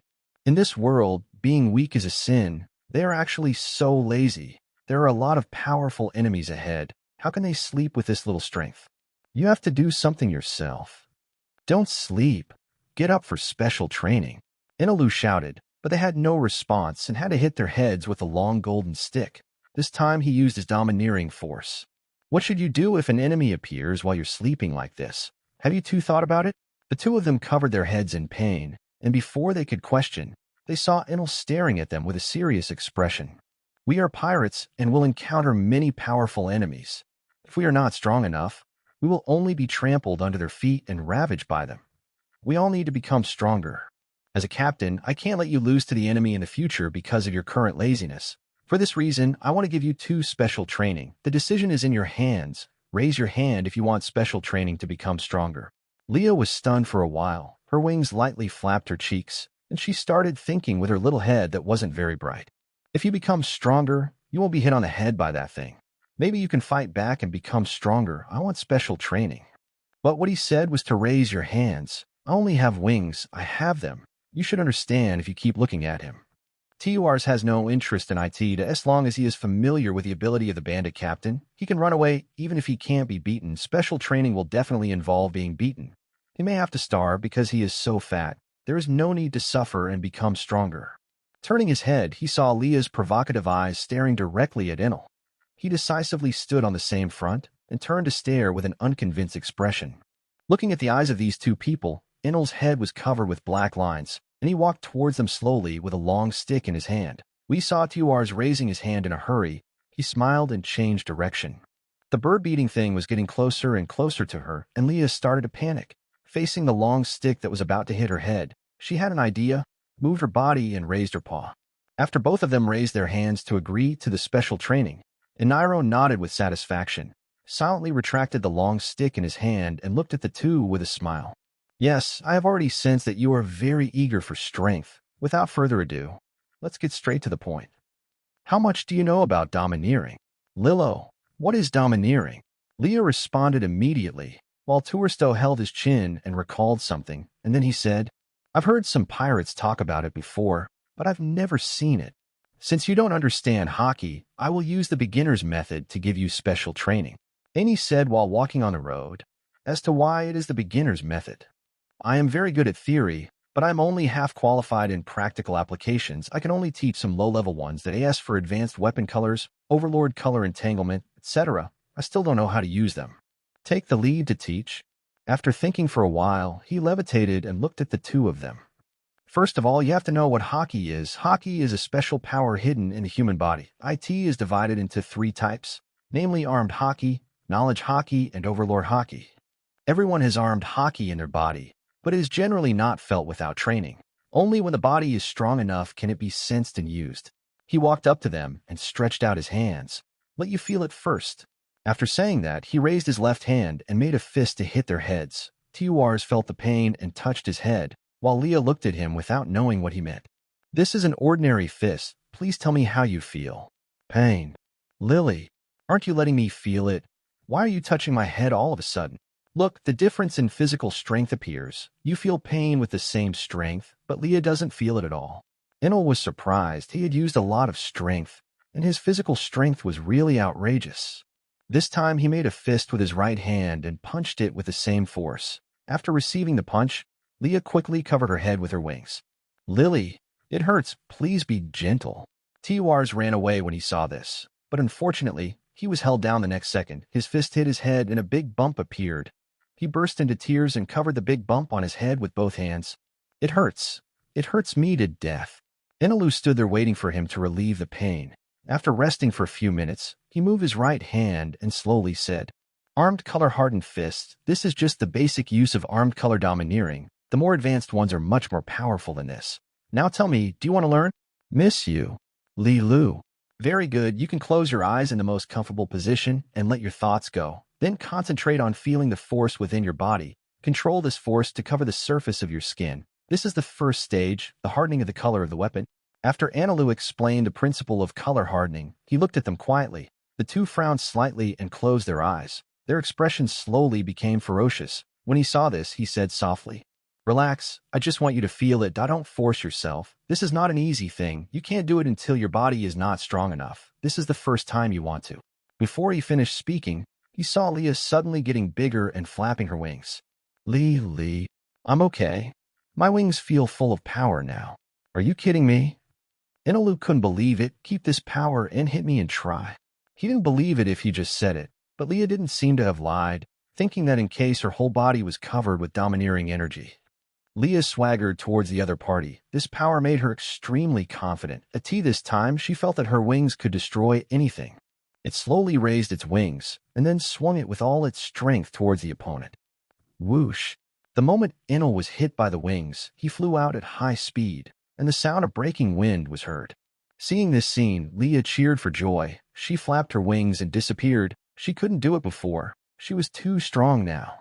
Turs froze on the spot with his mouth wide open, then sat down and made a fist to encourage himself, feeling the power with more concentration. Chapter 30 Enilo, Small Classroom. Not long after, Enel returned to the airship, looking a little embarrassed, with undried blood remaining at the corner of his mouth. He looked at Leah, who was fidgeting with her wings, and said, 9 points. Very good. Lily, I'm not healed yet. How about we try again when I'm healed? No need, you just need to keep training your body. Just kidding, that strange power almost knocked him out. Only a ghost would have to suffer it again. His body is really abnormal. No wonder he can use his domineering energy in one go. While they were talking, Tiwars got up and walked over with a big axe. I'm fine too. After saying that, he raised the axe and was about to strike at Inilu. Facing the big axe hitting his head, Inilu dodged sideways and said, "Do you want to kill me and inherit my gold?" and then kicked the opponent down. Accident, get used to it. Tours got up and rushed towards the opponent with a fist, and when he got close, he punched the opponent's chest. It hurts. It hurts. Ha ha ha. Enel was punched and hit the side panel. He patted his chest lightly as if he was not hurt. On the other hand, Tiwars grabbed his right hand with his left hand and kept blowing air into his fist. He felt that what he was hitting was not flesh, but a thick steel plate. 3 points. You want to kill me with a good momentum, but this is just an ordinary fist, and the strength is a bit weak. Anilu rated the opponent's performance, and then said, "From today on, you have to do weight-bearing training with me every day until you can use your haki. Now let's start the teaching of the second type of haki, the haki of wisdom and color. Let you feel it first." After speaking, Inilu picked up the cloth and tied his eyes. "Attack me. You can use any method. In fact, he has a better and simpler way. But if he doesn't fight back, it won't be a big loss. There is no limit to who can hit him the hardest. He will beat them all." Upon hearing this, Tiwars picked up the object next to him and threw it to test it. Seeing this, Leah also picked up the rocking chair and threw it hard. Inilu easily dodged the object that hit him and raised his middle finger at the two of them. "No, you don't dare to attack in the face of a blind man who can't take the initiative to attack. It's really embarrassing. Li Lu, don't look down on the bird. Let's see how I beat you." The clumsy provocation method succeeded in irritating Leah. Due to the injuries on her body, she did not take off and rush toward the opponent with flapping wings like an old hen. It rushed in front of the opponent and opened its big mouth to bite it. Inilu jumped up to dodge and counterattacked, hitting its head with a blow. After Leah was attacked, she immediately flapped her wings back, but the opponent dodged again and struck her again with a stick before she retracted her wings. When Tiwars saw this, he gave up the idea of fighting and turned around and ran towards the cabin. Enel did not dare to be careless in the face of Leah's attack, and did not attack as hard as when they first met. This thing is really ruthless, and after teaching it domineering skills, it attacks lightly and lightly. I have no choice but to rely on my knowledge to avoid it in advance, and use the long stick to swing it when I get the chance. Every attack failed, and she still had to be beaten with a stick. The more she was beaten, the more angry she became, and she simply flopped on the ground and flapped her wings randomly. You can't hit him anyway, and it doesn't hurt much if the opponent hits you. You might be lucky enough to hit him if you hit him blindly. Regarding this rogue style of play that relies on physical strength, Inilu silently added domineering energy to the golden long stick and specifically swung it at the same position on the opponent's head. Boom dash. A gunshot rang out, and the bullets shot from the cabin door to Inilu at high speed. He disappeared in an instant and appeared behind the cabin door, kicking Tours down. This old man has been hiding here and peeking at himself for a long time. If I remember correctly, this is a gun with sea stone bullets that Tiwars seized. These two things are more ruthless against his own people than the other. Tiwars got up and walked away with his spear. According to the rules, the captain could not attack him unless he attacked him. With his trembling right hand, he held the tweezers and loaded the high loose stones into the gun. He squatted half-crouched, raised the gun and aimed at Ainilu, with his finger on the trigger. However, he stopped when he thought he was about to shoot. He would aim wherever the opponent went. Occasionally, he would move his fingers but not shoot. If he fired, he would most likely be dodged. If he didn't shoot, he would definitely miss the mark. He was waiting for Leah to create a sure win opportunity for him. Time passed by, and Leah stared angrily at Tiwars with the big bag on her head. She kept attracting attention and waited for him to create opportunities for herself. In the end, the bastard didn't get a shot and was beaten in vain so long. Feeling Leah's unkind gaze, Tours' expression became serious. "We can't wait any longer. If we wait any longer, the idiot will probably come over and fight with him regardless of the robber captain." After seeing Enilo jump up and swing the long stick, he decisively pulled the trigger, and at the same time, the opponent's body suddenly disappeared. The bullet was empty again, and he felt a chill in his heart, and then a hard object pressed against his back. Had you seen it? The horror of seeing and hearing the domineering power. A voice like a devil's whisper reached his ears, and a sharp pain came from his, but in the next second, his whole body was blown away by a huge force. When he flew out of the air, he couldn't help but cover his butt with his hands. After finishing the kick, Enel slowly walked towards the center. Okay, stop, the show is over. I'm very tired after playing for a long time, so it's time to start teaching. Seeing and hearing hockey can sharpen one's five senses and detect the breath and emotional changes of surrounding creatures. IT can also be used to foresee and avoid dangers. What's more, after continuous practice, one can foresee the short-term future. IT requires a certain amount of talent. I believe this is not difficult for you. I just used the heart network, which can sense a wide range, but the current accuracy is not enough to predict the future. After speaking, Ainilu took out 2 pieces of cloth and a coin. I know you are all a little angry now. Let's use a way that allows you to vent. He threw the coin into the air. Choose. Tails. Tours immediately chose tails. He didn't believe in this evil. Oh. After a while, the two stood face to face in front of each other. Leah flapped her wings and moved her muscles. Enel asked herself not to use domineering power and to control her strength and never to seriously injure the other party. Opposite him, Tiwar stood there with an ugly expression. Piece of cloth was tied around his head to cover his eyes, and there was only darkness in front of him. Enelu looked at the two of them while suspended in the air and slowly retracted the 3 fingers he extended. 3.2.1 Start. Hearing this, Tiwars immediately turned around and ran away. Leah was stunned for a while and chased after him with her wings flapping. Tiwars was running around like a headless fly, accidentally falling down, getting up, and running. I hit the side panel of Proverbs and fell, got up and ran. When Leah catches up, he beats him down with his wings, crawls, and runs. In short, it's just one word, run. Run for 10 minutes. Behind him, Leah yelled and chased, trying to stop the cunning Tiwars. When the opponent fell, he flapped his wings, hit a wall, and flapped his wings. When he caught up, he flapped his wings again. One word, shoot. After taking these 10 minutes, I would like to take more pictures. In the air above, Ainilu was speechless as he watched the 2 people chasing and escaping. He wanted them to try to sense the danger without seeing it, but it turned out that the 2 things were like juggling. 10 minutes passed quickly, and the roles of the 2 people below were reversed. Tours became the attacker, and Leah, whose head was covered with an oversized cloth, became the practitioner. There was no trace of panic on its expression, and it even showed a strange smile triumphantly. It also has its own unique way of coping. Compared with the low-level means of running around, I can beat him much more. 3.2.1. Start. When Enilu's voice reached its ears, it immediately wrapped itself with its wings at lightning speed, and all weak points on its body were well protected by its wings. You are shameless. You are cheating. Stick your head out. On the other side, Tiwars looked at the oversized barrel and roared helplessly. He couldn't break the defense against this big scoundrel. He was not yet domineering and couldn't use his own weapons. Hitting it with a soft fist was no different from scratching an itch. Oh no, I guess I can't even scratch it. Watching the other person survive these 10 minutes unscathed was more uncomfortable than being beaten himself. He couldn't do this, and he had to find a way.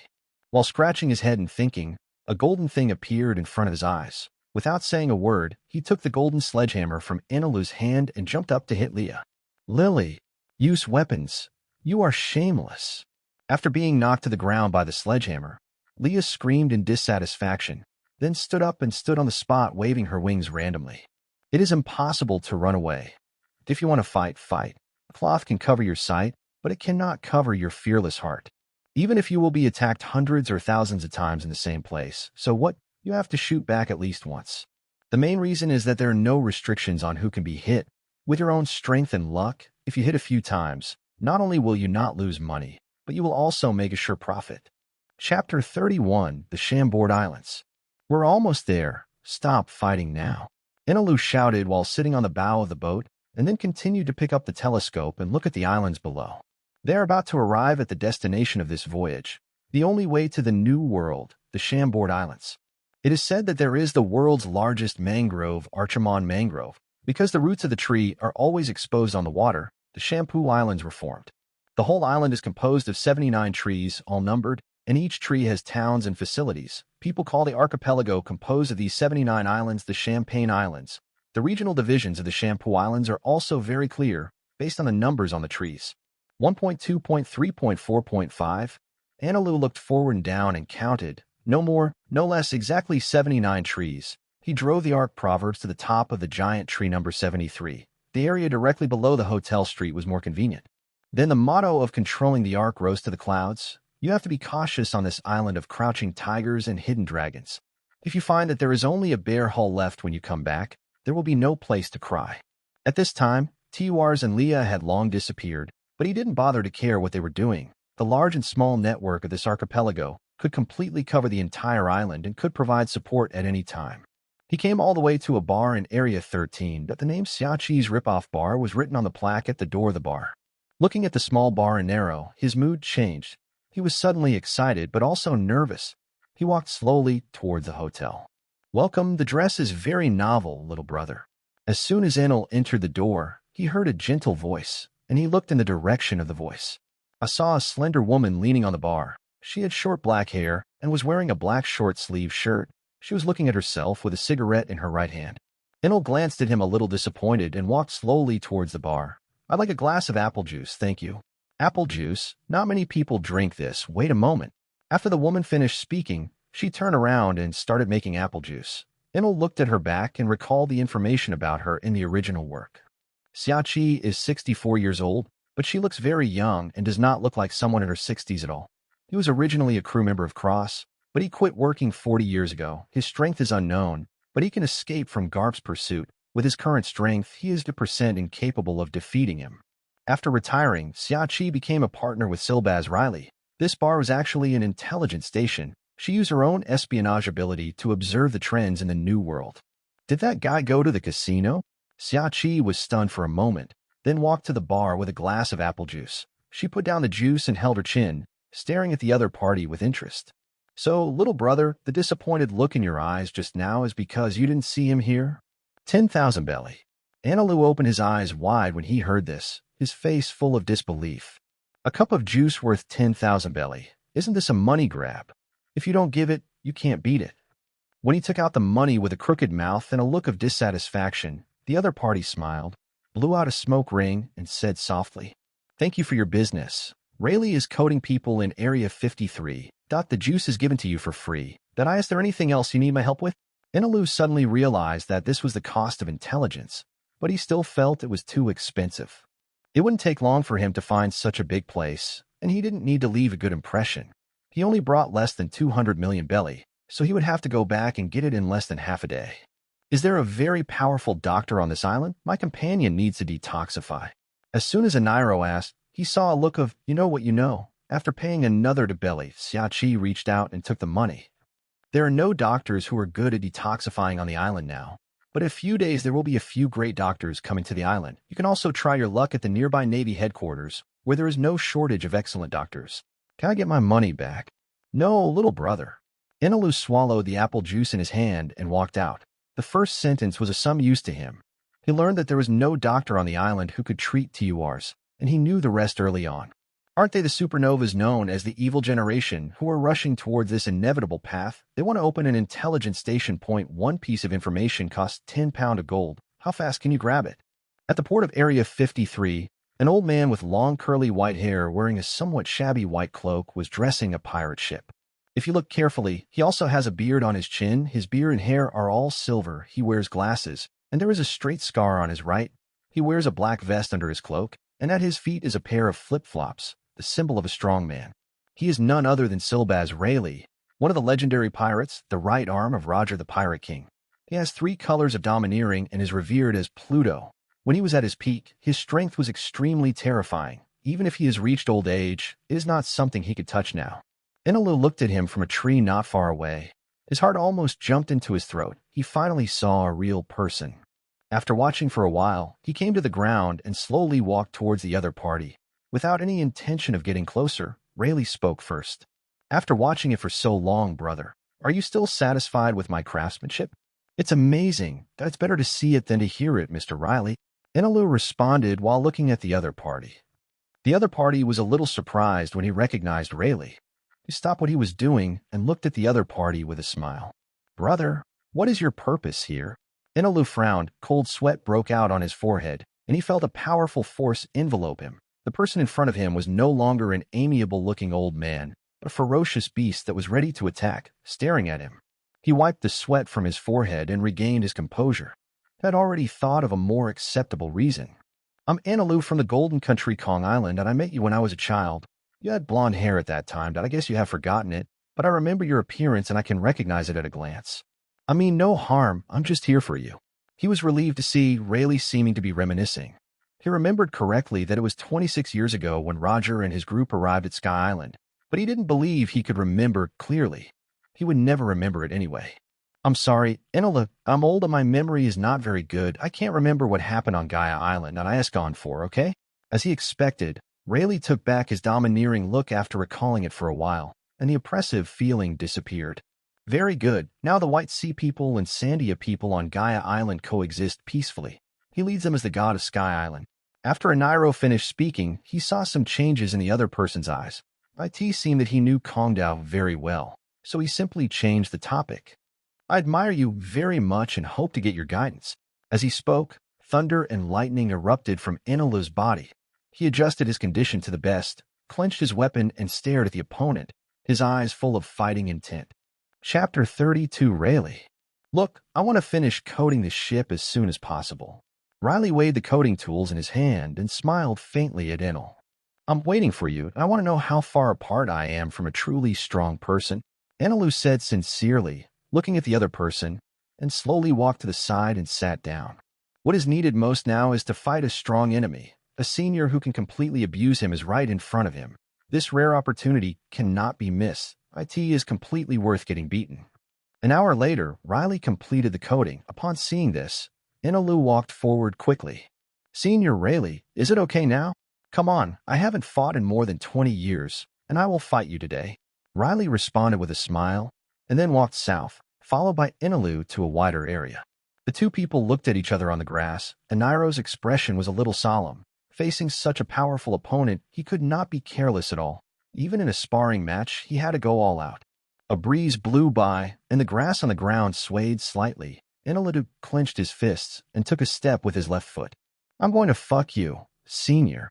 His fist was full of domineering energy attached to his right fist, turning into lightning and rushing toward the opponent at high speed, punching the opponent's chest hard while advancing. In an instant, Ainilu arrived in front of Rayleigh, and his right fist, filled with domineering energy and powerful lightning, hit the opponent's chest. However, when the fist was about to hit, the opponent suddenly disappeared, and the fist with all his strength was dodged. The speed is pretty good. Enelu turned around and saw Rayleigh standing a few meters away, looking at him with a calm look. He once again killed the opponent in the same way. The corners of Rayleigh's mouth raised slightly, and he stretched out his palm to grab in front of him. When his palm reached his chest, a blue light suddenly appeared. His palm just blocked the fist, and Enilu's figure was revealed. Veins popped up on his face, and he pressed his feet against the ground in an attempt to escape, but there was a huge difference in strength between the two sides. Even if his legs sank into the ground and stepped out of the pit, it would still be of no avail. Suddenly, I had a new understanding of the word powerful. Hit the opponent with all his strength without moving, and his palm grabbed his fist and was completely unable to break free. What was even more terrifying was that the expression on his old face did not change. He hit the opponent with all his strength. It's effortless to deal with. Is this the weight of a top powerhouse? Moreover, Rayleigh is still in his old age. What kind of strength is the top powerhouse who is now at his peak? Teacher Kaido may be able to beat him to death with a stick. It's taboo to be distracted during a battle, Enel. There is still a lot of room for improvement in strength and domineering. It is not good to rely too much on fruit abilities. A peaceful voice interrupted Enilu's thoughts. When his attention returned to his eyes, he realized that he had not hit the opponent's palm at all, but was blocked in front of the palm by an invisible force. The thunder and lightning did not come into contact with the opponent at all. It caused a paralysis effect, and this power locked his fist tightly. Advanced armed colored domineering. Enel recognized it, and at the same time, Rayleigh let go of his hand and was freed. Come again. He shouted and turned into thunder and lightning again, but changed his tactics. The hand-to-hand combat was simply an egg hitting a rock, so he decided to fight gorillas instead. A warrior who cannot attack from a distance is not a qualified mage. His abilities are very suitable for solving enemies where others cannot see them. He appeared dozens of meters away, raised his hand and was hit by a bolt of lightning, and then immediately changed positions. Facing the lightning that was shot at him, Rayleigh dodged sideways, and his body disappeared in place at a speed invisible to the naked. He suddenly stopped and kicked forward with his legs. Inilu was kicked away as soon as he landed, and his body flew straight towards the big tree with the number 53 on it. Boom! There was a dull impact, and his body fell away from the tree and fell to the ground. He quickly raised his body and covered his left hand. I even predicted that the attack would change position again, but I was still attacked. The accuracy of the strongest seeing, hearing, and color theory in front of me was also very different. Moreover, this kick almost broke his own bones. It was really difficult to withstand the attack of destruction from the inside out. Fortunately, the opponent controlled the force. After a little analysis, Inilu's body burst out with powerful force, and he transformed into a lightning turret directly on the spot. Thunder and lightning were emitted from his body to strike at Rayleigh at a fixed point. The gap between the weapon color and the knowledge color is too big, so take advantage of the fruit ability. It is undeniable that one can easily rely on the fruit's ability, but how the hell can one let such a powerful power go without fighting with fists? On the other side, Rayleigh stood there and looked up at the sky. In the blink of an eye, a bolt of lightning struck directly at his position. He easily dodged the blow. After stepping aside, he looked at the big crater on the ground struck by lightning. This ability is quite interesting. It should be uncomfortable to be hit. After dodging a blow, he turned to look in the direction of the big tree number 53 and ran in that direction with long strides. His whole body was as light as a swift as he dodged the thunder that struck him. Damn, I totally missed it. Enel cursed. The opponent was completely unable to touch a single leaf in the thousands of flowers. The only effect of the dense thunder and lightning was to successfully delay the opponent's arrival. He concentrated on controlling the thunder and lightning that rushed towards him through the heart network. Now he no longer wanted to fight with the opponent or even injure the opponent. He just wanted to hit the opponent before he came near him. If you hit it once, you win. However, he failed. It didn't take long for Rayleigh to arrive nearby. Or to be more precise, behind him. Rayleigh, who had experienced many battles, felt like playing tricks on him. If he was hit, don't doubt it, he just wanted to try what it felt like to be struck by lightning. Unfortunately, he didn't seem to want to be struck by lightning. This ability is very good. Are there any other methods? Enilo shook his head when he heard this. Thanks to Senior, I know how to become stronger. He only had a super wide killing move left, and it was impossible to hurt the opponent if he used it.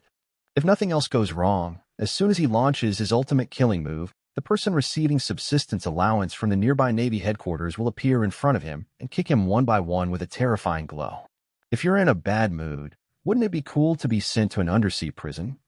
After the instruction, Riley threatened to go to the casino to say goodbye to Enero. Enero offered him 100 million Baileys by buying a record pointer specially designed for the New World. After several rejections, Riley happily walked to the casino with the money. Are record pointers that expensive? Absolutely not. In 2 words, you will be willful if you have too much money. As the helmsman of a mobile treasury, I can just sell more gems with this little money, but an old man who loses money in gambling so much that he sells himself to the slave market is very pitiful. With a little more capital, he might win, at least not will sell myself so quickly. On the other side, in Area 45, Leo was red-faced and arguing with a few people. Due to the language barrier, its face turned red with anger. Due to the warning given by Enilo when it approached the island, it could have beaten away the people who framed it. Chapter 33, Disadvantages of Language Barrier. Things have to start from half an hour ago. While sightseeing around, Leah smelled the aroma and came to a barbecue restaurant. People on Nashbia Island eat fish. This kind of barbecue aroma has never been smelled there. Staring at the barbecue, she couldn't help but salivate. Lilalu, this meat is so fragrant. Can you give me a taste? Beautiful bird. Do you want to eat it too? The owner of the barbecue restaurant saw that the colorful bird looked hungry and asked. At the same time, he cut off a small piece of meat and handed it to it. Lou. Leah shouted happily, flew over to grab the barbecue, flew back lightly to avoid the greasy hand reaching for her head, and then stared at the middle-aged man in front of her cautiously. Oops, I'm sorry, I scared you. I didn't mean any harm. You are so beautiful, I just want to touch your head. The owner of the barbecue restaurant smiled and wiped his hands. This was the first time he saw such a bird. He didn't expect it to be frightened, and it seemed a little timid. After hearing this, Leah relaxed her guard, swallowed the roasted meat in one gulp, and licked the bird's beak with unsatisfied interest. She returned to her original position and looked at the roasted meat below. Monster. The owner of the barbecue restaurant was startled when he saw that the bird in front of him suddenly became bigger than the house. When he backed away, he choked and fell to the ground. What is that? A monster? Run. Why are you still sitting there? That's enough. Are you idiots? The door is blocked by that monster. Where can you run? Some guests were frightened when they saw the enlarged Leia, but most of the guests were still calm. After all, most of the pirates who arrive here have experienced strong winds and waves. We've seen a lot of monsters, and who hasn't had the blood of a few sea beasts on his hands? On a round table at the edge of the room, a man with an afro looked at Leo with a greedy look in his eyes. Dilla, this strange bird can be worth a lot of money. Dio, you want to capture it and sell it to the slave market? Are you an idiot, Horatio? If you make too much noise here, you will attract the celestial dragons. The man named Dilla scolded, and then leaned on the table to discuss with the people in front of him. Leah outside the door looked at the barbecue restaurant owner on the ground and was very confused. She was not a devil, she just wanted to eat more delicious food. Why was this man still scared? It's too timid. At this time, it remembered that Enilu had told him that if he wanted something outside, he could not just ask others to give it to him. He had to buy it with money. That is, those pieces of paper that look ugly, smell like copper, and are too small to wipe here. But IT remembers that there are a lot of them on the ship. Lee, wait for me. I want all of them. I'll go back and get the money for you. It barked at the barbecue restaurant owner, became smaller, and flew into the air quickly. After the monster flew away, the middle-aged boss stood up tremblingly. He couldn't understand Leah's words at all. He only knew that the crisis was gone and continued to grill the guests. But his crisis has just arrived. After working for a few moments, he felt a hard object pressing against his back. He turned around and saw a man with an afro looking at him strangely. The thing pressing against his back was a gun. The man with the afro came close to his ear and whispered, "Don't make a sound. You will die if you do. You just need to cooperate with us." I know, I will cooperate with you." The owner of the barbecue restaurant responded tremblingly. As long as he can save his life, he will do anything. Oh, more than 20 minutes later, Leah returned to the door of the barbecue restaurant again.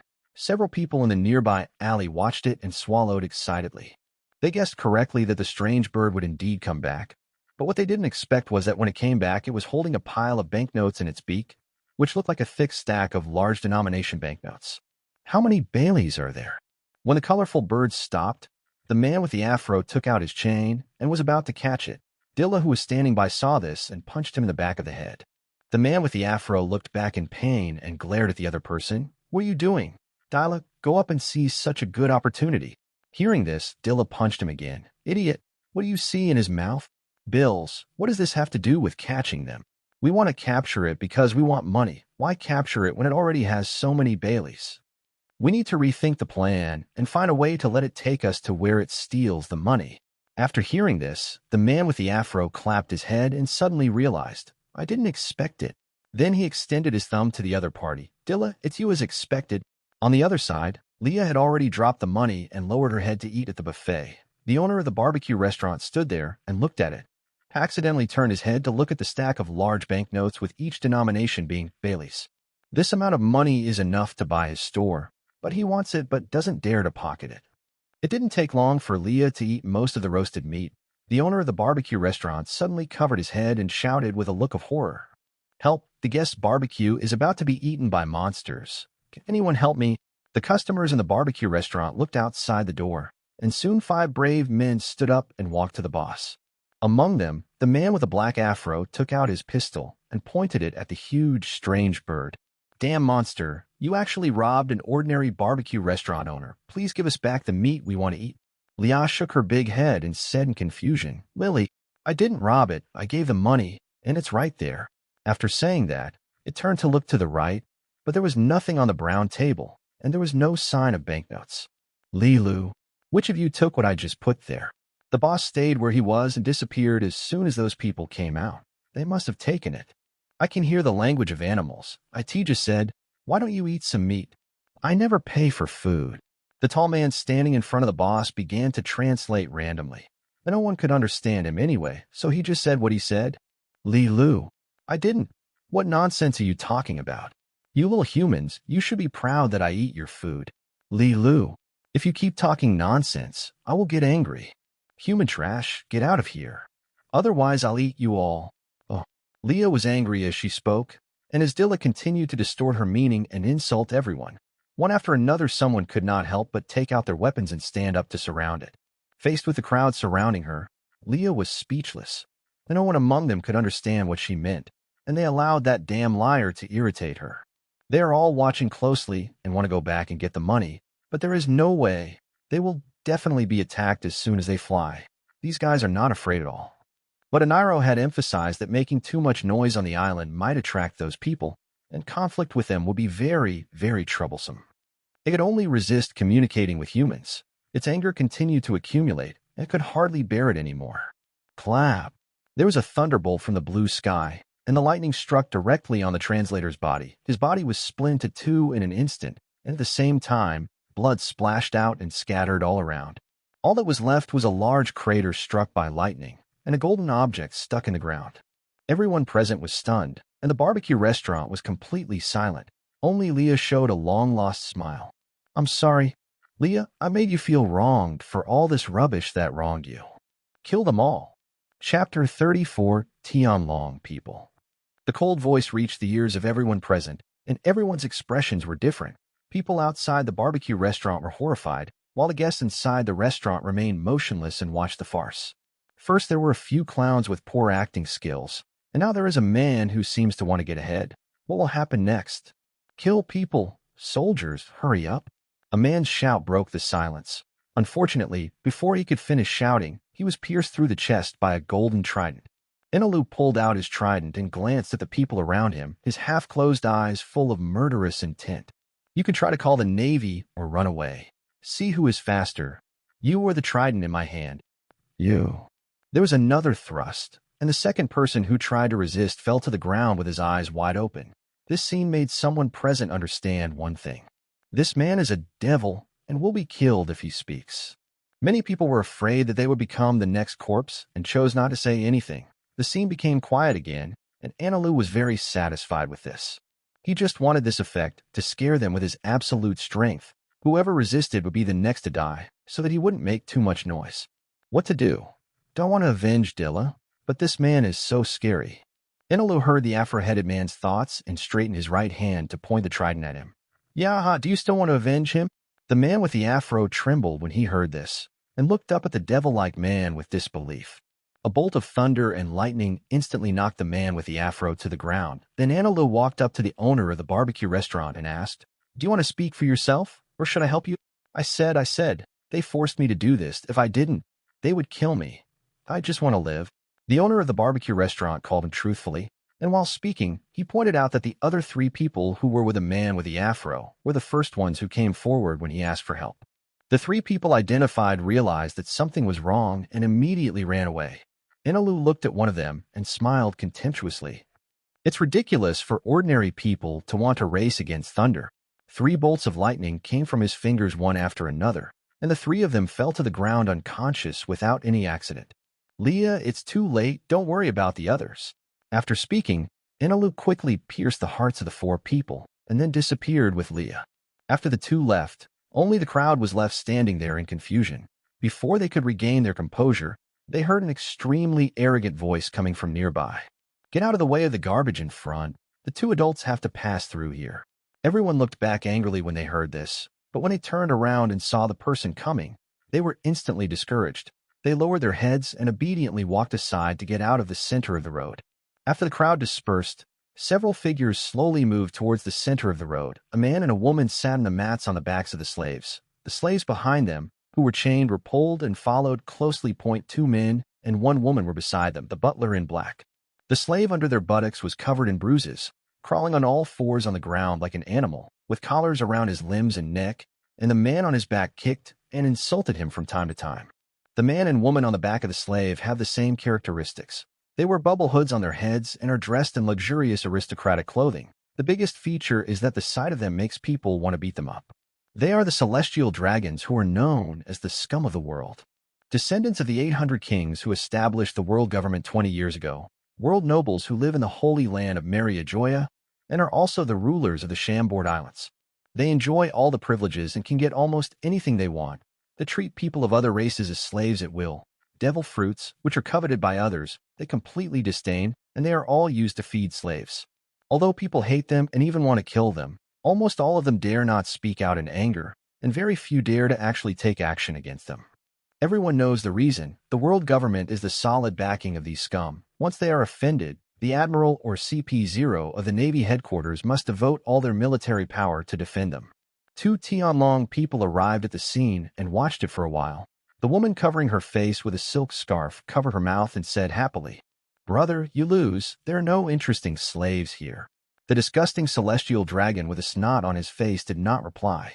Instead, he raised his foot and kicked the slave underneath him hard, and at the same time he said, "Trash. It's all you trash. You're so slow that I lose. Your behavior really makes me feel sick. I will kill you when you get back." The slave did not resist when faced with the kicks, beatings, and insults from the Draco St. Charlos. From the moment he became their slave, he was destined to be worse than death. It could only crush his back molars and swallow them into his stomach. The people around them lowered their heads and did not dare to look directly at the Tianlong people in front of them. They sympathized with the slaves, but they only stopped at sympathy. "Captain, help him. I want to save him." On the round table by the window in the barbecue shop, a white bear man said to the man in front of him with tears in his eyes, "Don't be impulsive, Peibo. We can't help if we act rashly. We will only harm him." The man spoke to stop the bear man's actions. He wears a winter fur hat with leopard spots on his head. His eyes have special black eye bags, 2 small golden earrings on each ear, a beard on his chin, black sleeves and hat matched with pink and orange clothes. There is a special pattern of a large smiling face tattooed on his chest, and there is also a black tattoo similar to the one on his clothes between the back of his hand and his elbow. If Enel was here, he would be able to recognize this person at a glance. Law, whose full name is Trafalgar D.Vadier Law, nicknamed Surgeon of Death, is one of the 11 supernovas and the owner of the Superman surgery fruit. The current bounty of 2 million Baileys ranks 5th. Unlike other supernovas, he has data that crushes all supernovas and senior pirates. "I owe myself 48 billion Baileys. This record can't be broken by anyone in the world. Even if Roger, the Pirate King, is still alive, he can only feel inferior." On the other side, Enel and Leah returned to the Ark's proverbs. The two were sitting on the bow of the boat, drinking juice and communicating in a unique way. At tea this time, Tur's cry for help came to his ears. With Tur's unpredictable ability, he actually needs rescue on this island. Could it be that he stole into some old monster's house? An ominous omen surrounded him. He drank the apple juice in one gulp and rushed towards Tur's with Leah. With a thunderous explosion, Enel and Leah landed safely. In front of him, Tur stood still covered in blood. A large bulging package was thrown to the ground beside him, and a dozen people surrounded him. Fuck! After seeing the people surrounding Turs clearly, Ainilu couldn't help but screamed. This thing is really good at picking people to steal. The body elementalized turned around and ran away with Leah. "We'll figure out a way after rescuing Turs. The most important thing now is to leave as quickly as possible before the other party can react." Hesitating for even a moment is disrespectful to them. If you hesitate for even half a second, you will have to explain yourself here. Chapter 35 Crisis.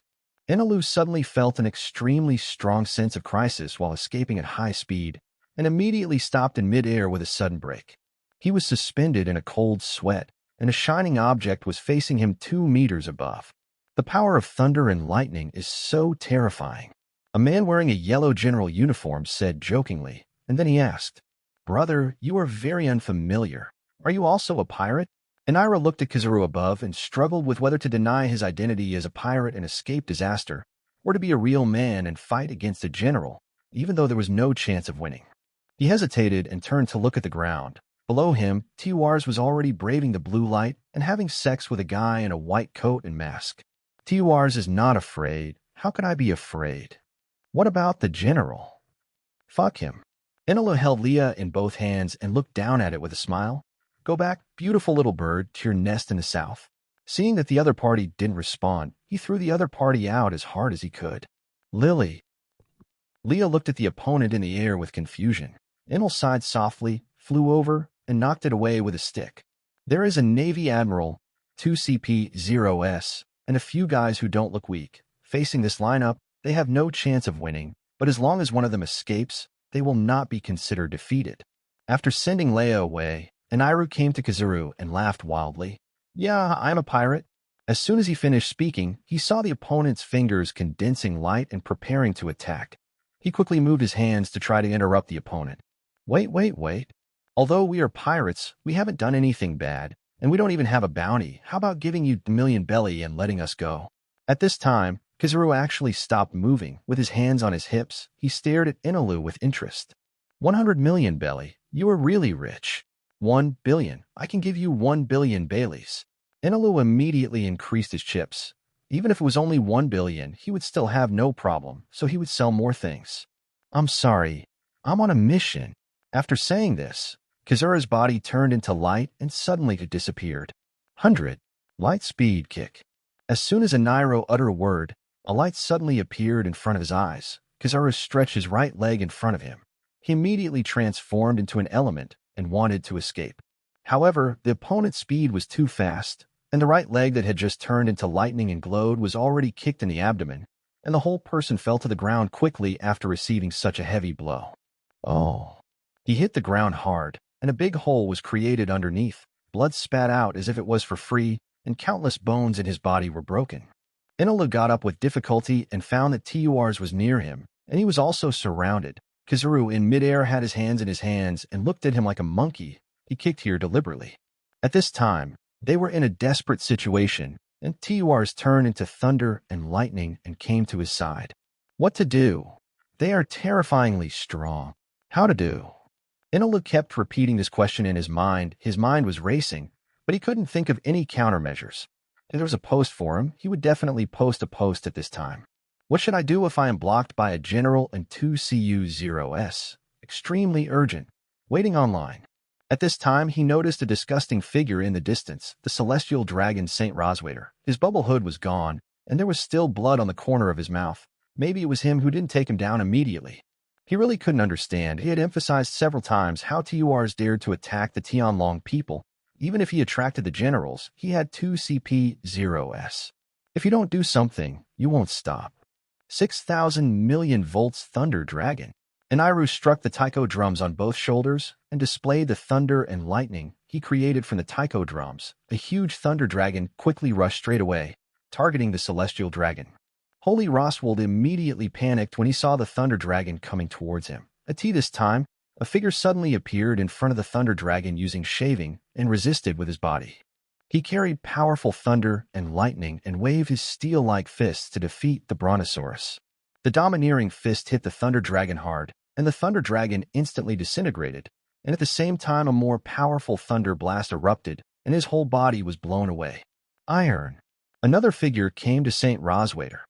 He used his body to resist the impact of the thunder. What a talent! Enelu couldn't help but sigh. The inside of that thing was full of thunder. I didn't expect it to explode so directly. Teach me. Teach me. This move is so powerful. Tuar said excitedly on the side. He could use thunder and lightning, but he could only use the most basic discharge. This was the first time he had seen this move. Don't worry, there are stronger ones. 200 million volts. Thunder God. Enelu emitted thunder and lightning all over his body to wrap himself up and transform into a huge thunder god form. He stared closely at the Tianlong people in the distance with a very clear target. He raised his hand, and a bolt of lightning with a power of the million volts was shot out. Damn bastard. Kill him. Kill him quickly. Seeing the guy who wanted to kill him, Roswaiter's saint shouted angrily. After hearing the instructions from the Tianlong people, the 2 CP0S who had been watching moved, and they rushed towards Enel Road at a speed invisible to the naked eye. Electric light. Ainilu used lightning to neutralize the attacks of the two, then grabbed Tuars with one hand, shot thunder and lightning at Kizaru in the air, and threw Tuars in the other direction with all his strength. A series of actions are completed in the blink of an eye. At this time, the first thunder and lightning several meters thick came in front of Tianlong. The person who resisted the attack forcibly ate the lightning and then softened.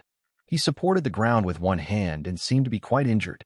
Kizuru in the air on the other side changed positions and easily avoided the attack. What a troublesome guy.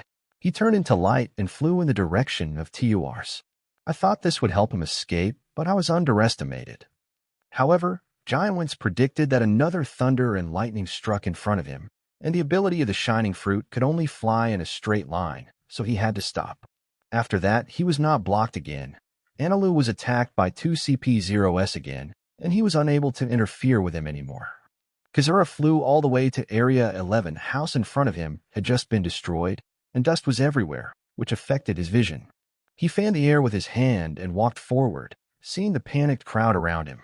Don't be afraid, everyone. A little accident happened and I will solve the trouble next. After approaching the collapsed house, he saw a lot of blood on the ground. There were several unfortunately injured people nearby. He followed the traces left by the blood and searched for them. Not long after walking, the traces on the ground disappeared, and there were 3 seriously injured unfortunates lying on the ground. It looked like 2 of them had fainted, and only one of them fell to the ground and remained conscious. "Help me, I'm dying." The man collapsed on the ground and said weakly. Kizaru stared at the other person and frowned. How could they be so seriously injured? "I will ask the doctor to come. Have you seen the man with the tanuki headdress on his head?" He went to. As the man spoke, he suddenly closed his eyes and became motionless. Had no choice but to call medical personnel for rescue, and then continued to carefully search for the whereabouts of the pirate in this area. Chapter 36: God's Wrath, God's Punishment. When the seriously injured man was carried on a stretcher by medical staff, he opened his eyes, looked around, and murmured after missing the terrifying man chasing him. "I managed to escape, Enel." Then he closed his eyes and enjoyed the beautiful moment of his life after the disaster. He was seriously injured and really needed treatment. At the same time, he blamed himself in his heart, saying that this was all his fault. So he beat up that bastard who looked super weak and arrogant. Otherwise, he wouldn't have attracted those scary guys. As a result, he was beaten half to death, and he couldn't get the things he had finally stolen. As for the safety of the robber captain, forget it. I thought that after stealing his ability, the difference would be small. But it turns out that when I beat myself up before, I didn't mean anything at all. Even though those people are scary, the robber captain, who looks like a huge giant covered in thunder and lightning, can't lose. On the other side, Enel was relieved when he heard Terza's voice through the heart network. Now he was the only one who failed to escape successfully. However, his current situation is very bad. With his current strength, he is no match for a CP0, let alone a 2-person attack. Even the strongest Thor form can only defend passively, relying on lightning to offset some fatal attacks, and it is impossible to fight back or escape. Their knowledge is superior to their own, and when they want to escape, they will always be intercepted by another person who predicts their movements in advance. The reason they can survive until now is because they do not take this cat and mouse-like battle seriously. Apart from domineering and shaving, they have never used any other methods, and they don't even know what fruit abilities they have. As a CP0, there is no way they don't have fruit abilities. Maybe like Kizaru, they didn't take themselves seriously at all and just wanted to play monkeys for fun. Now was not qualified to let them use their abilities. Just when Ainilu was struggling to resist, a huge creature flew towards him at high speed. Lilu, asshole, I'm back to help you," Leah yelled, and the CP0 behind Enelu turned his head and was stunned for a moment before being knocked away by a huge beak and then slapped another person. However, the man disappeared and dodged the blow, then appeared above it and punched him. As soon as he punched, he disappeared again. The halberd pierced by Enel also failed. He glared at Leah and roared, "What are you doing back here? This is a battle with no suspense. You don't need to participate. You go quickly. I hold the 2 of them, and Kizaru will never be able to leave again when he comes back." "Ku, I don't. I want to fight with you. Let's go." Enelu raised his hand and waved it away, trying to knock it away. This is the captain's order. Seeing this, Leah rushed forward with her sharp claws, her fists and claws colliding together in a stalemate, staring at each other with eyes fixed on each other. "Lily, I don't care. I just know whoever hits you, I will hit." After saying that, it exploded with power and pushed the opponent away. Enelu couldn't help but rushed forward and punched again, but this time he didn't use much force. Leah didn't know it, thinking that he was going to drive her away, so she flew towards him and flapped her wings. Originally, Enelu's power was not as good as it, and since I didn't use any strength, I was knocked down and fell to the ground the moment it came into contact. Winky face. Leah was shocked and quickly flapped her wings and flew over. The 2 CP0s who were preparing to attack were also shocked and simply stopped to watch their internal fighting. Enelu propped up his body and grabbed Leah with one hand, then punched her with the other hand while muttering something to the other person. Leah was hit and moved some distance, feeling a little dissatisfied. It was too hard for me to be thrown out by such force. One person and one bird changed positions while fighting each other. The attacks that seemed to be fast and powerful were actually weak. Apart from the fall, they did not suffer much damage. The 2 CP0s saw the clues about this, and they followed closely while looking at the monkey. "Do you want to deceive them through internal fighting so you can find a chance to escape?" This is impossible. The ASCP-0, they can't imagine it in our training. This clumsy method can be seen at a glance. The two kept colliding and came to an ideal position and stopped. This time, Leah's body was already filled with lightning. Enel raised her hand to start accumulating power, and Leah also did the same, focusing on absorbing the thunder and lightning throughout her body. God's wrath, God's punishment. Li-Lu. Alala. Same as above. Enilo swung his right fist and shot out a huge thunder column more than 10 meters wide. The lightning on the thunder column was extremely violent. It moved at high speed with rapid high temperature and aura of destruction, and the objects it touched were instantly turned into ashes. At the same time, Leah also opened her big mouth and spat out all the thunder and lightning from her body. The thunder balls, slightly smaller than the thunder pillars, were sprayed out in a straight line. The thunder and lightning above were also very violent, and the overall power was weaker than the thunder pillars. Two extremely terrifying attacks advanced at the same speed, and their targets were the same. The biggest flaw of CP0 is the Tianlong people. The power of the killing moves used in the Thunder God form can only be described as terrifying, but direct attacks on CP0 are very likely to be avoided by them, but attacking the useless Tianlong people. There is no way to hide. In order to ensure the safety of Roswader Saint, they could only counteract the attack by force, and no matter whether they could catch it or not, they had to catch it. Those guys before could not catch it. Only the strength of CP0 could make it possible to catch it forcefully. Sure enough, the two CP0s, just as Ainilu expected, abandoned them and rushed straight to the direction of Roswader Saint. Seeing that their faces were as ugly as eating shit, Enel felt happy. If he still had the energy left, he would have to give them more trouble. Run now. He yelled at Leah and released the cumbersome Thor form. Seeing this, Leah turned into a little bird, and he picked her up and flew up into the sky.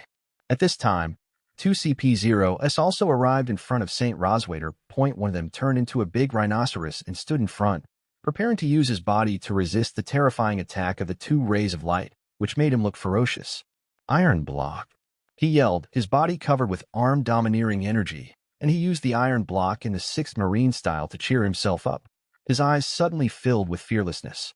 Another slave who ignored St. Roswader led him to escape quickly. When he foresaw the danger, he turned out to be a huge python, his body curled up to protect the whole body of the celestial dragon. In the blink of an eye, two attacks hit the body of CP0 in the form of a rhinoceros at the same time. His body looked very small under the huge thunder and lightning.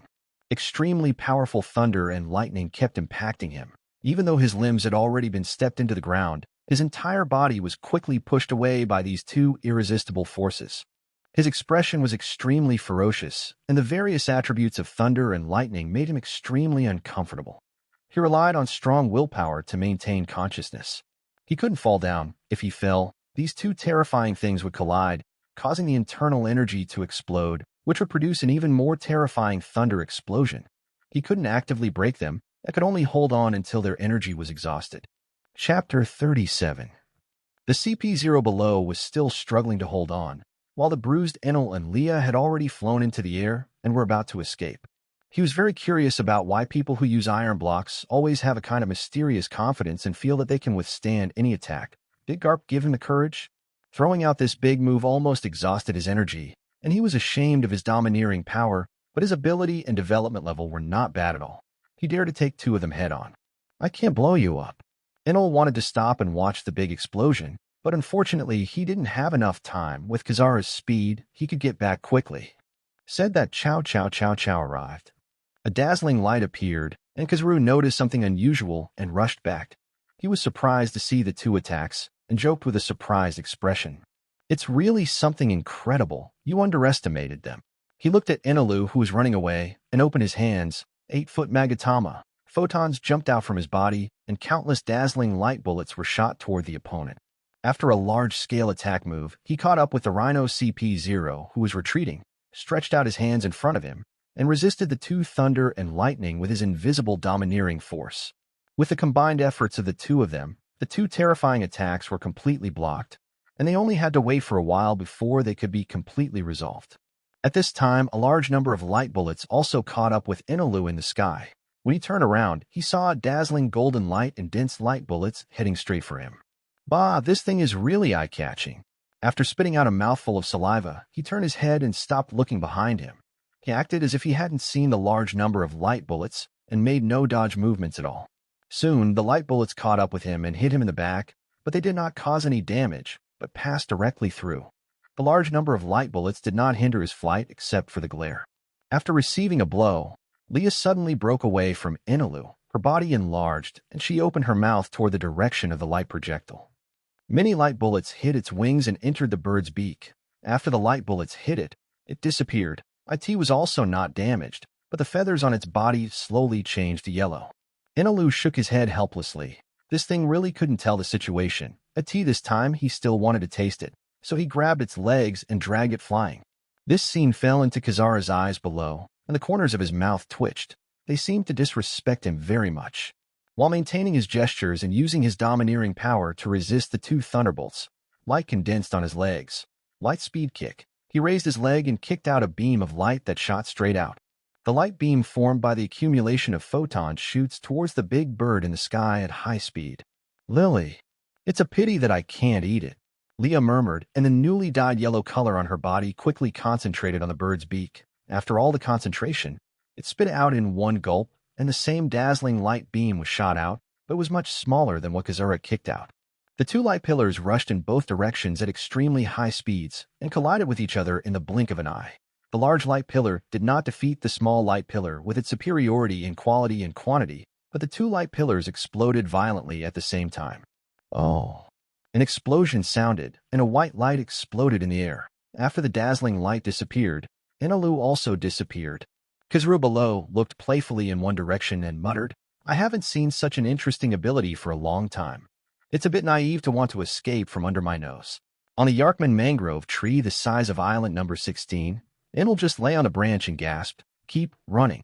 He quickly got up and picked up Leah before changing direction and flying at low altitude. He couldn't understand why Kazaru, who always liked to do things halfway, became more serious. Wasn't it because he didn't bother to care about him when he ran away? Treat them differently. After a while, the two lightning attacks finally collapsed due to lack of energy. CP0 in the form of Python returned to his human form, and the figure of the celestial dragon Saint Roswaiter emerged. He looked around for the untouchables who wanted to kill him, but except for the 3 people standing nearby and a few people lying on the ground, they didn't see each other at all. He suddenly became furious and pointed at the 2 people in front of him and cursed. Trash, a bunch of trash, they can't even catch a single untouchable. The insulted CP0 lowered his head with a dark face. We are not your subordinates. We are only responsible for protecting your safety. He suppressed the anger in his heart and said calmly. At this time, a ray of light appeared and Kazaru came to him. Saint Roswaiter pointed at the opponent and gave an order. Palyasalino, go and catch that damn bastard. Ah. Kazaru was surprised, and then he looked at the other party with a half smile, but said slowly, As a Navy man, catching pirates is my duty, so I will naturally send him to an undersea prison. Idiot. Don't you understand what people are saying? I want you to catch him in front of me. The extreme anger caused Saint Roswaiter to lose his mind. After noticing the unkind eyes, he regained his mind and retracted his fingers tremblingly. These self-righteous top combatants will not obey their orders at all. Apart from protecting themselves, what they do depends on their mood. They are not qualified puppets at all. Who do they think they are? When Roswad was stunned, Kazuro had turned into light and disappeared in place. Since all the slaves and guards were wiped out, the 2 CP0s also began to escort him back to the holy land of Maria Joya. On the Yarkman mangrove number 16, Kizuru looked around for something. After searching to no avail, he turned into light and kept shuttling back and forth between several connected areas. At this moment, Ainilu was lying on a bed, and a young girl with long hair was gently bandaging his wounds. But one problem troubled her. The big drums on the man's back were in the way, and the wound on his back was difficult to treat. This is a small medical clinic in Area 13.as the saying goes, the most dangerous place is the safest place. Kizaru must have never imagined that he was so arrogant. Instead of finding a hidden place to hide, he went directly to the medical center for treatment. This wave is on the 5th floor. Outside the hospital, Kizaru was checking the wards one by one in a large medical hospital. His search was fruitless, so he simply locked the target in a place where he could be treated. If you are injured, you need to be treated. Counting the people who escaped before, there are only 3 people in total. They don't seem to have the ability to treat them. It doesn't matter if they can't be found in the medical center. just find another target and continue looking. As long as they think about it, no one can escape successfully on this island. After looking for more than a dozen medical clinics, he came to a small medical clinic. He looked at the mediocre medical clinic without any hope, but he still had to go through the process of elimination. What if it's really here? He opened the door and walked into the hospital. As soon as he entered, a middle-aged man came forward. After seeing the visitor clearly, the middle-aged man quickly bowed and said politely, "General Huang Yuan, why are you here? It doesn't have to be like this. I just came to take a look." Kizaru nodded and walked into the small room, with the owner of the medical center following behind. Chapter 38. Kizaru walked into the hut and saw a girl of 17 or 18 years old sitting on a stool. She turned her back to him and looked out the window blankly, with medicine in her hand. There were a few wet wipes with blood next to the bucket on the floor. The bed was empty except for a red-stained sheet. There were still wet blood stains on the edge of the window in front. Through these things, it is obvious that someone was being treated just now and escaped from the window. But as for why he escaped, it may be because he came here. Kizaru walked to the window and felt the cool breeze. It's really cool, and the scenery is also very good. After saying that, he raised a smile and suddenly came to the bed, bent down and looked under the bed. Yes, little brother. Inilu, who was under the bed, was startled by the sudden appearance of a big, wrinkled face with glasses. Gone. This old man Huang is too scary. He was found out twice. It's unscientific. He immediately turned into lightning and exploded, escaping at high speed. Kizaru also took action when he saw this. He placed his right hand on his abdomen, palm facing up, and his left hand under his chest, palm facing down. Yatada mirror, then accumulated a piece of mirror-like light in his hand, and emitted a beam of light to form a track of light. Through its track, he went AI Nero moves at the speed of light as he escapes. At this time, the cabinet holding medicine suddenly shook. The cabinet door opened from the inside, and a figure jumped out. Li Lu. Hey, don't run away, you bastard. Leah yelled, flapped her wings, and chased in the direction the two left. However, its flying speed was too slow compared to the two of them, and it couldn't even catch up with their exhaust. Enelu, who was at the front, was running away desperately while tearing off the bandages on his body. In the ultimate speed competition, any meaningless weight is a burden. He remembered someone saying this. As soon as he tore off some bandages and threw them back, a beam of light suddenly appeared in front of him. Without saying a word, he turned around and moved forward at full speed in the other direction. As soon as Kizaru's front foot left, he followed the track of light to the position where he left and slowly refracted a track. Wanted to see how well this guy could run. Seeing Kizaru catching up with him again, Enilo changed direction again. The opponent's speed was too fast. Fortunately, he could only move forward in a straight line and barely managed to avoid being caught by constantly changing directions. Over the Shampoo Islands, two light spots, one blue and one yellow, kept flashing everywhere. They flashed over Area 19 1 second and appeared in Area 15 in the blink of an eye. As for their movement trajectory, no one could see clearly, and there was a stupid bird in the sky that kept turning its head back and forth, making it dizzy. After flying around for a few times, Enilo felt something was wrong. Kizaru kept a certain distance and followed him closely. If he was slower, he would be slower as well. Even if he broke out and sprinted, he could catch up immediately. The more he thought about it, the angrier he became. He flew near Leah and stopped decisively. He raised the long golden stick and struck the air in front of him in the head. At this time, a dazzling light appeared in front of Inilu. Kizaru's body appeared, and the long stick hit him an inch in front of him. He stared at Enilo with a smile on his face. It's so scary, I almost got hit. He spoke very fast but very slowly, and the corners of his mouth were very exaggerated when he spoke. Grandma, I can't bear it anymore. How the hell does this look like the Navy? No one likes to play tricks on others as much as he does. You old bastard, I'll kill you. Anilu couldn't help but swore, and then fused the long stick in his hand into a trident and stabbed the opponent in the heart. If you can't beat him, you can't beat him. He keeps being treated like a monkey, and I can't bear it. Facing Aniru's furious blow, Kizaru stretched out his left hand to easily block it, then quickly raised his leg and kicked it away. Inilu anticipated the attack and tried to dodge it, but the opponent was too fast and he couldn't dodge and was kicked in the chest. As he flew backwards, he stabilized his body, held the bottom of the trident and raised him above his head, Cloud Piercer. He turned into a lightning spear and rushed towards Kizaru at high speed. Seeing Aniru coming towards him with weapons, Kizaru felt a little bit at a disadvantage. Amonkanjian's sword, he accumulated photons in his hand, formed a sword of light and nodded with satisfaction to meet him.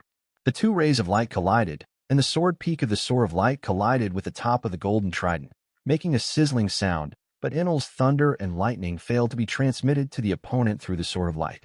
At this time, Kazura kicked the opponent again, but Enilo had already prepared a lightning to offset the attack, and when he saw the opportunity, he immediately shot out a thunderbolt. Kazura was too careless and accidentally took this blow. Although the damage was not high, the paralysis of his body had some impact on his actions. Seeing that the opponent was hit, Eniro struck while the iron was hot and swung his trident toward the opponent's head. Kizurutaki held the sword of light to block another kick. Eniro repeated his old trick, but when he launched the electric light to cancel the attack, the opponent disappeared in front of him. He immediately turned around and raised the trident horizontally. At T this time, Kazura's leg happened to kick the hilt of the trident. The attack was blocked, and he changed his position to prevent the opponent from counterattacking chance. Not bad. It seems I need to be more serious. Ainilu didn't believe a word he heard. He didn't forget that he was almost seriously injured when they first met. Now this force was obviously just for fun. Look, there are cows flying in the sky. He shouted casually and rushed towards the other party. What was unexpected was that Kazuru actually turned around. With such a great opportunity, he instantly burst out with strength and stabbed the opponent with all his strength. The domineering trident successfully pierced his abdomen, but it felt like it hit the air. Before Enel could react, he felt a stab of pain in his abdomen. He looked down and saw that the sword of light had penetrated into his abdomen, and blood flowed out instantly.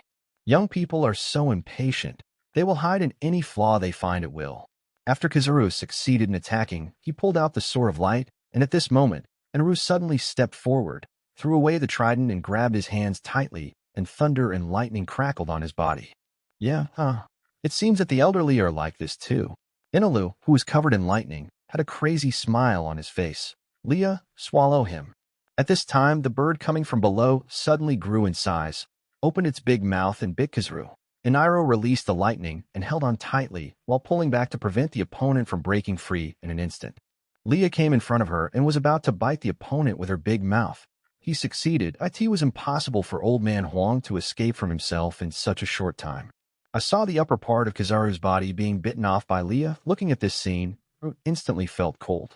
Luke. Empty. Didn't need anything. After Leah's attack was avoided, Kazaru's body recovered without any damage. It's so scary, I almost got eaten.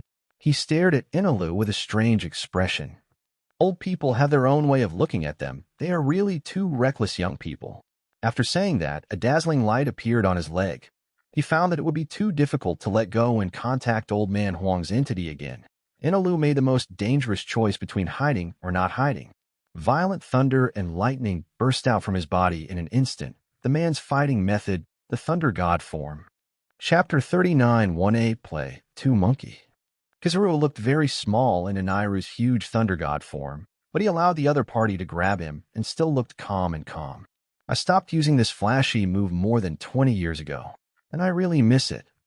Li, get him. Inilu would not give him time to remember. Li Lu, I'm on it. Lia, who had just bitten the air, was not convinced and stretched out her claws to rush towards Kazuru. However, when he hit the opponent, he turned into a photon form again, and his claws directly passed through the upper body. Depend on play. You use your dominance. Li Lu. I used it. Attack the whole body from top to bottom. Inila's abdomen was still bleeding at this time, and he couldn't hold on for long. Old Man Huang couldn't transform into elements because he was dragging him, so he attacked the whole body to see how he could avoid damage. At this time, he saw that Old Man Huang's expression suddenly changed, but he didn't look nervous at all. He began to question his own strategy, but he had to give it a try. Leah in front of him heard the words and flew high into the sky. IT was going to hit her hard. It remembered that Inilu always liked to shout some strange names before using powerful attacks, and also learned to learn Akuma Predator. After shouting it, it felt instantly powerful and had the illusion that this bird was invincible. Then he turned his head downwards, gathered all his domineering energy at the tip of the bird's beak, and quickly flapped his wings to sprint and accelerate. It wanted to see how that guy could dodge the blow that it was afraid of. Looking up at the giant bird coming towards him, the smile on Kazara's face disappeared, and his expression became a little serious. Iron block. Clam? Inilu was surprised that even iron blocks were used. IT seemed that there was really no way to hide, and he couldn't help but feel a little excited. Those supernovas are still in the stage of kicking one by one, and they can force Old Man Huang to use iron blocks that, as expected, the high-end game is their battlefield. Looking up, he saw that Leo was approaching. He held on to Old Man Huang with all his strength, fearing that the other party would break free. Leah had reached the point where the huge bird's beak was about to peck through the Khazara's skull. However, an inch above the opposite Tianling guy, an invisible wall blocked its attack. The moment it hit, it only felt that it was hitting extremely hard steel, superior. Crack! A crisp sound sounded, and the bird's beak was knocked out several times. Leah was so painful that she burst into tears and kept flapping her wings. Khazara's body fell down at a very fast speed, and he was holding on to his Thor god Enel. The impact of the terrifying strange force made Enel unable to regain his balance. Even so, he still clung to Khazara, and he would not be willing to give Old Man Huang a good beating today. Electric light. When he was about to fall to the ground, Ainilu decisively activated the electric light, and at the same time put his hands down, letting Old Man Huang hit the ground headfirst. Boom! With a loud sound, he used his body to smash out a huge circular pit. Ainilu lay in the pit and couldn't help but spit out a few mouthfuls of blood. The lightning offset most of the damage, but the shock caused by the impact on the ground caused pain inside his body. His body trembled, and a ferocious smile appeared on his face. Yeah, Old Man Huang, you're done. He had used lightning to offset the damage and still felt so uncomfortable. As for the Old Man Huang, who had made close contact with the earth with his head first, he had not seen any protection. Can he withstand it? What does he want to support? A small pit and a big pit. Enel closed his eyes and slowly raised his hands, just like scratching the prize before. It would be more satisfying to see the special prize the moment he opened his eyes. His hands were completely off the ground. This time, he was extremely excited and couldn't wait to see the miserable condition of Old Man Huang. This is the result of not taking the enemy seriously and being too careless. It was so dangerous. I almost got hurt. Enilo was stunned when he heard the slow teasing. He immediately opened his eyes and stared at the other person carefully. After a few seconds, Enilo looked in disbelief and began to doubt his life. His skin was darkened by the electricity. His yellow-orange striped trousers suit had some holes, and he looked dirty with dirt and dust everywhere. But he didn't have any injuries on his body. The only one who was injured was himself. Now he understands the purpose of Old Man Huang using the iron block.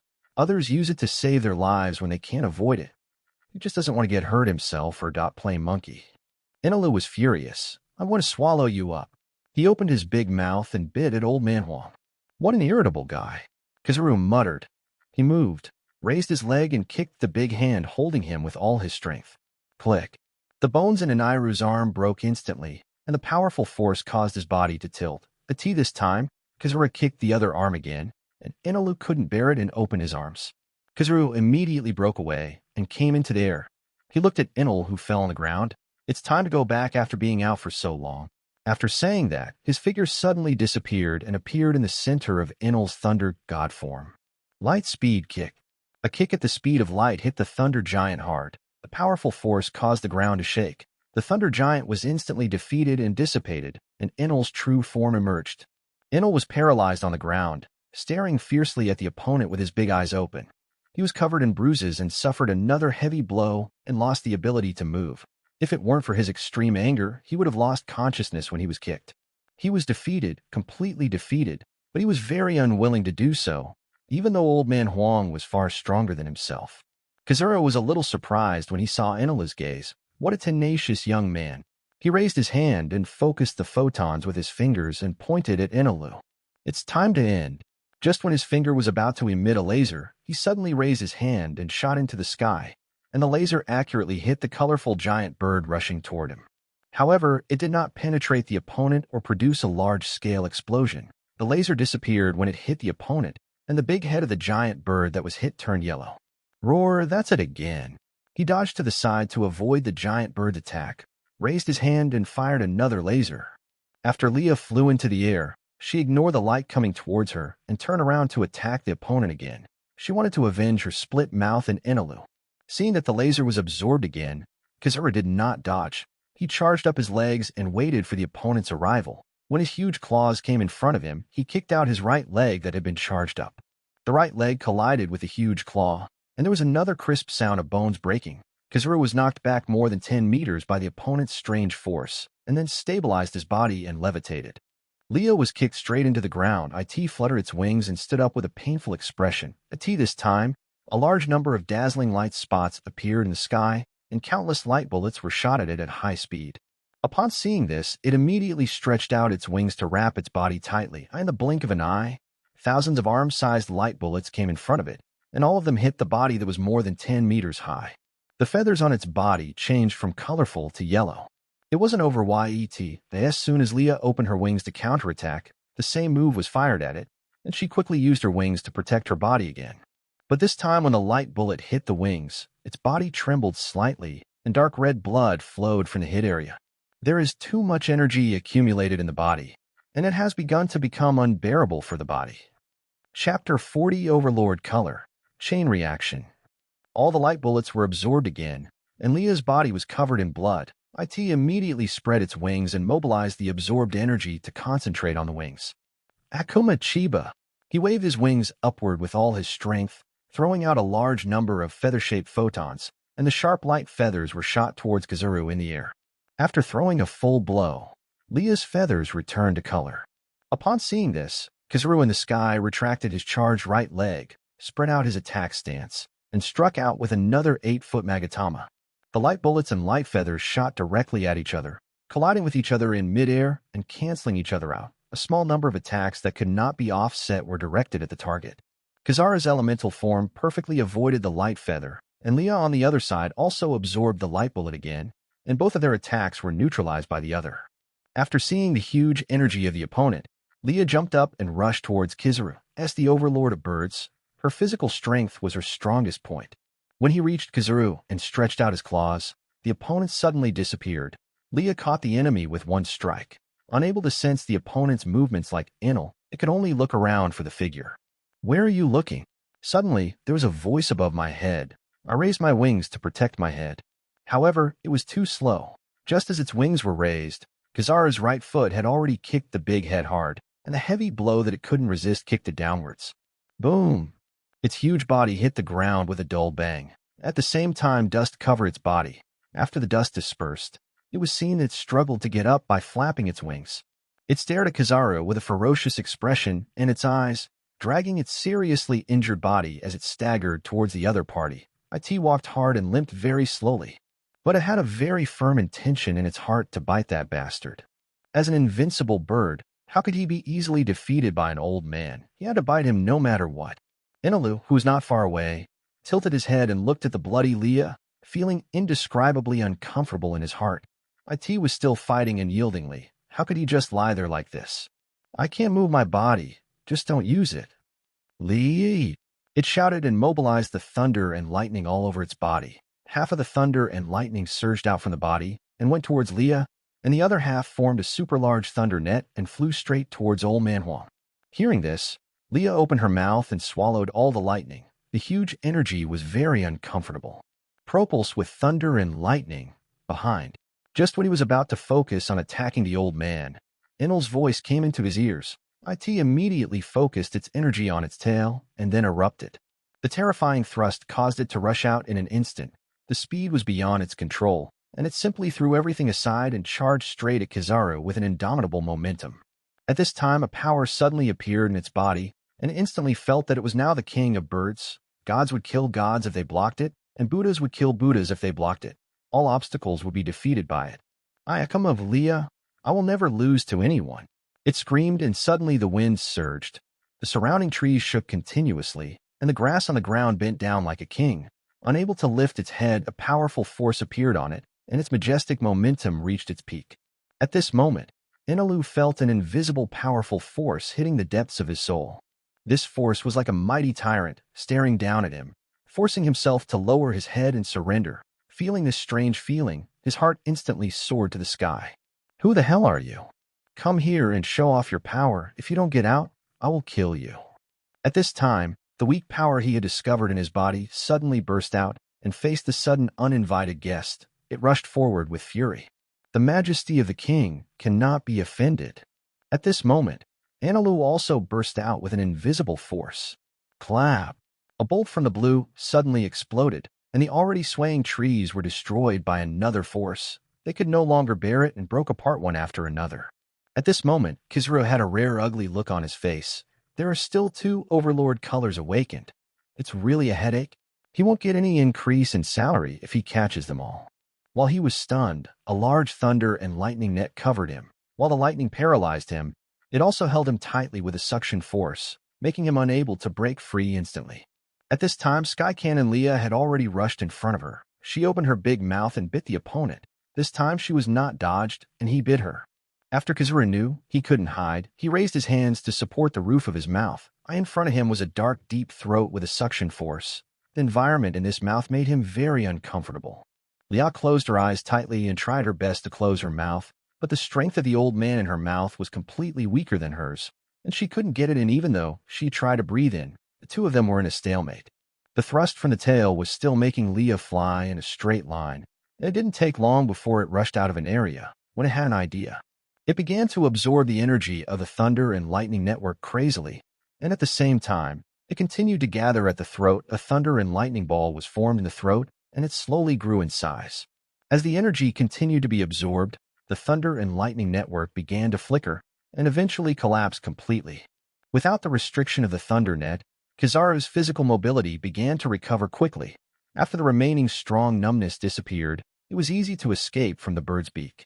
Leah suddenly felt that the opponent's power had become much stronger. As expected, it stopped charging and sprayed the thunderball. Kizaru, who had not fully recovered, was hit in the middle. The thunderball pushed him all the way to the distance and exploded violently after hitting an object. Lilu. Oops, success. Leah looked at this scene and shouted excitedly. Although she didn't know where it would fall now, she was very happy. A few seconds later, it flew straight and saw a figure appearing in front of it. That person was the old man who had just been beaten away by it. At this time, he no longer looked so calm. His clothes were blown to tatters. There were a few small wounds on his body, and his face still looked a little angry. It turns out he also has a temper. At this time, Kizaru was waiting for the out-of-control giant bird in front. Photons continued to gather on his legs. When the opponent arrived in front of him, he kicked it out with all his strength. Leah was kicked back to the direction in which she originally flew. Her body continued to rotate in the air. After flying in an arc for a while, it hit the ground heavily. But it didn't feel any pain, after all. It had already fainted while in the air. After dealing with the giant bird, Kizaru flew towards Enilu's position at high speed.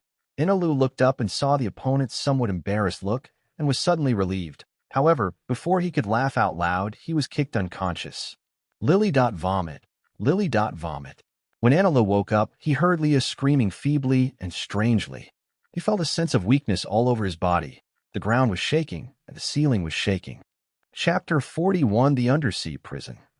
Enilo wanted to stretch his body and found that all his limbs were tied up with chains. Then he realized where he was. If nothing else, it should be on a Navy warship. They were arrested. Lily.Vomit. It feels so uncomfortable. Vomit.ai.vomit. Following the direction of the sound, he tilted his head and saw that Big Leo was retching continuously. Its wings and claws were tied to the wall with chains, and the ground was covered with its vomit. He never expected that Leo would actually get seasick. She didn't vomit on the Ark's proverbs before. The reason why she retched was because she had vomited everything she could. Are you okay, Leah? I vomited. Okay, maybe you'll get used to it after vomiting. Enel didn't know what to say. He didn't get seasick. I guess the main reason is a bad stomach. After all, I eat all kinds of energy as my main food, and I can't poop out even if I don't have any snacks. Oh, by the way, just maintain this size and pretend to be weak. Don't shrink down and run away after you adapt to the ship. He was surprised that Leo was being handcuffed in this form. Although he didn't know who was outside the room, having to guard them both at the same time was definitely not someone to be trifled with. Fortunately, they didn't know that Leo was a special species that he didn't know about either. Her abilities were innate and not affected by the Sea Tower Stone. This was a blessing among misfortunes. After an unknown amount of time, the boat finally stopped. The biggest gain during this period was that Leo was no longer seasick. It can also be said that it is used to vomiting. From retching to collapse at the beginning, to now shaking violently before vomiting, and getting better after vomiting for a while, the progress has been huge. Squeak. The door suddenly opened, and Kizaru walked in, followed by several Navy soldiers. They were wearing 2 sea stone handcuffs, one large and one small. Enilo looked at Kizaru with half-squinted eyes and raised the corners of his mouth with a strange smile. Yoho, you are actually being escorted by General Kizaru himself. After awakening his overlord color, he becomes super brave. You can capture all the top Navy combat powers by giving him time to develop. So what about the Admiral? If you bully me now, I can hold his head with one hand from now on. Ho ho ho, young man, do you know where this is? Kizaru didn't know what he was doing. This young man was lucky enough to hurt himself, and now he seems to look down on himself. This is my home. I like it here very much. It is indeed your home. You will spend the rest of your life here. Oh. While the two of them were chatting, the soldier untied the fixed chain and placed the sea tower stone in Enilu's hand. On the other side, Leah had a little accident. She accidentally knocked down a naval soldier, so in addition to her claws, she also had a pair of sea stone handcuffs on her wings. Take it away. The two of them were taken out of the warship and walked to a semicircular flat ground. Enel walked slowly and looked around. Leah also learned to drag her body and walk slowly, but she couldn't control it well. It would go faster and slower for a while. She only had to look down at her feet and step carefully. I was afraid of accidentally damaging something made of black stone. In front of them was a huge circular building, and they were heading towards the gate of the building. Behind them was a circular wall that was taller than the building. There was also a gate on the wall, and the gap between the wall and the building was filled with seawater. These buildings were recognized through memories of the original Enel, the world's largest underwater prison in Pelton City. It is an organization directly under the world government, and the three major organizations of the combined government of the Navy headquarters and Judiciary Island, located on the bottom of the sea. The security is extremely tight, and it is known as the Iron Wall. The prisoners in the prison are all serious criminals. It is very scary inside. There are more warships parked outside the prison than the number of demon-slaying orders. There are a large number of large sea kings on the seabed outside the prison. This view is really nice. Enel sighed, but no one paid any attention to him. Even Leah was immersed in moving forward as if she didn't hear him. They walked to the gate and stopped. This time, the prison gate slowly rose. After entering, there was another gate through the corridor. Kizaru slowly pushed the gate open. Let's go. This is your home for the rest of your life. Not necessarily. Maybe this will be your home in the future. Enilo responded, humming a little tune, very relaxed, and walked away leisurely. Not to mention, I really feel like I'm home, comfortable. Help me. Someone come and save me. Let me out. I want to get out. Oh. As soon as he entered the door, he heard miserable shouts coming from everywhere. Enilo was sure on the spot that the food here must be good, otherwise he would not be shouting so loudly. The surrounding area is gloomy, with no lighting at all, and in front of it is an empty circular space, with cells on the walls one after another. Looking up, it's so dark that you can't see where the end point is. You can only see that there are cells on each floor. Many cells. Feeling the atmosphere, Ainilu was a little excited. If his ability hadn't been imprisoned by the sea tower stone, he would have wanted to celebrate with a thunderbolt. Kizaru led the two of them forward without saying anything, and saw two figures waiting for them in front of a door. Welcome to my Impel City. A deep and strong voice came from the tall man's mouth, and then he continued. You said it wrong. Saying it's mine reveals your ambition. I'm just the Deputy Warden Hannibal. Please give me your advice, General Kizaru. However, his voice changed at this time, like the voice of a newly grown male duck, a little more mature and a little less immature. Please give me some advice and take me to Magellan. Kizaru communicated with the other party, and Enilo took the opportunity to look at the man. How to describe it? No matter in terms of appearance, body shape, or dress, he is an ugly punk. It was the harpoon in his hand that made him feel offended. It actually looked like a small trident. It was ugly and did not have the 10% dazzling and domineering look of his own. I must break it off for him if I get the chance. After Kizaru finished communicating with Hannibal, he left. The young woman with yellow hair wearing a hat walked up to him. After a while, you have to take off all your clothes and enter the warm water of hell to be baptized, which means entering a cauldron filled with 100-degree boiling water for disinfection. After the woman finished speaking, she walked forward. Ainilu was dissatisfied. He knew about disinfection, so he just took a bath in the hot spring. But when entering a prison, you must undergo a physical examination in a place full of surveillance, just in case. This important step is actually omitted. Is it because he is unworthy as a prisoner? Do prisoners have no human rights? After walking for a while, they came to a place similar to a bathhouse. Walking further inside, they saw a large burning iron pot underneath. The flame below burns to the edge of the cauldron. The boiling water in the cauldron keeps rolling, and a few hot bubbles pop up from time to time, and the heat fills the air above. The fire is strong but does not crack, and the water is full but does not overflow. This is a top-quality pot. It seems that this baptism ceremony was designed by a certain foodie chief. It is estimated that a piece of meat will be cooked in just 1 second after being put down. Seeing this, Leah quietly stepped back a few steps, letting Enilo stand in front of it. 42 Infinite Hell. There are 4 people standing on each side in front of the person watching. If the prisoner does not take the initiative, they will help the prisoner to baptize. Enilo swallowed as he looked at the cauldron of boiling water below. This is not baptism and disinfection. If you want to eat boiled human flesh, just say so. You are now a prisoner, and there is no need to use such a tactful method. Take off your clothes and jump down. The yellow-haired woman Tomino said coldly to Enilo, then looked at Leah behind her. Bird. What Bird said, pluck out the hair and push it down. Enil was shocked, and Leah even turned around and ran away. She no longer looked weak at all. Why now? It could no longer control that much. If it doesn't run away, it will be cooked and eaten. Leah, come back. Enilo turned around and shouted at Leah. This woman went too far and even wanted to pluck her hair. After hearing this, Leah stopped and looked back at Enilo, who was confused. In the end, she chose to believe Enilo. The next second, it dragged its body slowly over with a weak look. The contrast between the before and after was so great that it felt unreasonable, but it had a very reasonable reason. Don't ask. If you ask, you will be frightened. The small universe explodes, and its body suddenly becomes stronger. At this time, Enilo walked up to Tomino. Sir, it's just a bird. If you pluck its feathers, you will die. However, he did not finish his sentence, and there was a chill in his eyes when he looked away. If you dare to pluck its hair, you will all die. He never talks about the weak, but as for the strong, he can't beat them, so he can only talk about them. Tomino also felt it was a bit unnecessary, mainly because no one had ever caught a bird before, so he thought of his own way of making pigeon soup.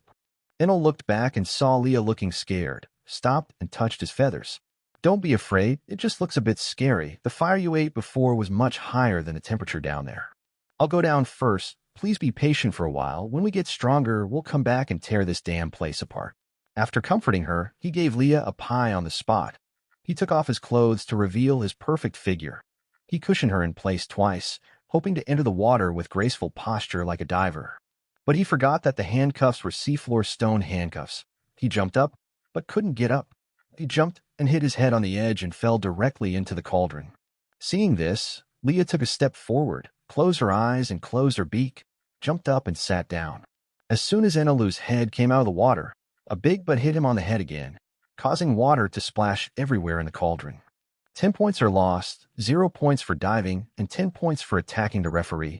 Enilo silently gave Leah a score for this dive. 1 person and 1 bird in the cauldron were all red. Enel was simply scalded by the boiling water. He gritted his teeth and enjoyed the pleasure of soaking in the hot spring. He must not say a word even if Leah didn't make a sound. Leah, on the other hand, was lying on the edge of the pot, lowering her head and secretly eating the flames. The more fire energy she had in her body, the more comfortable the temperature of the water became. Now she even felt that the water temperature was a bit low. It could barely reach a hot spring when it heated to 10 degrees. Sure enough, what Ainilu said was true. It just looked scary, but it was very comfortable to soak in the water. After the baptism was over, the 2 jailers handed them 2 brand new prison uniforms. I have to say that this underwater prison is really magical, even the ones worn by birds. Enel put on the black and white striped prison uniform and stretched out. It fit him well, as if he was tailor-made. I just don't know which level I will be locked up in. This is based on strength. Although the bounty is 0 now, isn't it true that he was caught before he could show off his skills? If Lang destroys the island, it will cost at least over 10 million. If it weren't for the fear that the Maxim will be dragged away, Lang would be easily broken by a strong person. Otherwise, he would have to have one in the Chambord Islands. While thinking, they walked to the elevator. Kizaru was wearing a gas mask and was communicating with a man. This man was huge, only a little smaller than Leah. After seeing them arrive, the huge man who looked like the 2 horns on Satan's head nodded to each other, and Kizaru said goodbye and left. I am the Warden Magellan. You better be honest with me. I have the power and strength to execute any prisoner in this city on the spot. Enel then covered his nose with his hand. This thing is poisonous. The breath exhaled by a person with superhuman type and poison fruit ability is poisonous. The most outrageous thing is that he can poison himself. Every day except bedtime, he is either going to the toilet or on the way to the toilet. Magellan turned around and walked into the elevator. Four jailers holding long harpoon-shaped weapons then escorted the two of them in. Enel was secretly unhappy looking at these harpoons. After walking into the giant elevator, activate the switch, and the elevator will drop straight down. There are 6 levels in Impel Down City from top to bottom. They are the first level of Red Lotus Hell, the second level of Warcraft Hell, the third level of Hungry Hell, the fourth level of Scorching Hell, the fifth level of Extreme Cold Hell, and the bottom Infinite Hell. There's also a place that can only be reached by crossing the Impossible Road, the Prisoner's Secret Paradise, the new Transvestite Paradise on the 5.5th floor. The internal environment of each level is very different, and the environment corresponds to its respective name, but there is one thing in common: each level is hell for the prisoners. Inilu and others continued to descend slowly. After a while, he felt very hot, while the red Leah on the side remained unmoved. As soon as the scorching heat ended, the surroundings turned freezing in the blink of an eye. He couldn't help but rub his hands to keep warm, but Leah remained unmoved. The elevator stopped, and they came to a dark place. The cells in the passage ahead were closely connected, and Magellan was at the front leading them inside. Why is Magellan here? The two newcomers at the back look so familiar. One of them is actually a bird. Are all the birds going to be locked up here? Oh. The prisoners in the cell were talking a lot. They were not ordinary prisoners. Those inside were either death row prisoners or life imprisonment. The lowest bounty is over 10 million. Although the bounty cannot fully represent the strength, each one has done many evil things and committed some extremely cruel things. Among them, there are also monster-level characters that the criminals have erased from history because they were too vicious. If Enel hadn't taken action against the world's nobles, the celestial dragons, he wouldn't have been imprisoned here at all. Inilu saw 2 familiar figures in it, and he and Leah happened to be taken to the next door to one of them. The jailer escorted Inilu into the cell. His limbs were tied up with seafloor stone chains and fixed to the left wall. He could only get up and move his body reluctantly.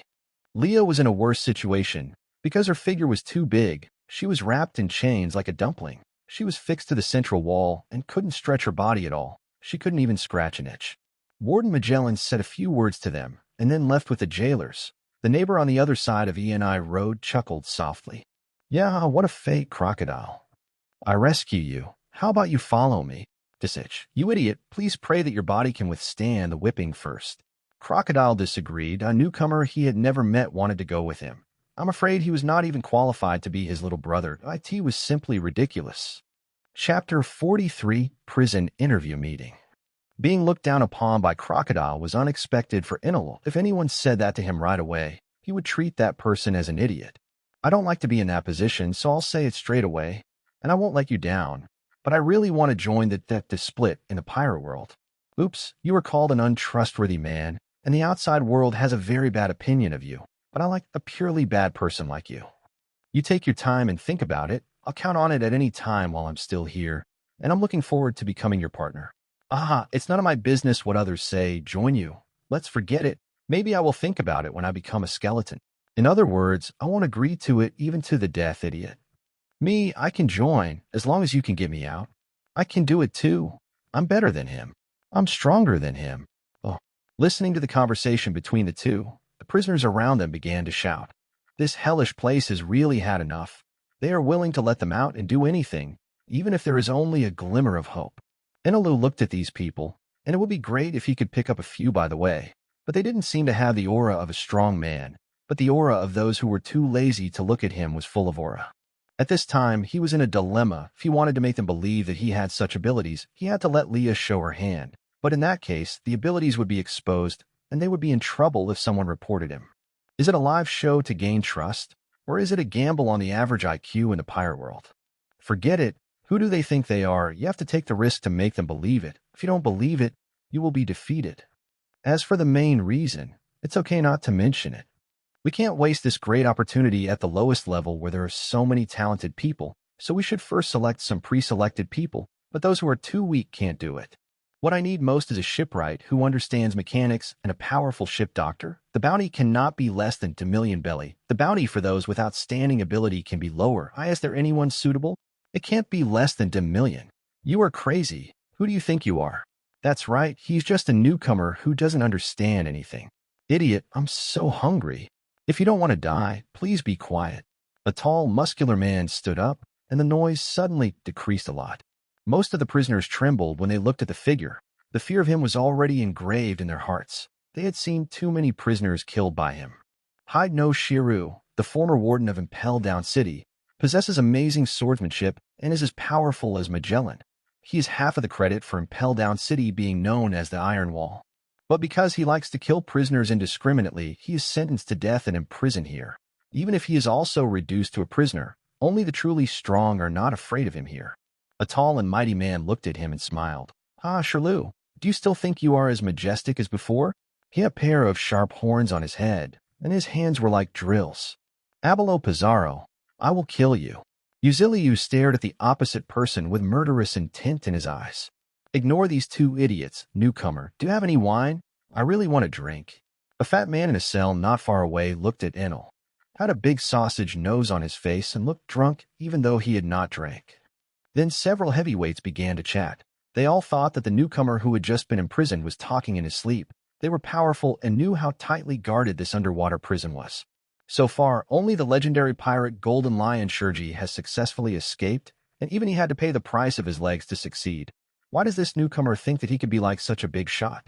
Enilo looked at the felons and shook his head. He could recognize a few of them, but they were either murderers or extremely vicious thugs. There was absolutely nothing he was looking for. Newcomer, can you really save people? A peaceful voice came from the depths of the 6th floor. Everyone fell silent after hearing the voice, and the place was completely silent. Enilo became nervous when he felt the atmosphere. Although he couldn't see who was speaking, he could tell how terrifying they were by the performance of those people. A single sentence made everyone shut up. The oppressive feeling was simply overwhelming. He swallowed. I can swear that I have the ability to save people. Who are you? Name? No one has told anyone my name for a long time, and I am Beloric Redfield. Maybe you have heard of it. Beloric Redfield? Enelu frowned and thought about the name carefully. That IT sounded a bit familiar, but he couldn't remember what it was that made Shirlu silent. IT must be famous. Suddenly, his pupils dilated, and he remembered a nickname that was once famous all over the world. The Red Earl. It seems that the outside world only remembers my nickname. If you can really save me, I can join you. As soon as the Red Earl's words came out, everyone present was shocked. Even the people in the cage near him were surprised, and then began to sympathize with the newcomer. Will the man known as Aloof Red join someone else's team? If nothing else, the day he joined was the day the pirate group was destroyed. When the time comes, I will rescue you. If you join, you will be free. A senior like you should not have his freedom restricted by anyone. Besides, I don't want Magellan to know this secret. Very simple for you. Enelu responded rigorously. Joke. Dare you accept such a person? Who dares to accept a legendary figure who can keep pace with Roger and Whitebeard on his own? Even if he really kept his promise, would you dare to give him orders? One becomes unhappy and becomes a ghost ship. And it's super easy for him to get out. All he needs to do is unlock the seafloor stone handcuffs that restrict him as he advances into the city. Who can stop this fierce man once he comes out? Then I'll leave it to you, newcomer. After the Red Earl finished speaking, a devilish smile appeared on his face, and he turned to look at the prison on the right. Don't you want to go out for revenge? Barrett, I only believe in my own strength. Failure to break this chain means that I am not strong enough. Barrett tensed his muscles and suddenly rushed forward as he spoke. Even though it was restrained by his Hailu stone, his own powerful strength instantly straightened the chain completely, and a crack was torn out in the wall. At this moment, Ainilu suddenly felt that this prison full of talents was uneasy. Instead of going home, he accidentally entered the villa where the bosses were gathering and panicked a lot. He could only whisper and communicate individually with interested prisoners. After communicating with dozens of prisoners, he finally added 2 people to his pre-selected list. Rudolph Brandy, 34 years old, no nickname, no bounty, slightly knowledgeable about mechanical currents, temporarily candidate for shipwright. When he was young, he left his hometown and went to an island for further study. However, an accident occurred during an experiment, and the entire island was accidentally blown up. It was pure luck that he survived. Just like him, he was arrested before the reward order was issued, and was classified as an extremely dangerous person and sentenced to life imprisonment. His ideal goal was to create an apocalyptic explosive that could blow up half the world. As for why it's not the whole world, he said that's unrealistic and just a dream. Chapter 44. Ace is in jail. Another. Gordon Reed, 28 years old, nicknamed Calamity Rain.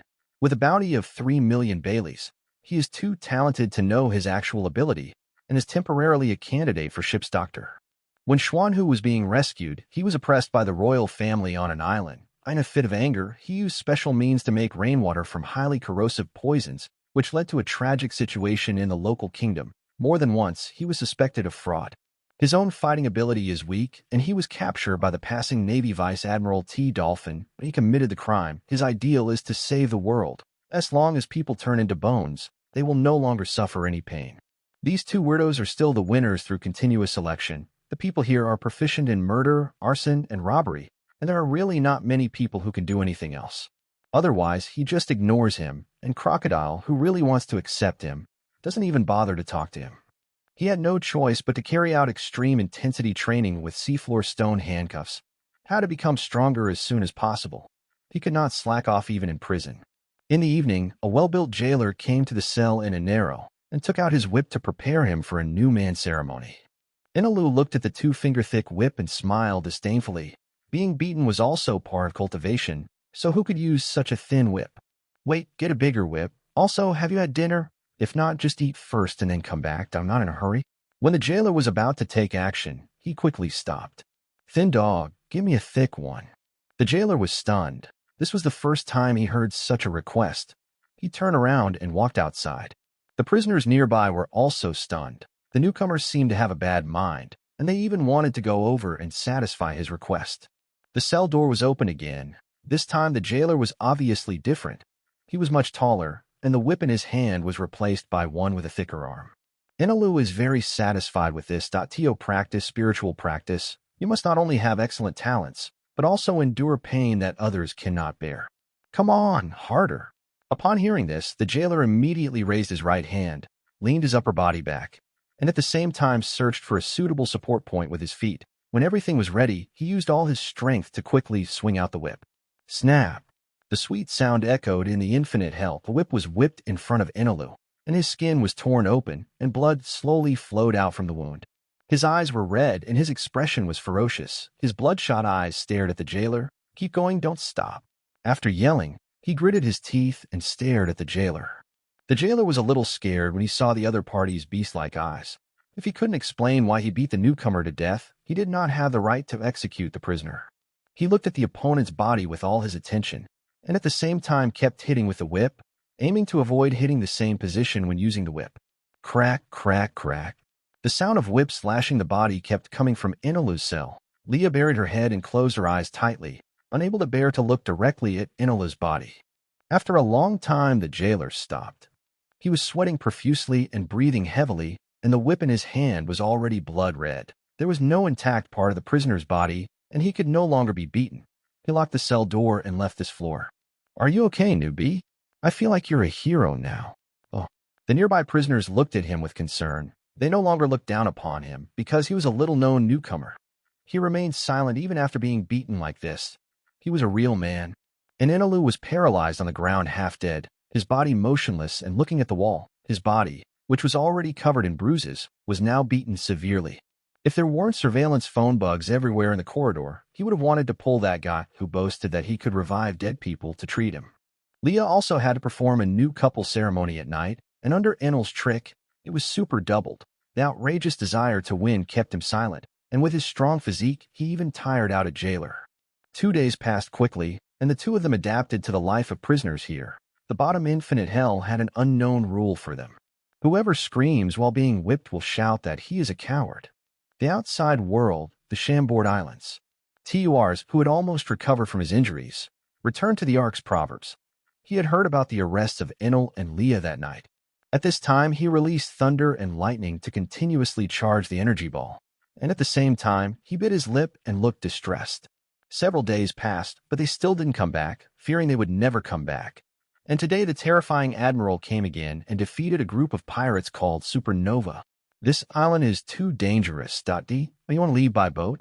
It's just harmful. He sighed, closed his eyes, and tried to control the airship. The next morning, Turs purchased a large number of items on the island, and then left the Shampoo Islands in the Ark Proverbs. Another day later, the elevator door at the lowest level of the Impel City opened again, and Magellan walked in with a new prisoner. He had no prison uniform on him, only a pair of brown shorts and a red bead necklace around his neck, which meant that he was a death row prisoner and was about to be executed. He has black hair, freckles on his cheeks, and a tattoo with the word usse on his left arm, where the S is a crossed out, and a full back tattoo on his back. In the center of the tattoo is a skull, interspersed with bone crosses, and at the bottom of the skull is a beard that curves upward. Enelu and many prisoners recognized the prisoner at a glance, and more prisoners smiled evilly when they saw the tattoos on his back. This tattoo is the symbol of the Whitebeard Pirates, and the tattoo on his body represents that he is a member of the Whitebeard Pirates. And many of them were imprisoned after being defeated by Whitebeard. Ha ha ha ha. Retribution. Ace, Whitebeard is actually willing to let you be imprisoned, huh? Oh. The originally quiet cell was instantly filled with various sounds. In the end, Magellan saw that the situation was too chaotic and suppressed it with poison. Ace was locked in a cell with Kaisha Jinbei, who was also one of the former Shichibukai. After Magellan left, Enilo wanted to communicate with Ace, but the noisy voices of the prisoners made it impossible to talk. That night, the information in the newspaper completely caused an explosion on the 6th floor, and even Crocodile, who was too lazy to speak, was moved. Blackbeard defeated Fire Fist Ace and took his place as the new Shichibukai. A week later, Portcast D.Ace was publicly executed at the Navy headquarters Port Marinafando. This short message contains too much information. Most people know that Sea Overlord Whitebeard will never allow his people to be killed. He will most likely go to save Ace and start a war with the Navy headquarters. The war between the two behemoths will bring turmoil to the world.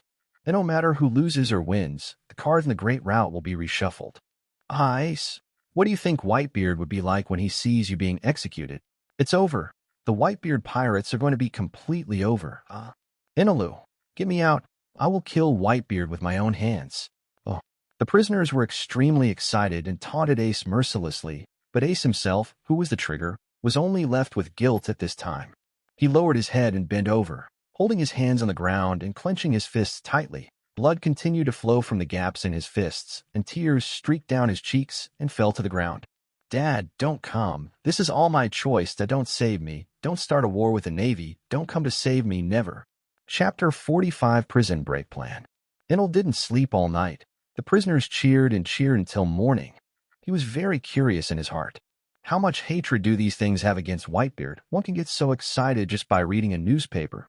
Everyone is shouting that they want to go out and kill Whitebeard with their own hands. I didn't know anything about it. I'd only been incarcerated for more than 10 years, and I had forgotten how I was beaten to the ground by Whitebeard and imprisoned. After the surroundings were quiet, Enilo could finally communicate with Ace. He raised his hand and shook the chain and made a sound. Ace, I can help you escape. I just need you to pay a small price. The listless Ace suddenly became energetic. He turned his head to see who was speaking clearly, but unfortunately the wall blocked his view.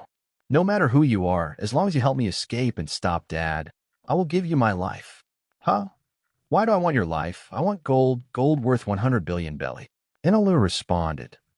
Although I had to help him out of emotion, I was a pirate, and taking risks without asking for anything in return was what only heroes did.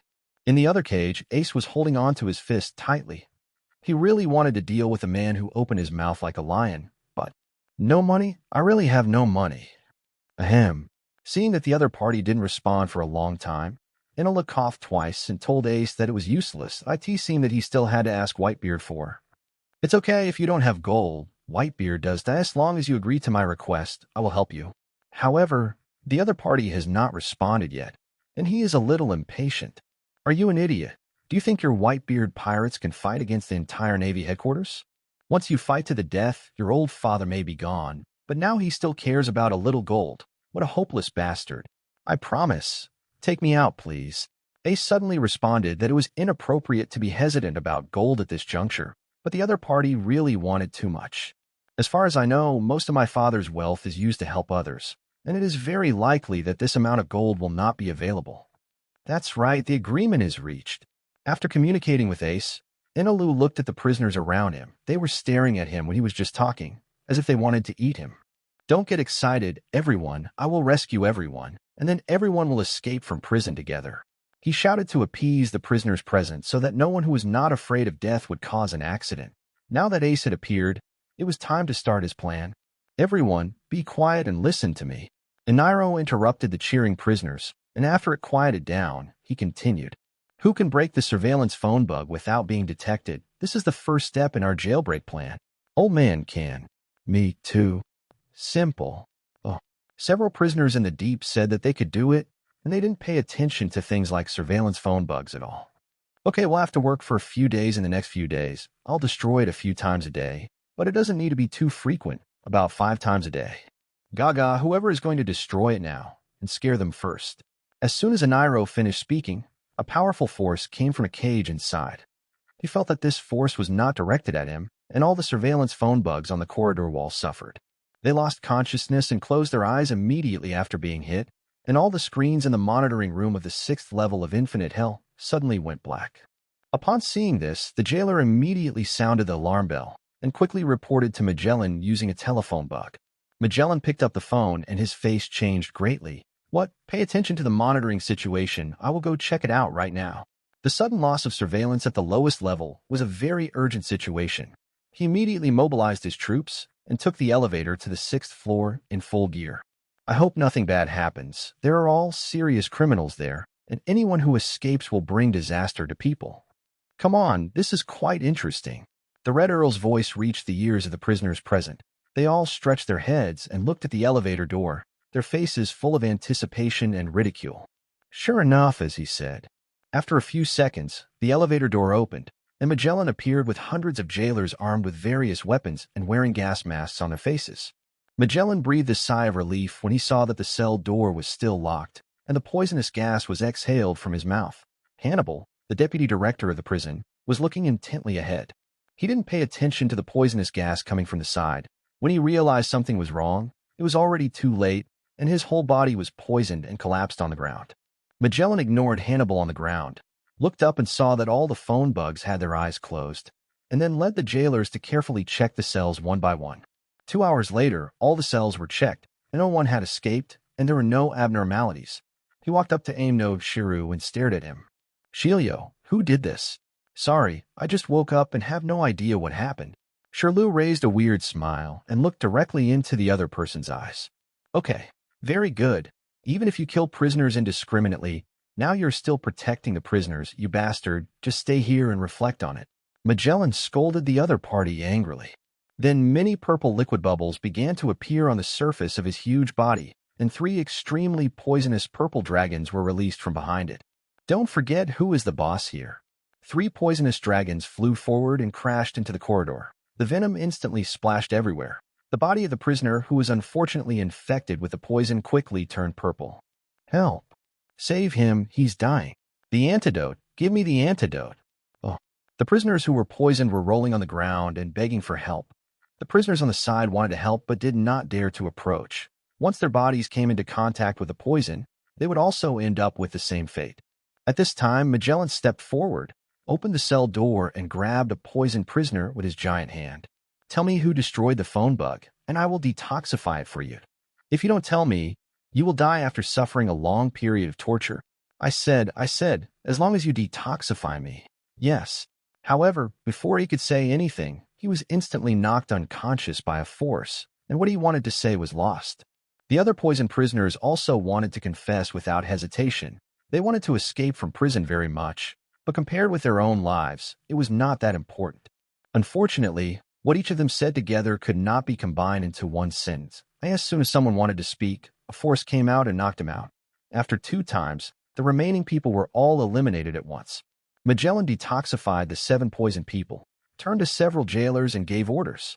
Take these people to the torture room and force them to find out their purpose, no matter what means you use. Yes. A dozen guards dragged the unconscious prisoner on the ground toward the elevator. Enilo looked at this scene with great fear in his heart. He was still too young. Damn it. Wouldn't it be cool if they confessed it? Is it too late to run away now? The situation is burning. Wait online. 46. Chapter 46. Magellan's Fury. After the jailer left with the prisoners, Magellan slowly walked forward along the corridor with a dark face and stopped at the deepest part of the prison. The 3 poisonous dragons he released opened their bloody mouths to intimidate several nearby prisons. A large amount of venom continued to flow from the poisonous dragons' mouths to the ground. The ground was quickly splashed with venom, and at the same time, the floor was corroded by severe pain and gas was emitted. However, the prisoners in these cells were completely unmoved. They didn't even bother to open their eyes and look at Magellan. Magellan was so angry that his whole body turned purple, even though he was covered in venom and was originally purple. Don't think that just because you are called legends, you can do whatever you want. I am the boss in this city. I can also execute you on the spot. You'd better stay calm. Facing Magellan's demonstration, one of the people in the cage opened his eyes and stared into the other's eyes jokingly. Oh, you can try. When Magellan heard this, he clenched his fists and wanted to execute this guy. But after experiencing the Golden Lion incident, he understood that he could not stop these monsters from losing their minds and choosing to kill themselves to get rid of Hailu Stone. You guys can be locked up here until you die. In the end, he suppressed his impulse, turned around and walked outside, leading all the jailers to leave on the elevator. He could figure out the purpose by interrogating the prisoners, so there was no need to vent his anger on them. Hey, Tate, you didn't miss it, did you? Leadfield, are you kidding? Those people have died long ago. When it comes to poison, Magellan is still a bit too young. Really? Then how did you get poisoned by yourself? Old man, can't you just eat and play with the poison I developed myself? I have something much more powerful than that. Do you want to try it? Sure enough, you still make me feel disgusted. Stop talking to me. Asshole, I'll poison you when you fall asleep. Oh. After Magellan left, the prisoners in the deep cells began to communicate. Inilu heard their conversation clearly with his sense of knowledge, and the big stone hanging in his heart fell. In the torture chamber of Impel Down, Magellan opened the door and walked in, looking at the motionless people on the ground. Wake them up, and I will torture them myself. Lord Magellan, they have lost their vitality. The jailer standing in front of Magellan lowered his head and said his body couldn't stop trembling. What? Magellan opened his eyes wide and felt in disbelief. I asked you to torture them. I didn't ask you to kill them. No, they didn't respond when we watered them with seawater. When we checked their bodies, we found that they were dead. The jailer explained quickly, and then he continued to speak tremblingly. The physical examination showed no obvious injuries. The preliminary judgment is that he died of poisoning. After saying that, he saw the look in Magellan's eyes and was so frightened that he took a step back and accidentally fell to the ground. See, Magellan took a deep breath to calm down his emotions. I know. Take the body down for autopsy to find out the cause of death and then cremate it. After he finished speaking, he walked out of the torture room. Those guys must be plotting something. This abnormal behavior was most likely an attempt to escape from prison. He must not neglect his duty. But I can't think so much now. I really can't bear it, and when I first used my ability, I accidentally let the venom flow into my mouth. My stomach hurts. Toilet. I need to go to the toilet. Because Magellan is a poisonous person, the breath he exhales is poisonous, and the food he touches his mouth will be poisoned. The poison is too strong to be tolerated, and it will cause diarrhea every time. 24 hours a day, excluding 4 hours of work, eating, and sleeping time. The rest of the time I am either having diarrhea or on the way to diarrhea. He squatted in the toilet for an hour before leaving, but he was hungry and returned to the office to see a new report placed on the table. Magellan walked over and sat in his exclusive seat. He reached out to pick up the report and looked at it. His face slowly became solemn. This is the autopsy report, which roughly reads, all the prisoners died of poisoning. A highly toxic poison was detected. The poison has the same properties as the poison of Lord Magellan, the warden. It is particularly toxic. It is speculated. Magellan dropped the report and slapped his hand on the table. Nonsense. It's just nonsense. He had no intention of killing them, and the poison he released was not lethal at all. But it turned out that he had poisoned them. This was simply ridiculous. I have all the known information about the prisoners. There are only a few people who use poison in the 6th level of infinite hell. It is possible that they poisoned them without their knowledge. Joke. He is the most poisonous person in the world. How could someone poison someone to death without his knowledge? The more Magellan thought about it, the more strange he felt. He must not let anyone escape from prison. This is what he must do as the warden. However, just as he was about to go to the toilet after finishing his meal, the alarm in the monitoring room sounded again. He had no choice but to hold his stomach and run to the monitoring room. As soon as he entered the door, he saw that all the screens on the 6th floor had no pictures and were completely dark. Damn! He gritted his teeth and cursed, clenched his huge fists, and made a sound, and immediately led people to the elevator. Magellan is here again. He seems a little angry. As soon as the voice spread on the 6th floor, the elevator door slowly rose, and Magellan arrived again with fully armed guards. This time he saw nothing unusual. The iron door of a cage was opened, and there was a subordinate lying on the corridor. He immediately used the poison dragon and strode forward angrily. Seeing this, the guards behind him clenched their weapons and aimed ahead. When Magellan got closer, he saw the jailer on the ground who was responsible for whipping the prisoners. He squatted down and checked his body and found that he was not breathing. The cell that was open was that of the death row inmate who had just been put in yesterday. The two prisoners inside were still chained, and there was no abnormality. He walked in, controlled the poisonous dragon, and asked Ace, "Say, did you do it?" "No." Ace looked up at the other person and replied calmly, completely ignoring the poisonous dragon staring at him in front of him. "Who is that?" "I can't see." Ace answered truthfully. He really couldn't see. Magellan was furious, controlled the poisonous dragon, and rushed towards the opponent. However, the next second he immediately took back the poisonous dragon, but unfortunately it was a little late, and the purple venom had already fallen on Ace. He had no choice but to squat down and detoxify the other party. This important person really couldn't be executed because the other party would conduct a public execution next week. Then he turned around and walked towards the other prisoner inside, suppressing the anger in his heart again. "You should know, right, Kaixia Jinbei?" Jinbei closed his eyes and didn't respond. He didn't want to lie, so he chose not to speak. Magellan could no longer suppress his anger. He walked out of the cell and sighed when he looked at the prisoners who didn't take him seriously. "I don't want to do this. You forced me to do this." "Poisoned dragon!" He roared expressionlessly, and the 3 poisonous dragons on his body were released to attack indiscriminately, and a large number of prisoners were infected with the venom. Among them are Enel and Leah. Chapter 47. Enel's whole body was stained with deep purple venom. His nerves began to be paralyzed, and intense pain spread from all parts of his body. Suddenly, everything went dark, and in a blink of an eye, I came to a dark place. There were several very ugly monsters in front of him. Their bodies were constantly leaking some extremely disgusting liquid, but they were unable to move. Those monsters suddenly pounced on him, biting his body continuously, and large chunks of flesh and blood were easily torn off by them. The fear of death tried to occupy his heart. False. This is all an illusion. Inilu stayed still, with a ferocious expression on his face, and gritted his teeth, letting the monsters bite him. Magellan doesn't have this ability. It must be hallucinations caused by poison. As predicted. Just when he was about to be completely torn apart, all those ugly monsters disappeared. The familiar cell wall appeared in front of him, and a jailer ran past in front of Lee.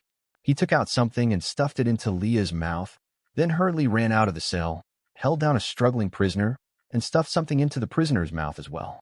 There are several such jailers outside, and the things in their hands are antidotes, and they continue to detoxify the poisoned prisoners one by one. The symptoms of intoxication vary among prisoners. Some rolled on the ground trying to relieve the pain, some gritted their teeth and endured the pain, and some couldn't bear it and wanted to tell Magellan the mastermind and beg Magellan to let him go. However, they fell to the ground motionless as soon as they opened their mouths. Those few people would not allow anyone to disturb their good deeds. It didn't take long for all the prisoners to detoxify and return to normal. Unfortunately, several prisoners on the ground never woke up. Pirates are indeed the most damned in the world, so just go ahead and make trouble, and I will punish you personally. Magellan stared into the depths and said, "This group of prisoners is difficult to control now, and they can only use extreme methods. Shilio, come out and follow me." Uziliu smiled evilly when he heard this. The jailer unchained him and moved around. He walked up to Magellan and licked his lips. "You should have done so, Magellan." Then they left with the jailers and dragged away all the bodies on the ground. Inilu was still frightened. He didn't expect that the way he would respond would be like this. Didn't he want to treat the prisoners well? It's so poisonous that people feel uncomfortable when they first start, and they might be poisoned to death someday. No, we have to find another plan. Everyone okay? He stood up and asked, but then said, "More than a dozen people died on this day. I think we need to change the approach. What do you think?" As soon as he finished speaking, the prisoners responded. "I agree. This is too dangerous. No one knows who will die next." "I agree." At this time, a powerful force came from the depths, and this force was directed at the people who had just spoken, including Inilu. "Why change? Isn't this interesting?" Facing that person's question, Inilu responded bravely. "Magellan has almost lost his mind and let Shirlu go. More people will die next. As long as the idiot doesn't want to confess, he won't die. And the coward who can't bear the pain has no right to live. As for you, everyone still expects you to unlock the Sea Tower stone chain and no one wants to let you die. A deep voice came from the depths, and Enilo had no choice but to accept the fact that the situation was out of control, and he no longer had any scruples. As long as he and Leia don't die, it's fine. Which of the pirates here is not a damn pirate? What does it have to do with him who dies? At 5 p.m., the siren sounded again. Magellan brought people here again. Different from before, this time there were only a few people, 8 jailers responsible for doing miscellaneous things in Shirlu. At this time, he had resumed his status as the warden of Pushing Forward City. He was wearing a white coat over his uniform, with his favorite sword Thunderstorm hanging on his waist, and a cigar in his mouth. He looked very proud. He followed Magellan to the corridor and looked at his former cellmate with an evil smile. "Have you missed me, you guys? Who's going to miss you, idiot?" He smiled, opened the cell door, pulled out his favorite knife and slashed at the prisoner. "Now call me the warden, you bastard." As he spoke, he kept waving his beloved knife with his arm, and the prisoner's body was soon covered with stab wounds. After Shirlu finished warming up, he raised his arm and pointed his beloved knife at the prisoner's chest. Before it could be stabbed, a big hand held down his shoulder. "Be careful, you swore not to massacre prisoners again." He turned around and saw Magellan staring at him seriously, so he reluctantly put down his arm and said, "Oh, you won't even let the little bastards be killed. It's really boring. The reason why I became the warden was simply because I could kill at will to get pleasure. Even if my colleagues didn't let me kill them, I couldn't even kill some little bastards. Really boring."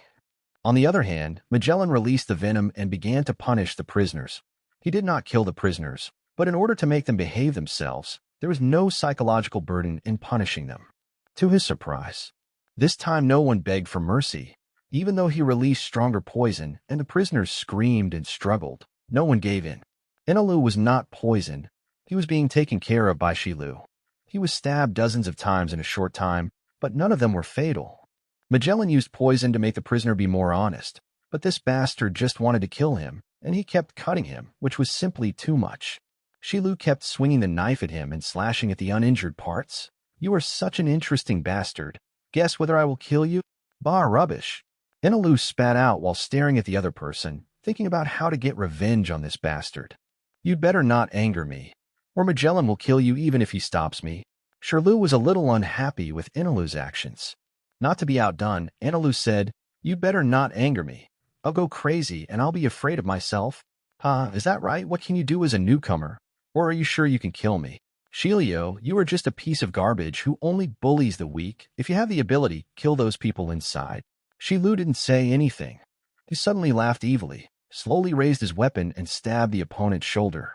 Eniru's left shoulder was instantly pierced, and blood continued to flow out. At tea this time, Shirlu pulled out his beloved knife, and his right shoulder was also pierced by a long knife. After pulling out the knife again, Shilio leaned close to Inilu's ear and whispered, "It seems that your body is not as tough as your mouth." Inilu ignored the severe pain in his body and stared at the opponent with cold eyes. "You must be killed." Buzz. Overlord's color suddenly broke out under the influence of emotions. Everyone present was shocked. 7 jailers instantly fell to the ground and lost consciousness. Only one of them could bear it without fainting. The prisoners endured this immature overlord look, but they were still shocked. Not only was this newcomer sure of successfully escaping from prison, but he actually had such terrifying power. As long as he is given a chance to grow, he will definitely be the overlord in the future. The premise is to escape from this prison. Otherwise, no matter how good your qualifications are, they will be wasted. The king's qualifications are really unexpected. The smile on Shilio's face disappeared and then turned into a haze. "I have decided, you must die." As soon as Shilio finished speaking, he quickly took the knife and stabbed Inilu in the heart. "What are you doing?" Magellan angrily shouted and stopped Shilio. "He just said not to kill the prisoner a few minutes ago, and now he wants to do it again. This guy is really hopeless." "Let me go, Magellan." Shilio shook his right hand to get rid of the big hand. "Don't you want to know the prisoner's purpose? They wanted to escape from prison. It was this damn bastard's idea, and it would be over as long as they killed him." Chapter 48 Torture. Return twice as much. Shirlu broke free from Magellan's giant hand and slashed at Inilu's neck with his knife regardless of the opponent's obstruction. Seeing this, Leah immediately shrunk and got rid of the chains. She hit the man with the knife in front of her at full speed, and unintentionally a domineering look came out of her body. Shirlu was stunned for a moment by the impact of Overlord's color. A small but strangely powerful thing hit him, and his body instantly flew out and hit the cell door on the other side of the corridor. The only jailer who didn't lose consciousness quickly ran over and quickly reached out to support Shilu. "Go away," Shilu cursed, and when he was about to push the jailer away, he suddenly felt a sharp pain in his body. He looked down and saw that the jailer was not wearing special gloves, and the exposed palms were purple. Poison. Magellan-like pain. How can that be? Want to kill my robber captain? Just pray that you can meet him in hell after death. The jailer in front of him leaned in and whispered in his ear. Shilu was extremely shocked that his men were actually the other party's accomplices. How did he get in here?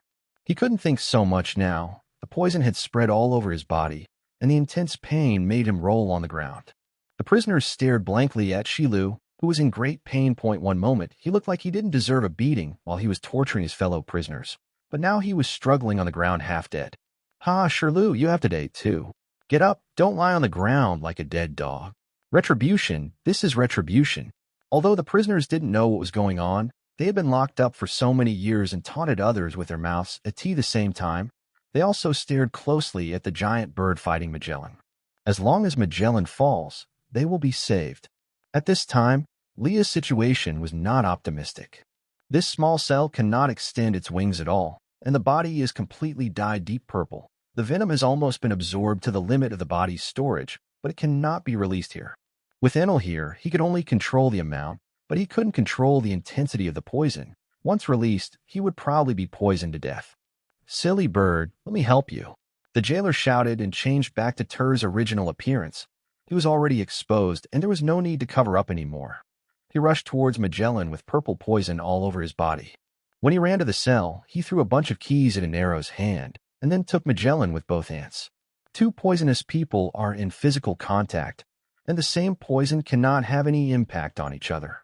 Turs held the opponent's waist and dragged him out. "Silly bird, get this bastard out and beat him." When he saw the opponent's fist hitting him, he was ready to resist. When the fist hit the top of his head, he only felt his head buzzing. It was not the kind of attack he imagined he could resist. He was suddenly fearless, shook his head and dragged away, completely regardless of the opponent's attack. Leah in the cell was also pushing Magellan out with her big head. Soon they pulled Magellan out of the cell. Leah came to the wide corridor and had no worries anymore. He spread his wings and swatted at Magellan. The moment he was hit, he flew backwards, and his huge body, along with Tur's, fell more than 10 meters and hit the ground. Magellan quickly stood up, threw the pad of flesh behind his back towards the giant bird, and then pressed the emergency device, causing all the alarm bells on the 6th level of infinite hell to ring. He looked at the two people in front of him with an ugly expression. The poison he relied on had no effect on these two guys. This was the first time he had encountered this situation. "Leah Turs, is it okay for you two to hold him back?" Ainilu, covered in blood, walked out of the cell, grabbing a bunch of keys in his hand. He slowly walked towards Shilu, who was paralyzed on the ground due to poisoning. "Lilu, don't underestimate me, Enel." Turs responded angrily, picked up the axe on the ground and rushed towards Magellan. "Let's go up there, stupid bird. Let him see how powerful we are." "Lily," Leah yelled, jumping up and following closely with her claws extended. The prisoners stared at the key in Enilu's hand and shouted excitedly. "Help me, get me out. Let us help you deal with Magellan, and you will be our savior. Please give me the key quickly." Enilo was indifferent to this and continued to walk towards Shilio. He didn't say a word when he was about to be killed. Now he knew how to shout. "They are trying to fart. I didn't expect the roles to be reversed so soon. Tell me how you want to die." He knelt down and looked at Shirlu with a devilish smile and reached out to pick up the other person's favorite knife. Shirlu didn't respond. The poison in his body was too strong.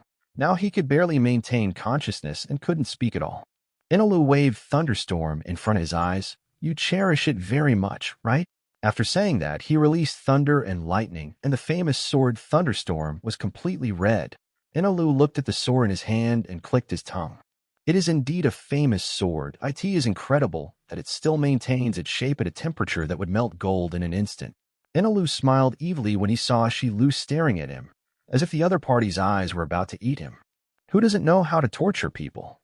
Releasing stronger thunder and lightning, the thunderstorm finally couldn't withstand the high temperature and began to disintegrate and melt. He took out some of the melted special metal and fused it into thin needles. "I want to know what it feels like when a red-hot needle completely penetrates the body. Please tell me after you experience it. It seems like you like shoulders very much. Let me try them too. Enilo reached out and pierced the sharp part of a thin needle that was all red into Shirley's right shoulder. A burning smell came from the other person's body, and then slowly rotated back and forth and pierced it. What? Shirley suddenly broke through the limit and could withstand the poison. His body suddenly trembled and he screamed. Sweat continued to fall from his forehead to the ground. It's a medical miracle. Acupuncture can indeed cure diseases and detoxify. After the entire thin needle was completely inserted into Shirley's right shoulder, Enel took out another one and stabbed it into the left shoulder. He did the same thing as before, inserting the needle into the flesh until the needle was no longer visible. At this time, Ainilu felt like a bit of a pervert, and it was actually a little refreshing to see the other person's painful expression. Guilt, sin. It's just that the other party tortured him first. The thief's revenge should be repaid 100 times. This is just the beginning. Why don't you speak?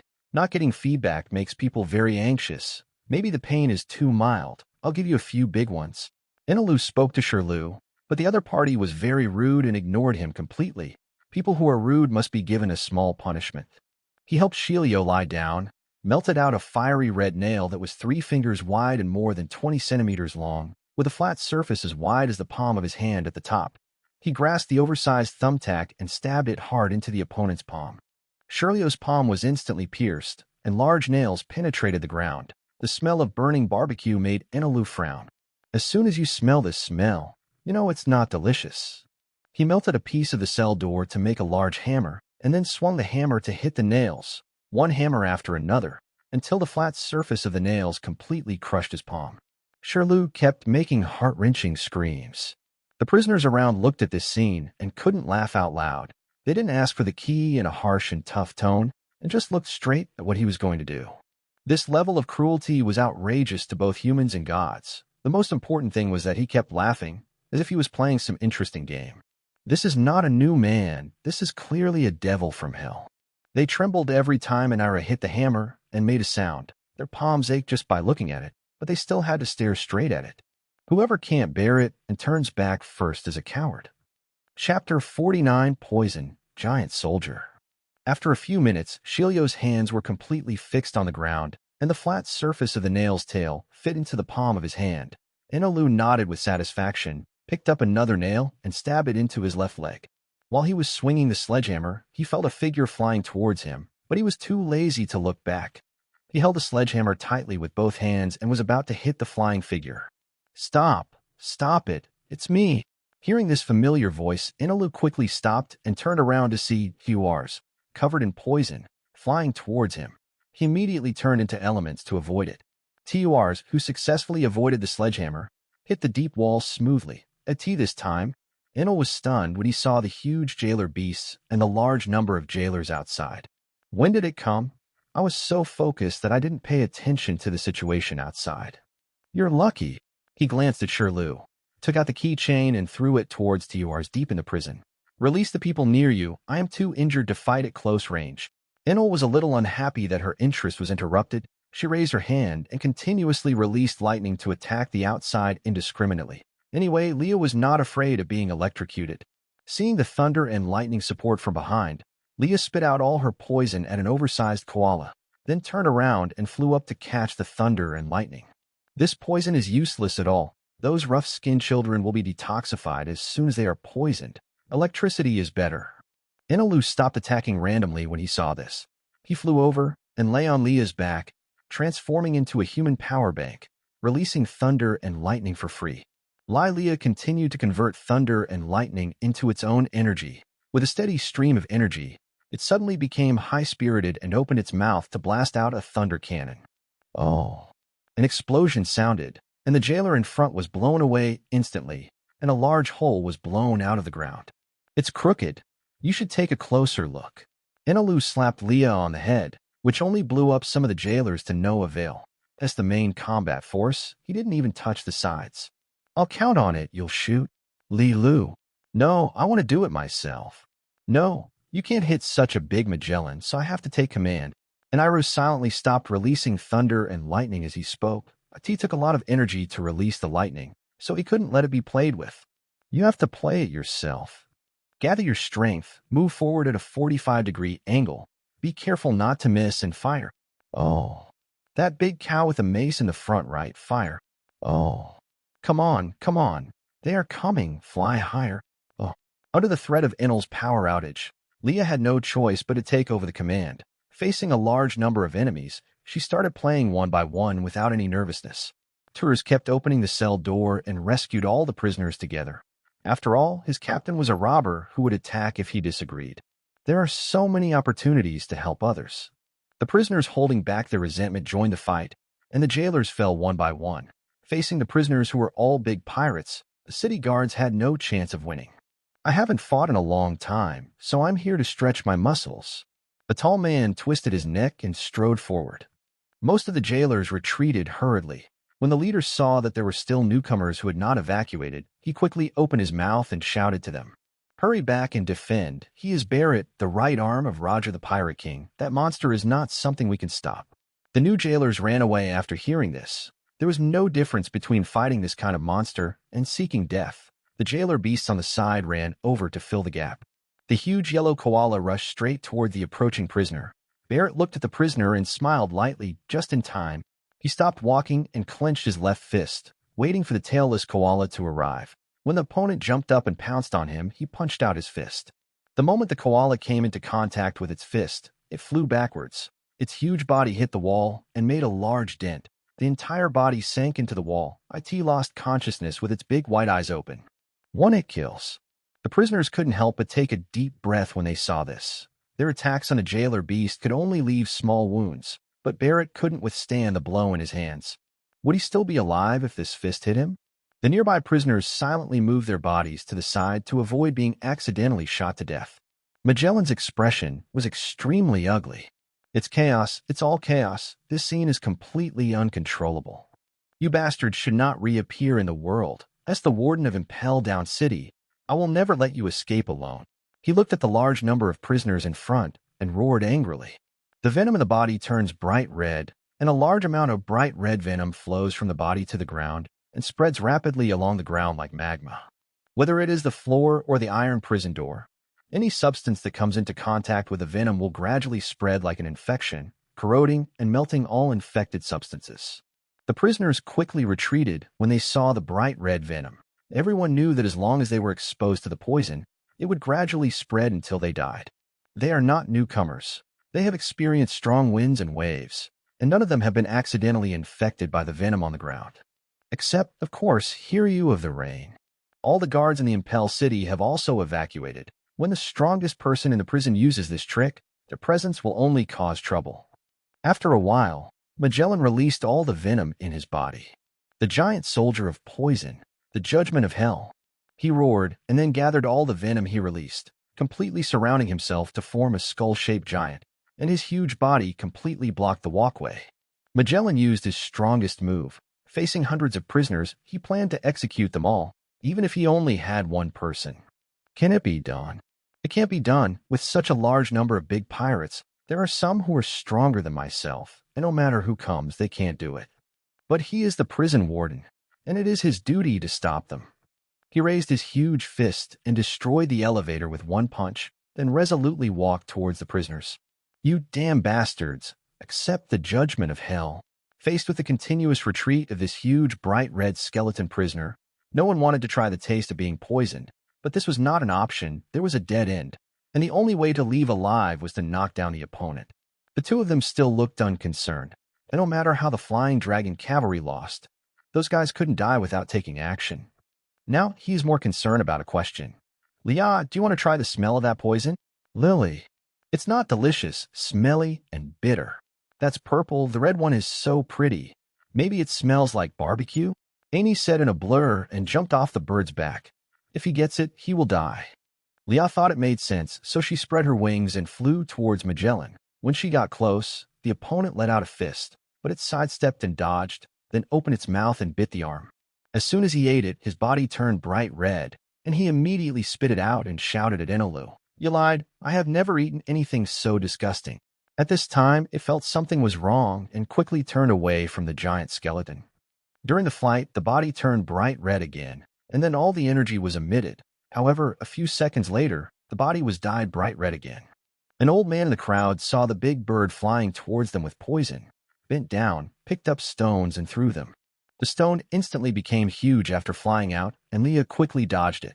This sudden sneak attack made it very angry, and it immediately charged up and spit out bright red poison balls at the opponent. Chapter 50 Hell Judgment. Satan One Strike. The liquid poison ball rushed towards the man's position, releasing a salon roll to block it. Countless sands absorbed the poison, and the poison ball became smaller. In the end, the venom was swallowed up by the Sharon roll, and the Sharon roll was completely dyed bright red, sweeping straight towards the giant skeleton army. "What are you doing, bastard?" Seeing that the old man next to him wanted to take action, Crocodile cursed angrily. "You have to fight me out and fight again. Don't implicate me, otherwise I will kill you." The old man felt a few unkind eyes staring at him, so he explained in a leisurely manner, "That strange bird is full of poison, and I don't want to come into contact with it and get infected." As he was speaking, a thunderbolt suddenly struck him. He quickly jumped away to avoid the lightning and turned around to see the newcomer who had let him out staring at him with anger on his face. "Is this how you repay the favor of saving your life, Walter?" Enelu suspended in the air and questioned the other party. After seeing the fruit's ability, he recognized the green-bearded old man. Bundy Walter possesses the Momo fruit, which can increase the size and speed of objects it touches hundreds of times. Known as the Destroyer of Worlds, he was a man who, together with Roger, Whitebeard, and others, was feared by the world government and navy. "We can't let it come here with poison, right?" Walter didn't take it seriously when faced with Eniro's questioning. Without the restrictions of Hailu Stone, a newcomer had nothing to fear. Inilu ignored the other party and shouted inside, "Tulsi." At this time, a figure ran out from inside and accidentally bumped into this old man in his 70s as he passed by. Walter's body was instantly infected with a purple poison. He supported his old body and walked towards a skinny old man with long white hair. "Tate, help me detoxify. I'm going to kill them." The white-haired old man took out his ears, raised his hand, and patted the other party gently. Walter suddenly fell to the ground and struggled in pain, and the poison on his body turned dark purple. "Young man, old man, did I do the right thing?" The old man named Tate looked at Enel. He hated ungrateful guys very much. "Thank you, senior." Inilu thanked the other party and then began to think. This old man is very thin. His height is estimated to be less than 1.6 meters. He looks 90 years old, if not 100 years old. Has no impression at all. Too lazy to think about it, TURs, who had finished detoxifying Leah, kept looking at the old man, his eyes turned to the corner of his right eye, as if he was remembering something. "Hey, the big guy is still here. Let's knock him down and escape first." Someone in the crowd shouted. Magellan was approaching them, and prisoners with long-range abilities attacked him one after another. Fire Fist, Salon Roll, Water Flow, etc. More than a dozen powerful attacks flew towards Magellan. Those attacks hit the target in the blink of an eye, blowing out a big hole in the abdomen, followed by explosions, and the huge skeleton soldiers fell to the ground. He slowly propped up his body, letting the venom sink into his abdomen to recover, and moved towards the prisoner with his hands in front of him. Inside the body of the poisonous skeleton, Magellan had a ferocious expression and was bleeding. The attacks by the prisoners had caused considerable damage to him. He couldn't withstand such a group attack for long, so he could only kill the prisoners before they fell completely to prevent them from going out to do evil. He had just taken 2 steps forward when a large number of long-range attacks came flying towards him. His arms were immediately blown up, and his abdomen was pierced again before he could recover. But this time, he didn't fall down and held his body up with his right leg against his back. He stepped forward step by step, forcing the prisoners to retreat deeper while constantly turning back to bombard the giant skeleton soldiers. "Knock him down quickly. There's no way back." "Legs, attack his legs." The prisoner had been cornered, and the weaker ones began to shout. After finally escaping from the prison, why did the prisoner not fall down after enduring so many attacks? They want to get out alive. After being reminded, the prisoners began to focus on their calves. Magellan was hit hard and his legs were shattered. He lost his support and fell forward. But he wasn't done yet. This attack also helped him. The prisoners who were still some distance away were now right in front of him. As long as his arms recovered, he could kill most of them. He no longer cared about the gaps in his body, and quickly gathered most of the venom into his arms, forming 2 unprecedentedly huge ones. In one blow, he must gather all his strength to kill all the prisoners in one blow, so that no prisoner can escape and push into the city. In the depths of the 6th level of infinite hell, a large number of prisoners continued to attack the skull in front of the forearm. All the parts below the chest of the giant skeleton disappeared, leaving only a pair of huge hands that were forming. The prisoner's attack had already riddled the skull with holes, but he didn't care. If there were more holes in other parts, his arms would be able to gather more strength, and he would have more confidence in defeating them. After a few seconds, the arms finally came together, and he raised his fists the size of the giant skeleton soldier's head. I said it, as the warden of Impel Down City. I will not let anyone escape. You trash pirates, all go to hell. Judgment from hell. Magellan glared angrily at the prisoners in front of him and shouted heartbreakingly. He gathered all his strength and clenched his fists and slammed them down. Seeing such a huge poisonous fist attacking, a large number of prisoners panicked and wanted to escape. Enilu's face was also very ugly, and he could not escape.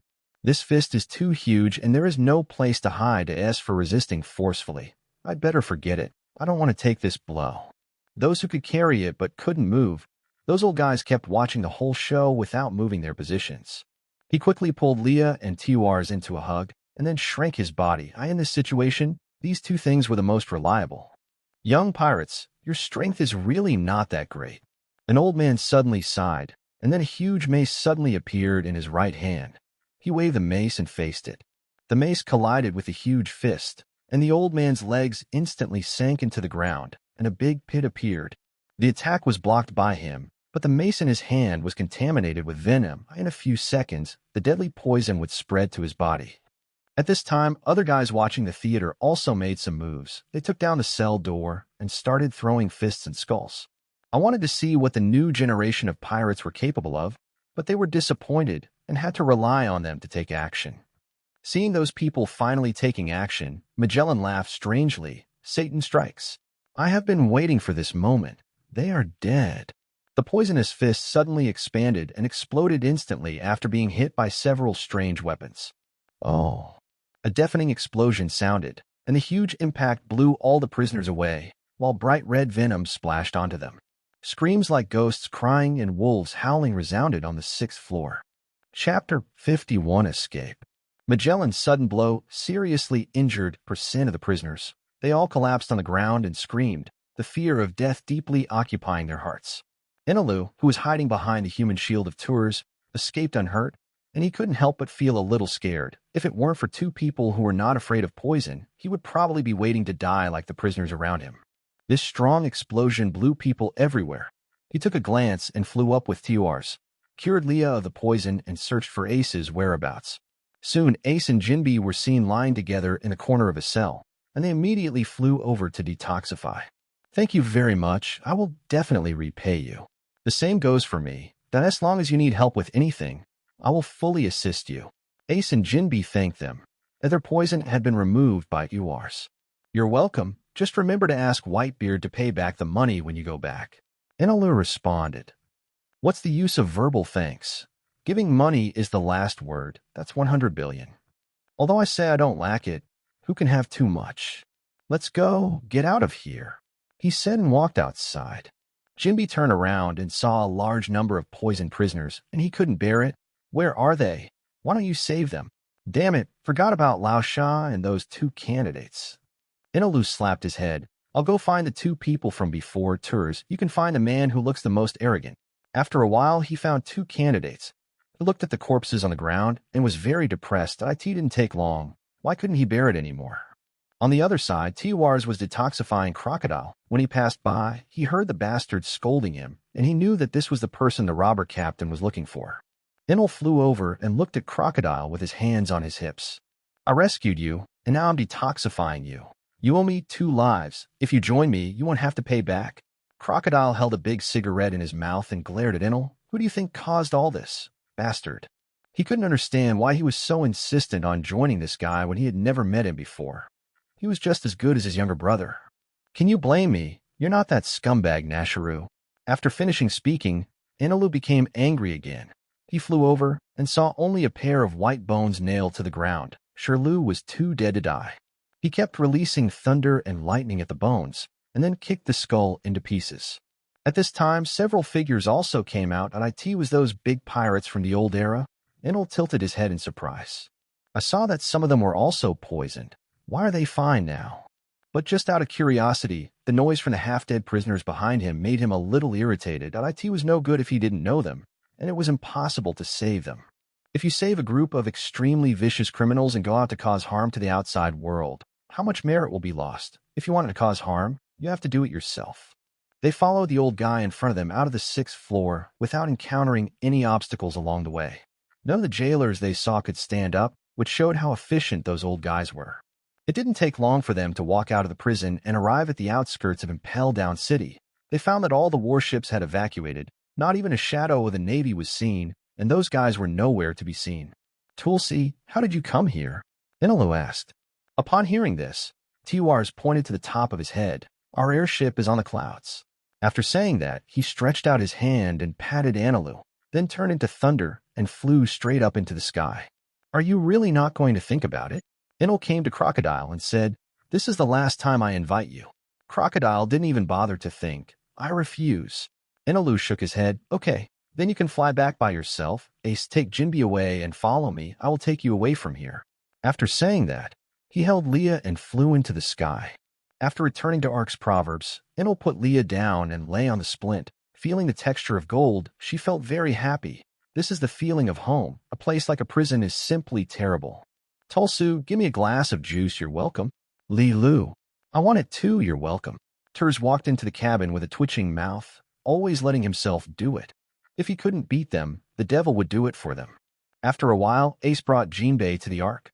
The two of them looked at the huge golden Buddha statue with their mouths wide open and rubbed their eyes in disbelief.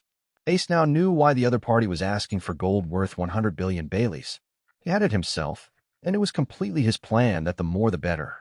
Ennis was very satisfied with the reaction of the two of them. My boat is pretty good, isn't it? Here, how many people do you have to rob with so much gold? Aren't you afraid of being robbed by others? Jinbei sighed loudly. This was the first time he had seen so much gold, and it was also used to make ships. Anis rolled his eyes when he heard this. If you can't speak, then don't speak. I'm from the golden land of Gaia Island. These are all my families, and they were not stolen. Golden land? Is it that legendary empty island? Jinbei's eyes almost popped out. They didn't expect that the other party was actually from there. This was much more shocking than seeing a large amount of gold. What do you think, Ace? Ace was thinking at this time, trying to come up with a way to offset the gold. This dazzling gold almost makes me unable to open my eyes. After all, I can't spend it all in my lifetime, so why do I need gold? This is not gold. So what is this? This is my life. If you want to default on your debt, I will fight you tooth and nail. Ashton didn't know what to say, so he simply lay on the ground and felt the feeling of lying on gold. After one day, Ark Proverbs flew back to the Shampoo Islands. Ace smiled and waved to a few people. I have to go back to find Dad first. Goodbye, everyone. After saying that, he jumped straight down, and flames appeared on his legs in one direction. Leave. Ace, remember to talk about gold. Ainilu shouted to remind the other party.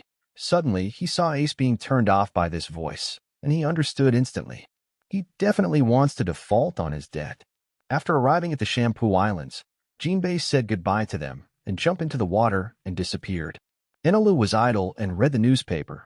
What surprised him was that there was no mention of their escape from prison in the newspapers yesterday or today.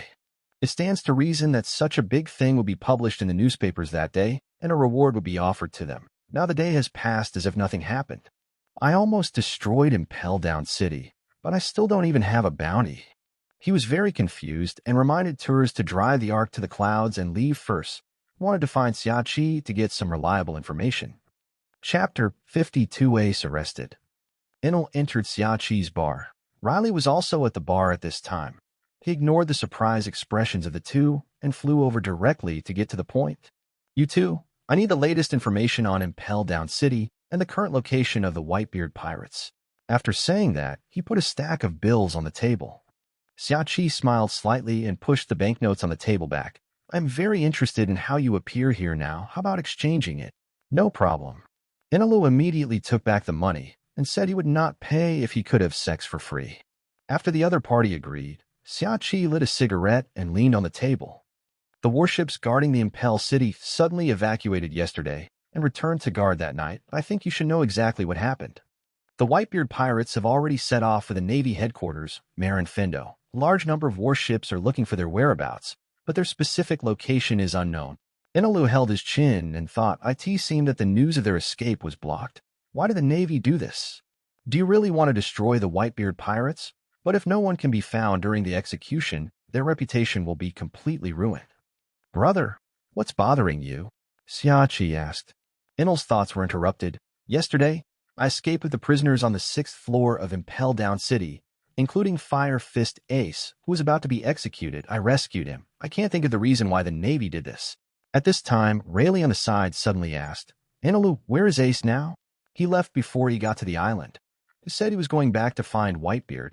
Enelu responded, and then saw the two people's expressions become solemn, and he suddenly realized. The warship was not looking for the whereabouts of the Whitebeard pirates. They were trying their best to capture the escaped Ace in the name of this, and they must capture him before a public execution. They had to go ahead smoothly no matter what when they released the news of the execution. This was related to the face of the entire naval headquarters. Enelu asked Xiachi for the pointer to the base of the Whitebeard pirates, and then returned to the Ark and rushed at full speed. If he hadn't been physically unable to support it after flying for a long time, he would have wanted to pursue it alone. It took a lot of effort to rescue him, but if he was arrested within 2 days, wouldn't he have suffered in vain? A few hours later, he saw some small black dots on the sea below. After taking out his binoculars, he could see clearly. The small black dots below were all Navy warships. There were 14 ships in total, 5 of which were emitting black smoke and looked seriously damaged. His attention was attracted by the 2 warships traveling behind. He immediately turned into lightning and rushed away from one of the warships, and in a blink of an eye, he was on the warship deck. Ooh! Enel heard roars as soon as he arrived. Dozens of Marines on the deck reacted quickly and aimed their guns at him the next second. Thunder! Anila's body suddenly erupted with lightning and launched a large-scale attack. Dozens of naval soldiers and those on another warship fell to the ground, leaving only the person who spoke who was still standing. This is a new skill he developed after seeing lightning explosions. He continuously presses and accumulates his own lightning and releases it instantly. The range and power change with the amount of accumulation. After dealing with the miscellaneous soldiers, Inilu looked at the person in front of him. He was a man with a mustache wearing a vice admiral's coat and many scars on his face. He had a faint black aura on his body. Is Ace here? Inilu held up the trident and pointed at the other person. When he saw that the other person's expression suddenly turned ugly, he felt that he had guessed it right. When I wanted to rush into the cabin, the warship cabin door on the right opened, and a big middle-aged man and an old short woman came out. The man has many tattoos on his body, including a sword on his right arm, roses and cherry blossoms from his left chest to his elbow, and a corsage. He was wearing a dark red suit, a navy hat on his head, black leather gloves on his hands, and an admiral's coat draped behind him. The woman's gray hair was also combed in a simple ponytail to her shoulders. Her hair was all combed back, leaving her forehead open, and she wore a pair of emerald green earrings on her ears. Wearing 2 gold bracelets on his right hand, he is wearing a vice admiral's coat. Enel recognized these 2 people and immediately left the scene in elemental form before they could react. This was completely impossible to fight. Seeing this, the old woman asked the general beside her, with the power of thunder and lightning, he should be the pirate Magellan said, right, Sakaski? You can't be wrong. Sakaski looked down at the other party, then looked up at the sky. Crane, look at Fire Fist Ace. I will make that damn pirate completely disappear from the world. Don't cause too much trouble. Public execution is the most important thing now. The 2 of them were talking to each other. Enel could clearly hear the Ark's motto, and couldn't help but feel a little scared. He almost followed in the footsteps of the King of Ships, Admiral Ainilu and Lieutenant General Tsuru. He was no match for either of them individually. If he ran any slower, his life would be in danger. Ace, it's not that I don't want to save you. It's just that I am unable to save you. Enel controlled the motto to change direction, and everyone was caught and had to follow all the way. In order to avoid being attacked by a Kainu in the air, he rose to a height of several hundred meters. Even at this height, he should be out of the range of their sight, hearing, and color. Among all known people, his range of sight, hearing, and color is the widest. He can stare at them without them knowing it all. After arriving at his destination, he looked down and felt very depressed. It was this annoying place again, Impel Down City. Moreover, the warship left after a Kainu entered. He probably made sure that Ace would not escape again before executing him. Enel gave up his plan to rescue Ace again. Going down now was no different than seeking death. The risk was too high, so he had no choice but to monitor the situation in Impel Down City. A few days later, a warship came to Impel City, and two figures, a man and a woman, walked out of the warship and entered Impel City. The man walking in front was wearing a vice admiral's coat, with a mohawk on his head and a samurai sword slung at his waist. The woman was tall and tall, with an excellent figure, long black hair, and a beautiful face. She is one of the pirate empresses of the Shichibukai. Her peerless appearance is rated as the most beautiful woman in the world, Boya Hancock. She entered Impel Down City under the pretense of visiting Fire Fist Ace, but in fact she was helping Luffy rescue Ace. Luffy should be hiding in her clothes at this time. More than half an hour after they entered, Admiral Ainilu came out, holding a phone bug in his hand to report the situation, and several guards behind him were guarding Ace. After taking Ace aboard the warship, he rode with him. When the time for the public execution was approaching, the warship sailed towards the Navy headquarters. Enel controls the Ark and Mantra follows closely behind. He fails to rescue Ace in advance. Now he can only go to the Navy headquarters to look for opportunities. He is really unwilling not to rescue Ace. Chapter 53: The Eve of Execution. In the Marin Fendo Square of the Navy headquarters, Ace was imprisoned in a cell, with a large number of Marines watching his every move. At this time, he lowered his head and had mixed feelings. He still could not escape the fate of being executed, and his father would still go to war with the Navy. At this time, in the center of the Shampoo Islands, people were watching the real-time progress of the public execution on the big screen on the island. Reporters and photographers who have gathered from all over the world are preparing to keep their eyes on the screen in order to deliver the news to the world as soon as possible. One of the reporters looked at the screen and couldn't help but sigh. It is indeed the naval headquarters that has put all its efforts into setting up the formation. Whitebeard should be aware of this. Another reporter beside him said, lowering his head and taking a pen to take notes. Even so, will he still show up? Facing the luxurious lineup on the screen, they didn't think there was any chance of winning, even though he was the overlord of the sea. Whitebeard. On the other side, the warship sent by the Navy will be sunk as soon as they set sail. They are completely unable to grasp the movements of the Whitebeard pirates. They can only wait for Whitebeard to appear on his own initiative. At this moment, no one of them could predict what would happen next, and the tension that permeated Malinfendo became more and more intense. Execution time was approaching, with less than 3 hours remaining. Jingle! In the Navy loft, a burly old man with white hair punched the table. The cup was knocked over, and the tea inside flowed out. He clenched his fists with a dark face, raised his head and looked across the table. Is this necessary? I can't accept it. The man with glasses across from him put his hands on his hands and looked at him meticulously. This public execution is not just a simple execution of a pirate. You know very well how significant it is to today's world trends. The old man with short white hair stood up after hearing this, turned around and took long steps to leave. Blood flowed from his tightly clenched fists. Regarding this matter, as one of the parties involved, you also have a great responsibility. The old man with glasses who was sitting reminded him, Garp, don't forget this. The man named Garp stopped. He hesitated to speak. He sighed and walked out of the attic without responding. It was clear that Ace had successfully escaped, and he would not hesitate to dispatch the general to capture him and publicly execute him. As a Navy, he had to ensure that the public execution went smoothly. How is it acceptable to watch one's own grandson being executed? I'm just an ordinary old man. At the head of the crescent-shaped bay of the Navy headquarters and near the entire island, 50 large warships were stationed, and the shores of the bay were covered with countless heavy artillery. From the entrance of the alley, you can see that guarding the forefront of the army are the 5 villains who hold the key to the war: Shichibukai, Bartholomew Bear, Moonlight Moria, Don Quixote Doflamingo, Joe Raquel Mihawk, and finally Boya Hancock. The Navy soldiers are constantly busy making preparations for the battle. The opponent is Whitebeard, and they cannot be careless. On the other side of the broad square, tens of thousands of naval soldiers stood in formation waiting for instructions. All of them were well-known sailors recruited from all over the world, a total of 10 people. The commander on the huge fence looked at the sailors below and was very satisfied. He took a step forward and shouted at the top of his voice, Don't be careless. No matter what happens, there are only less than 3 hours left, and everything will be over by then. Roar! The Navy soldiers below heard the words and roared. As long as they lasted for 3 hours, they could go home and report to their relatives that they were safe. At this time, 3 figures slowly walked under the execution platform. They sat on their own exclusive seats and crossed their legs. They were the highest combat power of the Navy headquarters, the 3 Navy headquarters generals. Akainu, Akiji, Kiwi. Oh. The Navy must win. The Navy must win. Seeing the arrival of the three men, the Navy soldiers' shouts resounded throughout the island. They firmly believed that as long as the three of them were around, even Whitebeard would perish here.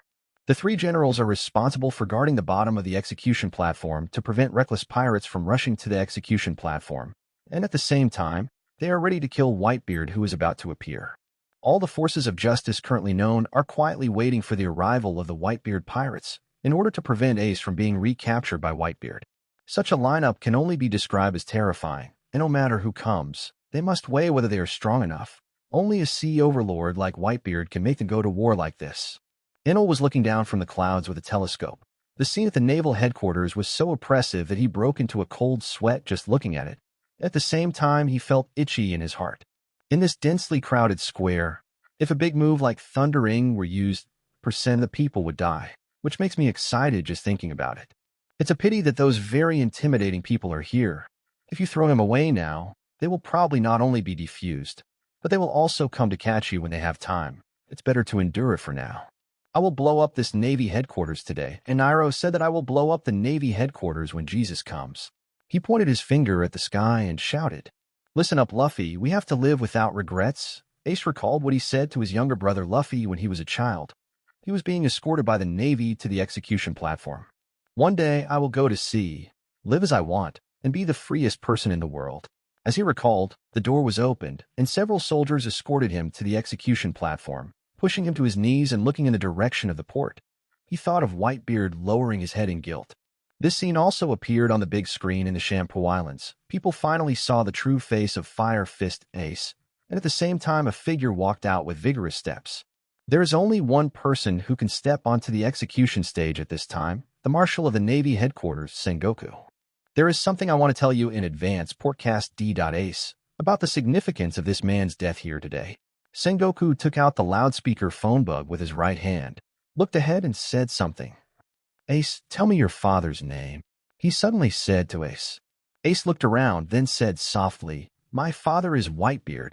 "No." Warring States immediately denied it. "There's nothing wrong. It's just Whitebeard. There's no one else." Ace lowered his head and shouted suddenly, with an ugly expression on his face as if he didn't want to mention it. After hearing this, Warring States stopped talking to Ace. He took the phone and made a speech with emotion. "At that time, we kept our eyes open and searched desperately for the man's child who might be left behind on a certain island. We relied on the little information and possibilities the CP had. 1 year and 3 months after his father's death, a baby with the most evil bloodline in the world was born. Podcast deeded Ace, the son of Pirate King Roger. Chapter 54 Moby Dick, Proverbs now. Fire Fist Ace is the son of Pirate King Roger. As the words of the Warring States period ended, the entire Navy headquarters fell into silence. The sailors present stood dumbfounded. This news was really shocking. This execution is the best show. Did the power of Fire Fist be inherited from father? Wei, why are you still hanging around? Send this news back to the headquarters. People on the Shampoo Islands had different reactions to watching the big screen. The reporters were even more excited and ran to find their bosses one after another. They all wanted to convey the news to the world as soon as possible. As long as I can be the first to report such important news, can I be promoted and make a fortune?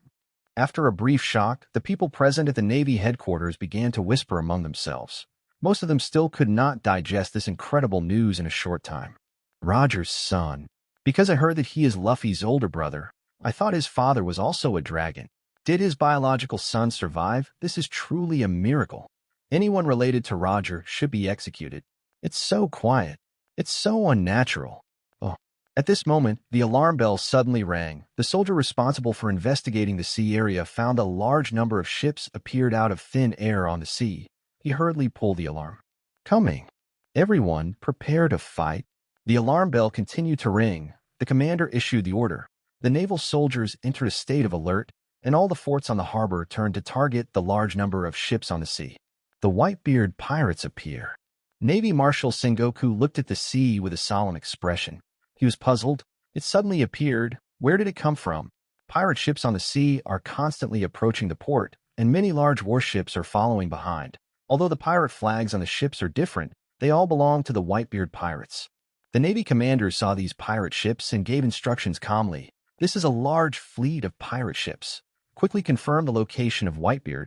Leichi Makagai, the Dairalban brothers, Maelstrom Spider Squado. Each is a first-rate master, and each is a famous captain in a new world. A total of 43 battleships. Whitebeard and the captains were nowhere to be found. Speaking of which, the commander couldn't help but sweat. All he saw were big pirates under Whitebeard's command. What made him panic was that the most terrifying and powerful Whitebeard didn't know where he was. What is there to panic about? There is really no future. Lieutenant General, he shook his head on the execution platform. The commander's reaction made her very disappointed. As a Navy, she was actually afraid of being like this. Ace on the side frowned. The scene in front of him was so unexpected. Even you are going to attack? It was inevitable that his father would come to save him, and a war with the Navy would begin. Why would they come too? Just to thinking of this, he silently lowered his head. The three generals under the execution platform noticed something strange. Their ears twitched slightly, and they adjusted their state to prepare for emergencies. There is a monster emerging under the sea. Crash. Where did that sound come from? There was a sound of water flowing inside the crescent-shaped port. When the sailors heard the sound, they broke into cold sweat and became nervous. They looked left and right to observe the reactions of the people around them. After seeing everything like this, they confirmed their inner thoughts and became even more uneasy. Garp looked at the water in the inner bay with an ominous premonition. He turned to look at the crane on the side and asked, "Could you appear from an unexpected place? Did you miss the formation?" He didn't respond to Garp, and she herself was confused. Whitebeard really appeared from there. The formation he had set up before would be in vain. As predicted. Just as they thought, the sound of water flowing in the bay became louder and louder. A huge bubble emerged, and then ripples appeared on the sea surface. There is a black shadow under the seabed in the bay. I don't know how to shout, and the Navy officers took a closer look at the bottom of the sea. There is a huge black shadow under the seabed in the bay, which looks like an extremely huge warship, and it is still getting bigger and will soon surface. Looking at this huge black shadow, their hearts were in their throats. No, don't come from here. The Whitebeard pirate ship must not appear from the bay. On the execution platform, Warring States stared at the sea with a solemn expression. The doubts in his heart were now solved. So that's it. All their ships are fully coated and sail from the bottom of the sea. But his face turned even uglier. Whitebeard's appearance here meant that all the previous arrangements were in ruins, and there would be a trace of suspense in the battle where victory was certain. And that slight suspense will cost countless naval soldiers their lives. This accident is something he cannot accept. As a naval marshal, he has an unshirkable responsibility. Suddenly, there were waves on the sea. A huge wave rose into the sky, and at the same time an extremely huge ship jumped up from the bottom of the sea. This ship looks like a white whale. It is huge in size, and the dazzling light shining on the surface is the effect after coating. The Navy was stunned when they saw this scene, and their mouths opened wide. They saw a huge ship that could fly. After losing the thrust of the seawater, the ship fell from midair and hit the sea. The hull was not affected at all, which shows that the hull material is very strong. The Moby Dick is here.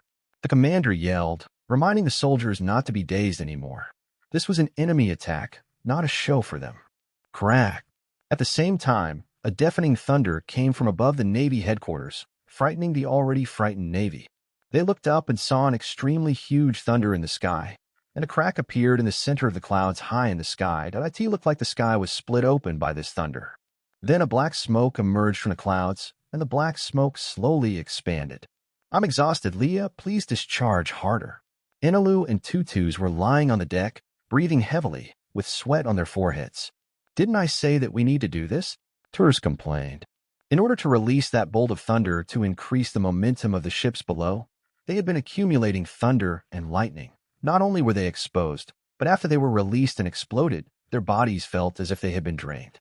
It's no longer possible. I need to take it easy.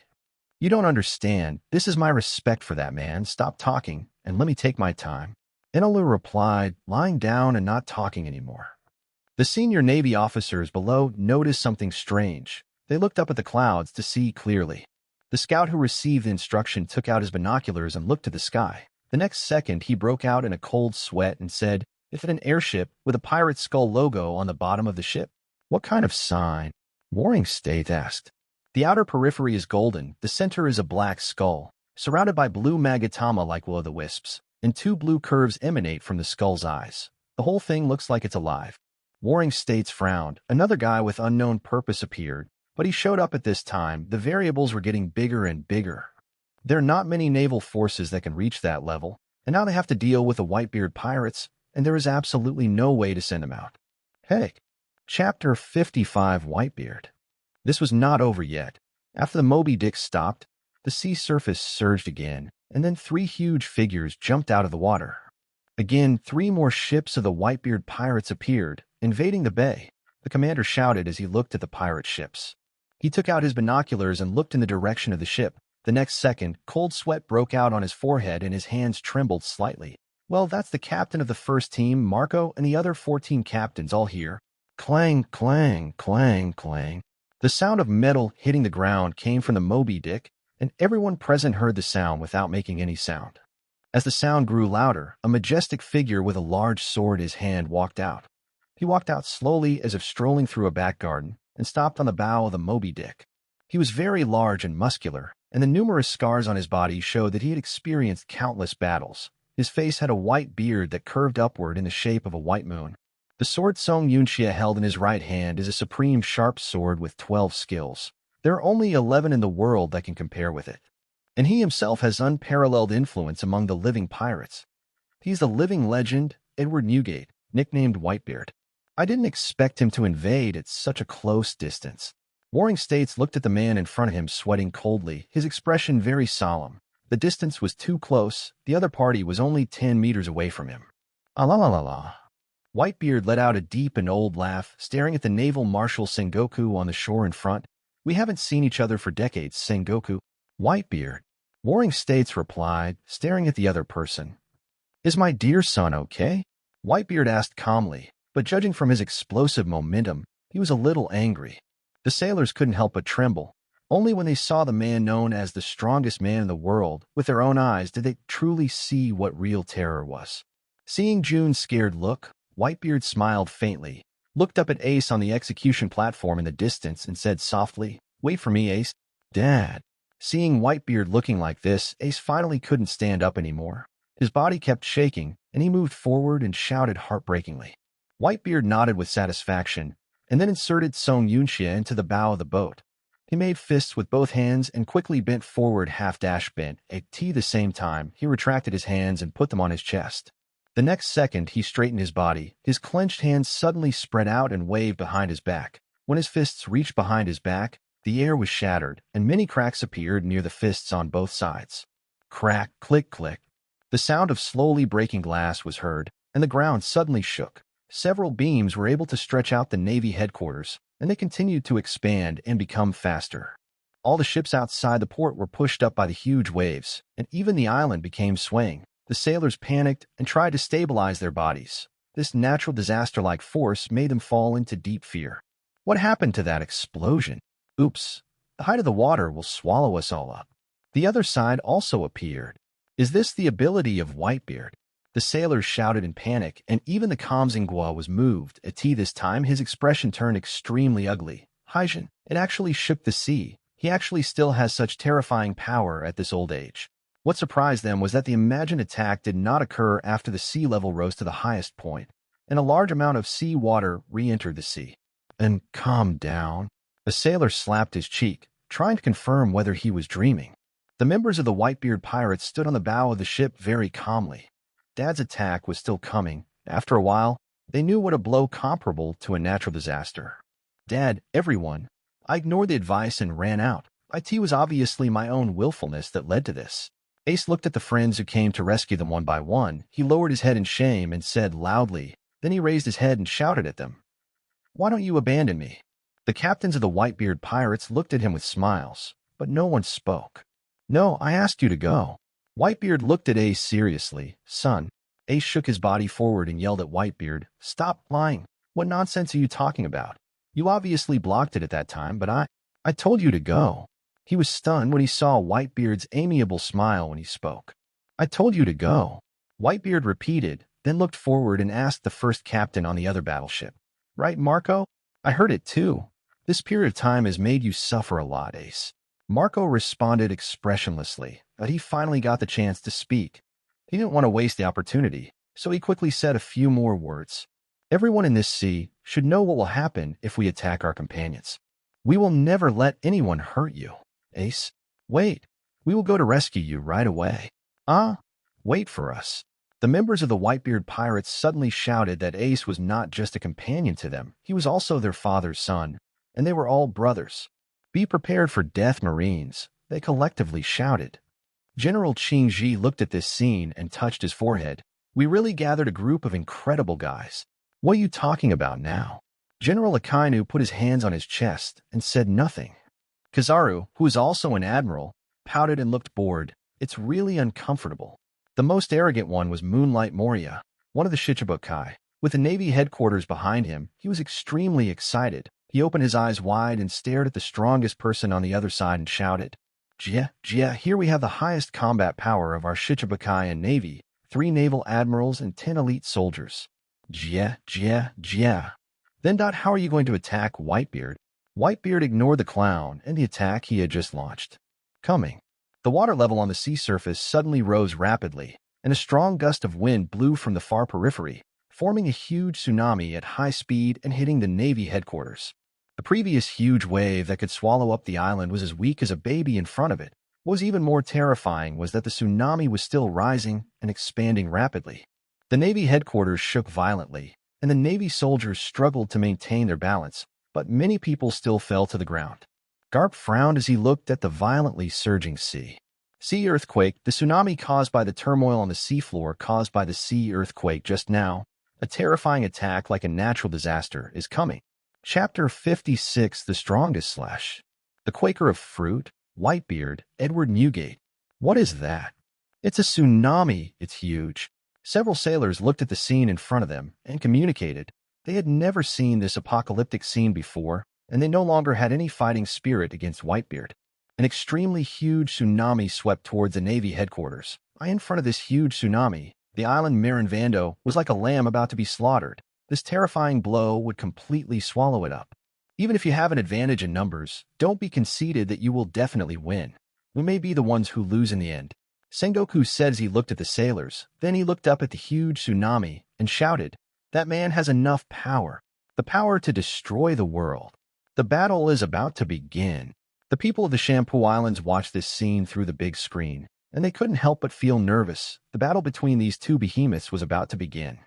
As time passed, 2 extremely huge tsunamis rose to the highest point and rushed towards the Navy headquarters. The island was completely covered by the tsunamis. At this time, Admiral Akiji, who was sitting on the chair under the execution platform, moved. He suddenly disappeared without saying a word, and then appeared in midair at the center of the 2 tsunamis. His body was braving the cold air, and he spread his hands to shoot an icicle at each of the 2 tsunamis on the left and right. The tsunami began to freeze quickly after contacting the icicles. Good chance. A bolt of lightning suddenly appeared in the sky and struck Akiji directly. Akiji frowned, then continued to freeze the tsunami regardless of the thunder and lightning. In the blink of an eye, lightning struck him with precision, and his skin turned black and a large amount of black gas came out. The blindfold on his head fell off, revealing his explosive head that was scorched by electricity. At the same time, there was a strong burning smell coming from his body. As the seawater continued to freeze, the 2 tsunamis were completely frozen into ice blocks and stood near Malinfindo, and Whitebeard's attack was defused. Ice Age. Akiji was suspended in the air through icicles and shouted so that everyone could hear his voice, but the black air he exhaled when he spoke somewhat ruined the atmosphere. Stop. Yes, I am saved. It's Lord Kuzan. KB, who was still alive after the disaster, said tremblingly. His mouth was wide open, and he was breathing heavily. It was obvious that he had not recovered from the fear. Ching Pheasant, you little brat. Whitebeard looked at him and smiled, expressing his recognition of his strength. The icicles in Qingji's hands suddenly broke off. He turned around in the air and condensed 2 ice spears on his wrists, 2 thorn spears. As soon as he said this, the ice spears quickly shot towards Whitebeard on the ground. Seeing this, Whitebeard hammered his right hand aside, and the atmosphere around him was shattered. Then the ice spear flying towards him was shattered, and the blue pheasant's forehead suddenly turned into ice. The next second, a crack appeared on the ice's forehead, and its body turned into a lump of ice and fell straight into the sea below. The ice block immediately froze the seawater after it hit the sea surface, and a body made of ice quickly condensed. In addition, the ice on the sea surface continued to spread, and the sea surface quickly turned into a cold ice surface. The sea surface in the bay is completely frozen, and the movement of the ship is blocked. The members of the white group lay on the sideboards and looked at the ice below, their faces a little ugly. The blockade of the ship was not good for them. On the other side of the bay, a sailor looked at the ice in front of him and swallowed. "We have the most powerful general in the naval headquarters here." "No, that's right, the Whitebeard pirates have nothing to be afraid of." The fat sailor on the side agreed, and the fear of the surrounding sailors suddenly disappeared. They remembered that they were elites selected from all over the world. Elites cannot be timid when facing enemies. Bombardment. Destroy the Moby Dick. After the morale recovered, the commander issued the instruction. After receiving the instruction, the sailors immediately took action and aimed their cannons at the ship. Boom boom boom.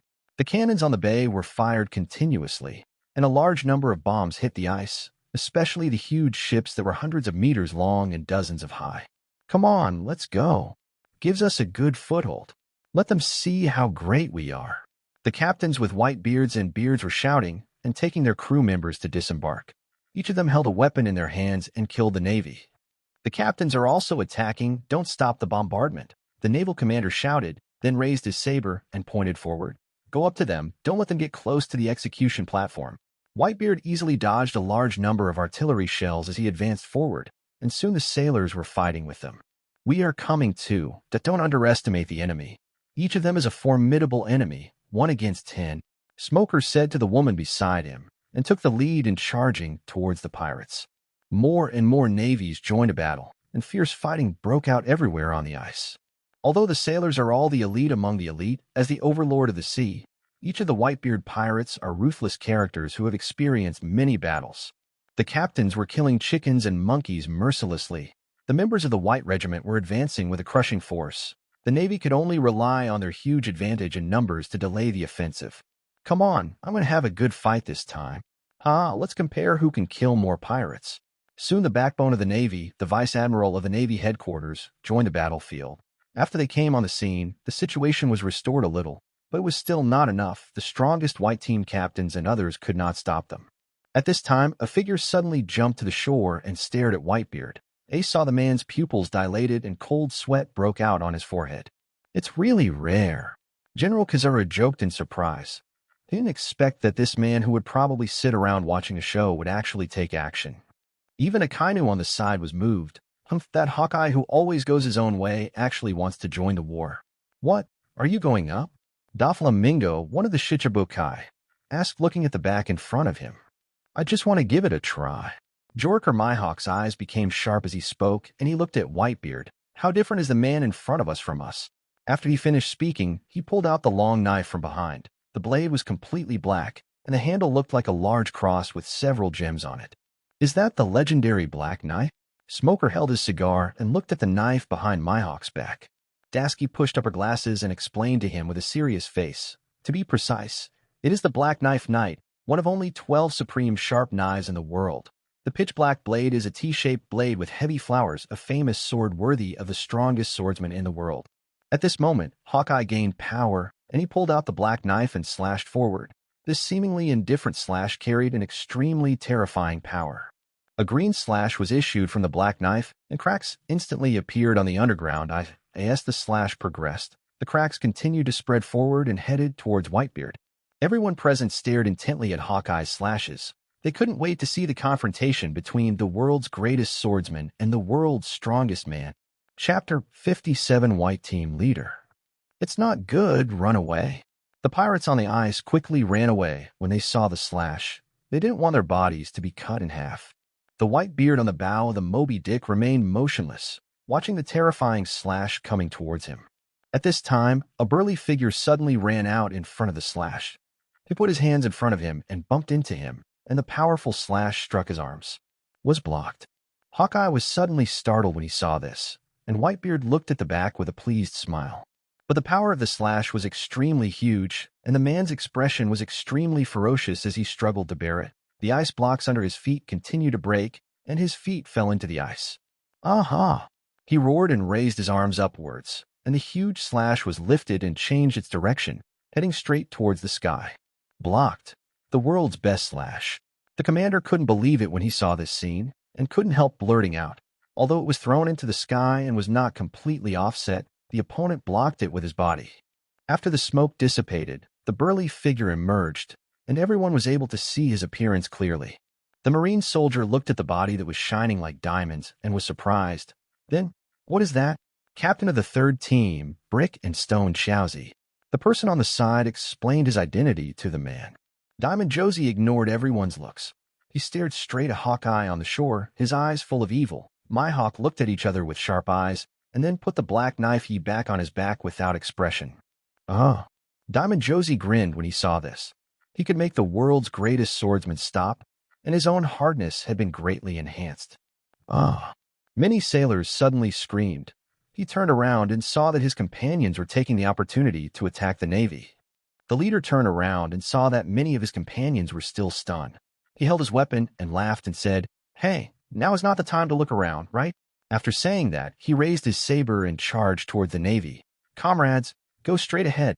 This shout not only reminded the members of the White Regiment, but also woke up the Navy. Attack? The commander shouted and ordered the soldiers to rush out to meet the enemy. After a brief period of calm, the battlefield once again became chaotic. Pirates and sailors roared and rushed toward each other with their weapons clenched. The two sides fought fiercely, and figures continued to fall to the ground. Seeing such a battle situation, Warring States took a few steps forward on the execution platform. "You are so stupid. Are you trying to break through from the front?" He took out a loudspeaker phone and raised it in front of his mouth and gave the order, "Assault the troops. Aim at the enemy ships and the following sea vessels. Thief." Yes. The commanders immediately asked the soldiers to take action, and soon all the forts were ready. Fire. As soon as the voice fell, a large number of artillery shells were immediately fired. The pirates were caught off guard by the sudden bombardment, and then they took out guns and artillery shells for long-range counterattacks. Under the leadership of each captain, the pirates continued to advance. The Navy soldiers were unable to resist and had to fight desperately, resulting in a large number of casualties. At this time, General Kizaru stood up from his chair. Really, as expected of the captains of the Whitebeard pirates, each one is as strong as a monster. If you want to minimize the loss, you can only capture the thief first and capture the king first. After saying that, his body turned into photons and disappeared. Under the execution platform, only Akainu was left sitting on the chair waiting for the opportunity. Its dots so dazzling. What is it? A dazzling light suddenly appeared above the battlefield. The nearby pirates quickly stopped and covered their eyes with their hands. After the light disappeared, a figure appeared. Kizaru is here. Everyone run. The pirates broke out in cold sweat looking at this figure and wanted to turn around and run away. Kizaru ignored these miscellaneous soldiers, put his hands in front of his shoulders and pinched his fingers. 8-foot Magatama. Countless photons quickly gathered into his hands, condensing a large number of light bullets, and fired them forward, targeting Whitebeard. "Hey, why is it so dazzling?" Whitebeard frowned and said as he looked at the countless light bullets fired at him, but he did not make any move. Just after the light bomb was launched, a cyan bird suddenly flew in front of the light bomb. He spread his wings and blocked the front with his body. The densely packed light bombs kept bombarding him, and none of them could penetrate his body and attack Whitebeard. Soon all the light bullets were caught by his body. The impact of the light bullets caused strong winds to blow up, and the surrounding dust was carried away by the strong winds. The general's attack was actually blocked. What's going on? It's surrounded by blue flames. The marine soldier sighed as he looked at this familiar scene, and unlike before, this time the attack was completely neutralized. Green flame. Kizaru heard this and stretched his head forward to see clearly. "How could you?" The cyan flame made a sound and then gathered to reveal Marco's body. He stared at the other person and smiled strangely. "You are disturbing our king as soon as you come. How scary, Whitebeard pirates." Kizaru looked at the other party and joked, then frowned slightly and said, "A devil fruit that is even rarer than the natural type, the animal type, the phantom bee species. No matter what kind of attack it receives, the phoenix can be reborn from the fire. It seems that this trick has not worked." Marco looked at the other party with half-lidded eyes. It worked. "Stop lying." Kizaru looked at each other with the same look. He was a little unhappy when he saw the other person's eyes. He raised his hand and took a good posture and shot another 8-foot Magatama towards the other person. Upon seeing this, Marco quickly spread his wings. Green flames burst out from his body, and his body turned into a big blue bird and flew quickly toward the opponent. A large number of light bullets hit the bird's body and made holes. but it had no effect. After being pierced, the body healed and returned to its original state in the blink of an eye, as if it had never been hit, without any impact on his actions. Marco soon flew in front of Kizaru. The flames on his legs disappeared, revealing his right leg. Then he spun around, straightened his right leg, and kicked hard at the opponent's head. Kizaru reacted and raised his left hand, blocking the attack before he was kicked in the head. His left hand and right leg were in a stalemate, and both bodies were trembling. After blocking the attack, Kizaru looked at the opponent and said jokingly, "Hey, this trick also worked." "Stop lying." Marco responded, "Hey." Then he shouted, and his right leg suddenly exploded with strength. Kizaru could not withstand this powerful force, and his body glowed and was kicked away hard. The light hit the ground with a strong explosion, and a large number of broken ice cubes continued to fly towards him. "I actually knocked Mr. Kizaru away." "It's okay, General Kizaru." The sailors took a step forward to press against their bodies, and at the same time put their hands in front of their bodies to protect their heads. The powerful impact made it difficult for them to resist, and some unlucky ones were hit by large ice blocks and fell to the ground. Chapter 58 General Ainilu. After the impact disappeared, the vision was restored. There was a large crater where the explosion occurred. The vicinity was full of large and small rocks, and there was no trace of any ice. A ray of light suddenly appeared, and Kizaru appeared beside several officers. His body was unscathed by such an explosion, and he was not even stained by any dust. "It seems it's not that simple to just let us go straight to Wang. He looked at Marco and said jokingly. After looking at each other, he turned and pointed to the sky. "Giant troops, you have to pay attention to the sky." After saying that, he looked up at the slowly darkening clouds directly above him and muttered, "This is really troublesome." "Yes." Several extremely large naval soldiers responded, taking out their huge weapons and preparing to attack at any time. They are a race of giants, each with an extremely huge body. The ordinary sailors in front of them are no bigger than their feet, and their physiques are self-evident. The only ones who can compete with them in strength are those monster-like people. "The big guy is coming. Aim at their feet and kill them." The pirates looked at the giant soldiers blocking the front and shouted, "A tea this time." Diamond Josie ran up. He opened his mouth wide and shouted to his companions in front, "Stand back." After roaring, he suddenly jumped up and raised his right hand that turned into a diamond. When he was about to land on the ice, he gritted his teeth and punched the ice with all his strength. Crack, click. The ice cracked instantly and made a cracking sound after being hit by a fist. This is just the beginning. The ice surface is still cracking, and the cracks are rapidly converging in a strange trajectory, and finally a circle half the size of the inner bay is drawn on the ice surface in the bay. "Leave quickly." One pirate yelled and ran away, followed closely by the other pirates. The captain was about to take action, and he didn't want to be affected. As predicted, after seeing his accomplice leave, Josie inserted his hands into the crack. "Aha!" He shouted with all his strength, and after a shock, he lifted up the huge round ice block. He turned to look at the giant soldier, and then threw the huge ice block hundreds of meters into the air.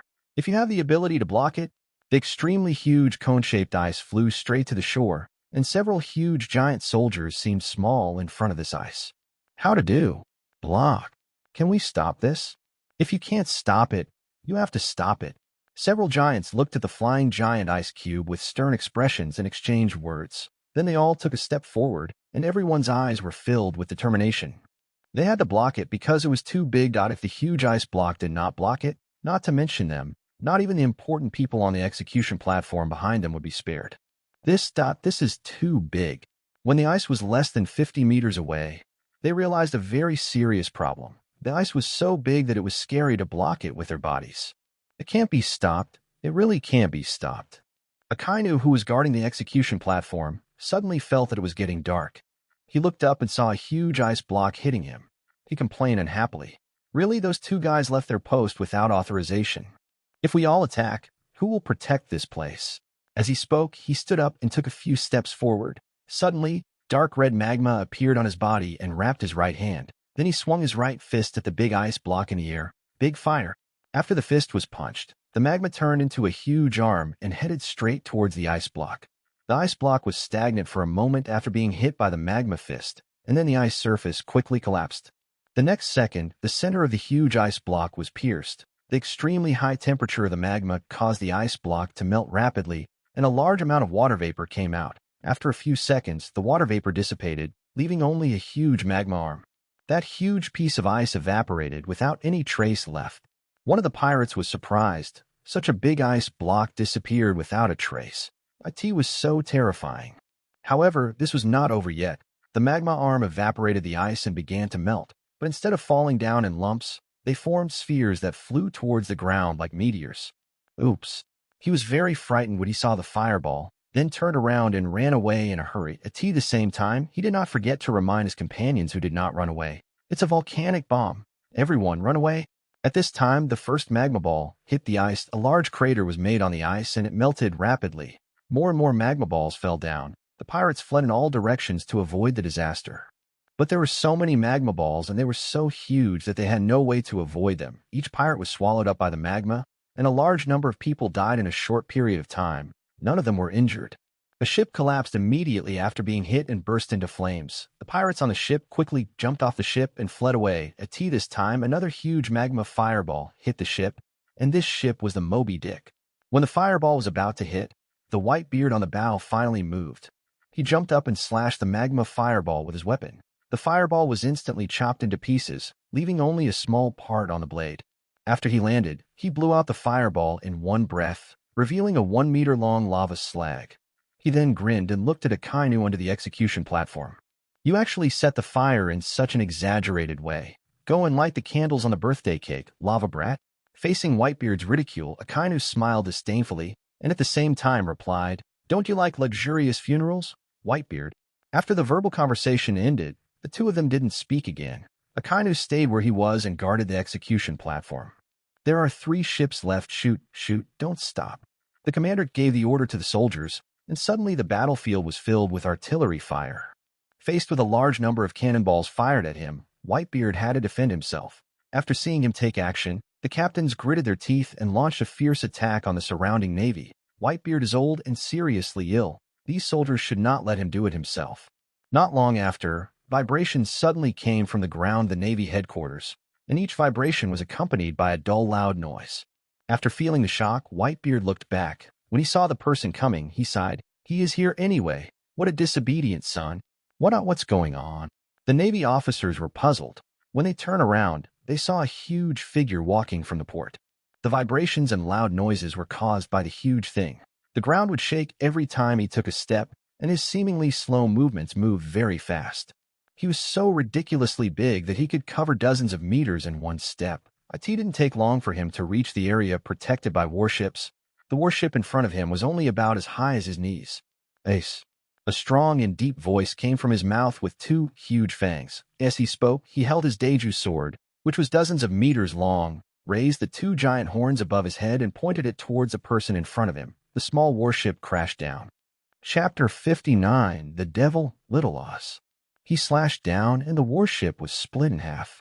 The Navy on the warship fell to the ground and fled in a hurry. This huge monster with light green body and samurai armor was no match for them. This huge movement attracted the attention of everyone in the bay. The pirate looked at him and shouted excitedly, Well done, go, Little Oz. Ah. Little Oz shouted, raising his arms, then pushed the warship in front of him away and strode towards the execution platform. Lieutenant General, he looked at the monster with a skull pendant hanging around his neck. Is that the descendant of Oz, the national champion? This is so huge. It completely surpasses our understanding of the giant race. The lieutenant general behind him was even more surprised. I'd never seen such a big person before.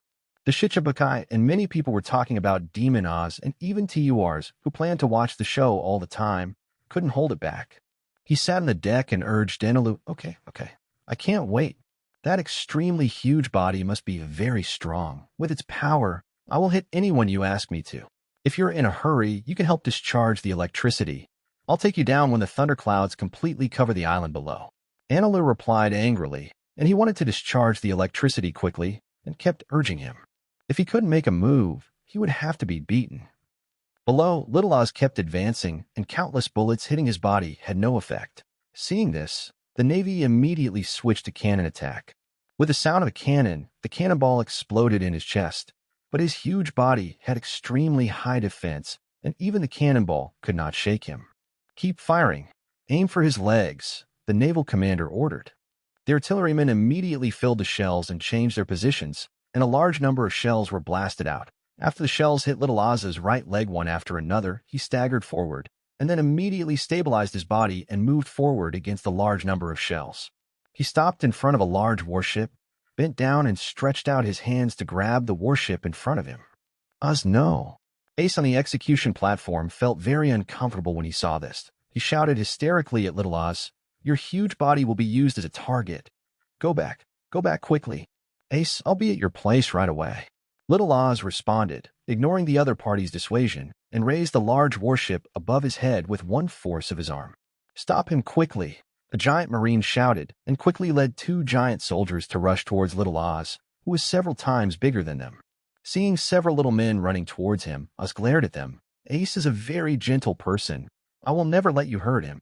After he finished shouting, he threw the huge warship forward. Several giant sailors who rushed towards him were hit and flew backwards. The remaining giant sailors guarding the bay were also hit and pushed away by the large warship.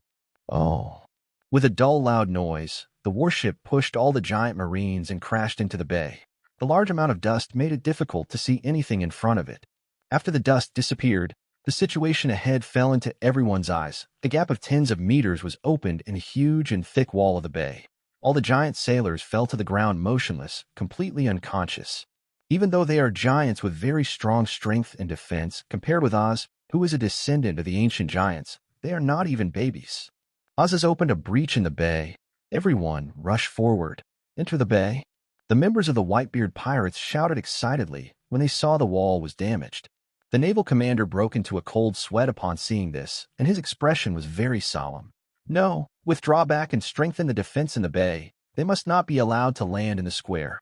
The Navy retreated while fighting. The left side had been breached, and they could only go to the bay to defend with all their strength. Rumble. Thunder rumbled in the sky as they retreated. In the blink of an eye, more than a dozen thunderbolts hit their position. Many naval soldiers were hit by the thunder without even reacting. The sailors who were hit were instantly scorched by electricity and fell to the ground with black smoke. And at the same time, there was a roasting sound mush smell. What's going on? Where did the lightning come from? The commander frowned as he looked at the fallen soldiers. The sky. The sky is a thundercloud high in the sky. The soldier on the side looked at the sky and responded quickly. At T this time, he seemed to see a thunder and lightning getting bigger and bigger. Clap. There was a sound of thunder, and the soldier was hit by the thunder and fell to the ground. Before he fainted, he had an illusion and heard someone saying something to him. "You're the only one with eyes, right? Don't let me talk too much." However, this was only the beginning. The power of thunder was slowly increasing, and the number was also increasing. Dozens, hundreds, thousands, and occasionally a few thunders struck the sea. Countless terrifying thunderbolts raged mercilessly at the Navy headquarters, each blast creating a large crater. The sailors who were hit immediately lost consciousness and fell to the ground. Everyone on the battlefield was puzzled by the sudden thunder and lightning, but now they couldn't think much about it. Facing this powerful, extremely fast, and extremely numerous thunder, they had no time to dodge. No one knew whether a thunder and lightning would hit them in the next second. Little Oz scratched his head and didn't know why. It was as if he couldn't be seen by the thunder and lightning everywhere. His big body was not hit, but the small navy in front was hit by thunder. Warring States looked up at the thunder cloud with solemn expression. Who is the thunder cloud that covered the entire Marin with such a terrifying ability? "It's the troublesome guy who made a scene and impelled down city." Kazurua responded, then looked at the sky and said with interest, "I'll knock him down." Seeing that Kizaru was about to leave the Warring States period, he immediately spoke to stop him. "No, such a large-scale attack will not last long. Guarding the execution platform is the most important thing now." A pirate below realized that he was not attacked by lightning and shouted to his companions, "While they are distracted by Oz and lightning, attack here quickly." After that, he raised his cannon and fired at Empress Hancock. Hancock, who was wearing a purple cheongsam, moved when he saw this and touched his lips with his slender fingers. Then he blew out a heart-shaped pink bubble, grabbed the center of the bubble with his right hand, and stretched the side in front of him like a bow. "Capture only arrows." After saying that, she released her right hand, and a large number of pink bows and arrows were fired from the heart-shaped bubble, attacking the crowd below indiscriminately. Whether they are pirates or marines, they are instantly petrified and turned into humanoid stone statues after being hit by a bow and arrow. "Hey, you!" A pirate roared at her, and Hancock jumped out before he could finish his words. He stretched out his straight long legs and kicked the pirate on the head before turning over and jumping to the ground. The pirate who was kicked felt that the area where he was attacked was extremely stiff. He raised his hand and touched his head, and some gravel fell down. He was very shocked by this. The body is broken. Broken. 60. Chapter 67. Wu Hai. Empress Hancock ignored the pirate and jumped up to the people around her, fragrant kicks. After kicking a few people down, she quickly stood on her head and supported the ground with her hands, and quickly rotated her body clockwise toward the front. On her way forward, everyone around her was attacked, and all the areas attacked were their heads. Without exception, the heads of more than a dozen people were all turned to stone and fell to the ground. After knocking down the people nearby, she quickly flipped back and somersaulted backwards. After rolling a few meters, she jumped up and landed on a big python. She stood on her left foot and raised her right leg without putting it down. The big python under her feet was her pet. Salome. Asshole. He even attacked the Navy. A Navy soldier not far away roared through gritted teeth. Upon hearing this, Hancock looked at the other party condescendingly. Although I have agreed to fight against Whitebeard with you, it does not mean that I am your companion. A man's words are the same whether he is an enemy or a friend. As she spoke, she noticed that she was wearing a cheongsam and silently put down her long legs, with a happy smile on her lips, except for that person. I hope you can treat me as my concubine and abide by your agreement. The naval officer was furious and took a step forward to question the other party. What did you say? Seeing that the naval officer wanted to blame himself, Hancock raised his hand with a pitiful expression. For the sake of my peerless beauty. You. Under the combination of beauty and sweet fruit, the officer's face turned red and he stuttered when speaking. He simply took a deep breath to regain his composure. On the other side, Little Oz slapped the Navy in front of him away, and he was about to reach the edge of the square. Ace, I'll be here soon. He looked at Ace and said, then took big steps and walked forward. The Shichibukai Moonlight Moria on the edge of the square stared at his huge body and was very excited. The black claws held in front of him trembled slightly. Jia, come on. A tall figure walked out from next to him, startling him. He opened his mouth wide and swallowed what he wanted to say. Ace's eyes widened when he saw the tall and burly bear-like figure. His face suddenly twisted and he shouted at Little Oz, stop, don't come over. You're no match for him. That was Bartholomew Bear, a man known as the Tyrant. He could be given such a nickname by people. It goes without saying how cruel he is. If Little Oz was attacked by him, you can imagine what had happened to him. I want to save you, Ace. Little Oz ignored the other party's dissuasion and continued to move towards the square. At this time, Bartholomew Bear also walked to the edge of the square. He opened his arms facing the sky, and his fingers with meatballs emitted bursts of white light, and at the same time, there was a sound like a heartbeat. Moonlight Moria jumped away in a hurry and ran to the side to stay away from him. The other people who were also Shichibukai stopped what they were doing and turned to watch his movements. A transparent bear paw bubble formed above his head and then began to grow slowly, 1 meter, 3 meters, 5 meters. The transparent bubble became much larger with every beat of the white light, and soon it was dozens of meters high. Bear paw bubble. After reaching the maximum value, the bear's paw bubble began to shrink, 50 meters, 30 meters, 10 meters, until it was as big as the palm of his hand. Bartholomew Bear covered it with both hands and continued to compress it. Then he opened his closed palms, and a mini bear paw bubble more than 10 centimeters high slowly flew towards Little Oz. This seemingly small and exquisite bubble actually contains extremely terrifying power. After expanding and then compressing to the extreme, the mini bear paw will produce a devastating and powerful explosion once it explodes. After the bear's paw flew a few meters, a bolt of lightning suddenly struck down, and the inconspicuous little bear's paw was accurately hit. Boom! A deafening explosion sounded, and the mini bear paw exploded with unparalleled power. The ice surface hundreds of meters in radius instantly broke, and the thick stone walls of the square could not hold up for a moment. Countless ice cubes flew out from the explosion area, and people who had no time to escape were blown away in all directions. There was a huge gap on the shore of the square, and even people outside the explosion range could not withstand the powerful impact and were blown away. Bartholomew Bear, who launched the attack, was blown backwards and hit the wall. For the first time, he experienced what it felt like to be hit by his own attack. The explosion range was filled with thick smoke, but a huge figure could be vaguely seen standing tall. What a terrifying attack this is. Is this the strength of the Shichibukai? The naval soldier in the distance swallowed his saliva and looked at the explosion area with horror on his face. Seeing him in a daze, the nearby pirates rushed over and pierced his heart with a knife. Idiot, that's the Tyrant Bear. Ha, Lord Moria, I'm still smart. Jia, jia, jia. Moonlight Moria, who had escaped the disaster, patted his chest and said happily.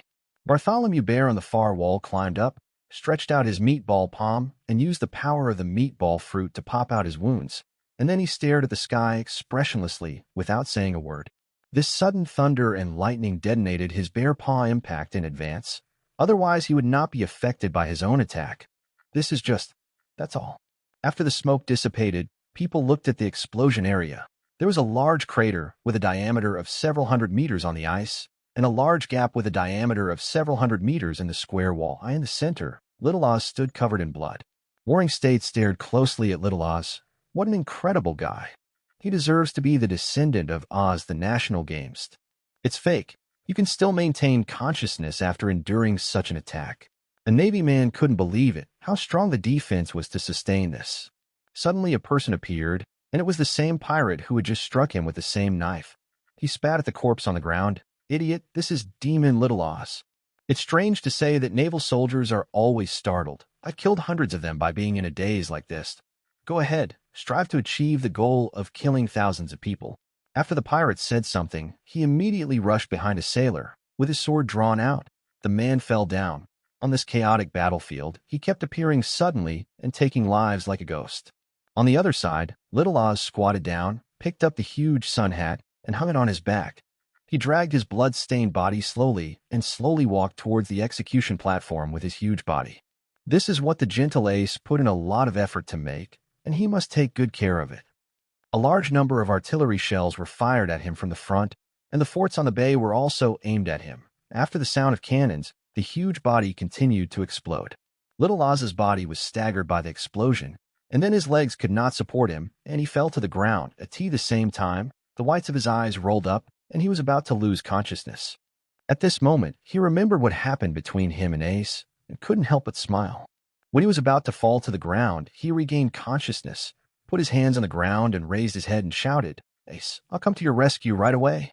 He couldn't fall down, at least not until he rescued Ace. A force called friendship suddenly came from his body, causing him to stand up and take steps forward again, but his movements were much slower, and it seemed that every move was extremely difficult. Hum hum hum, ha ha ha ha. At this time, a man in a pink coat flew out and passed Little Oz with a loud smile. When he landed slowly, he looked at Little Oz and asked, What's wrong with you, devil? Feet. Little Oz suddenly found that his feet could not move, as if they were tied by ropes. At this moment, a blue light suddenly appeared, and a figure appeared under the man in the fan's coat. He pointed the red trident in his hand at the opponent and said, I guarantee you that when his right leg is broken, your head will also be broken. Da Flamingo.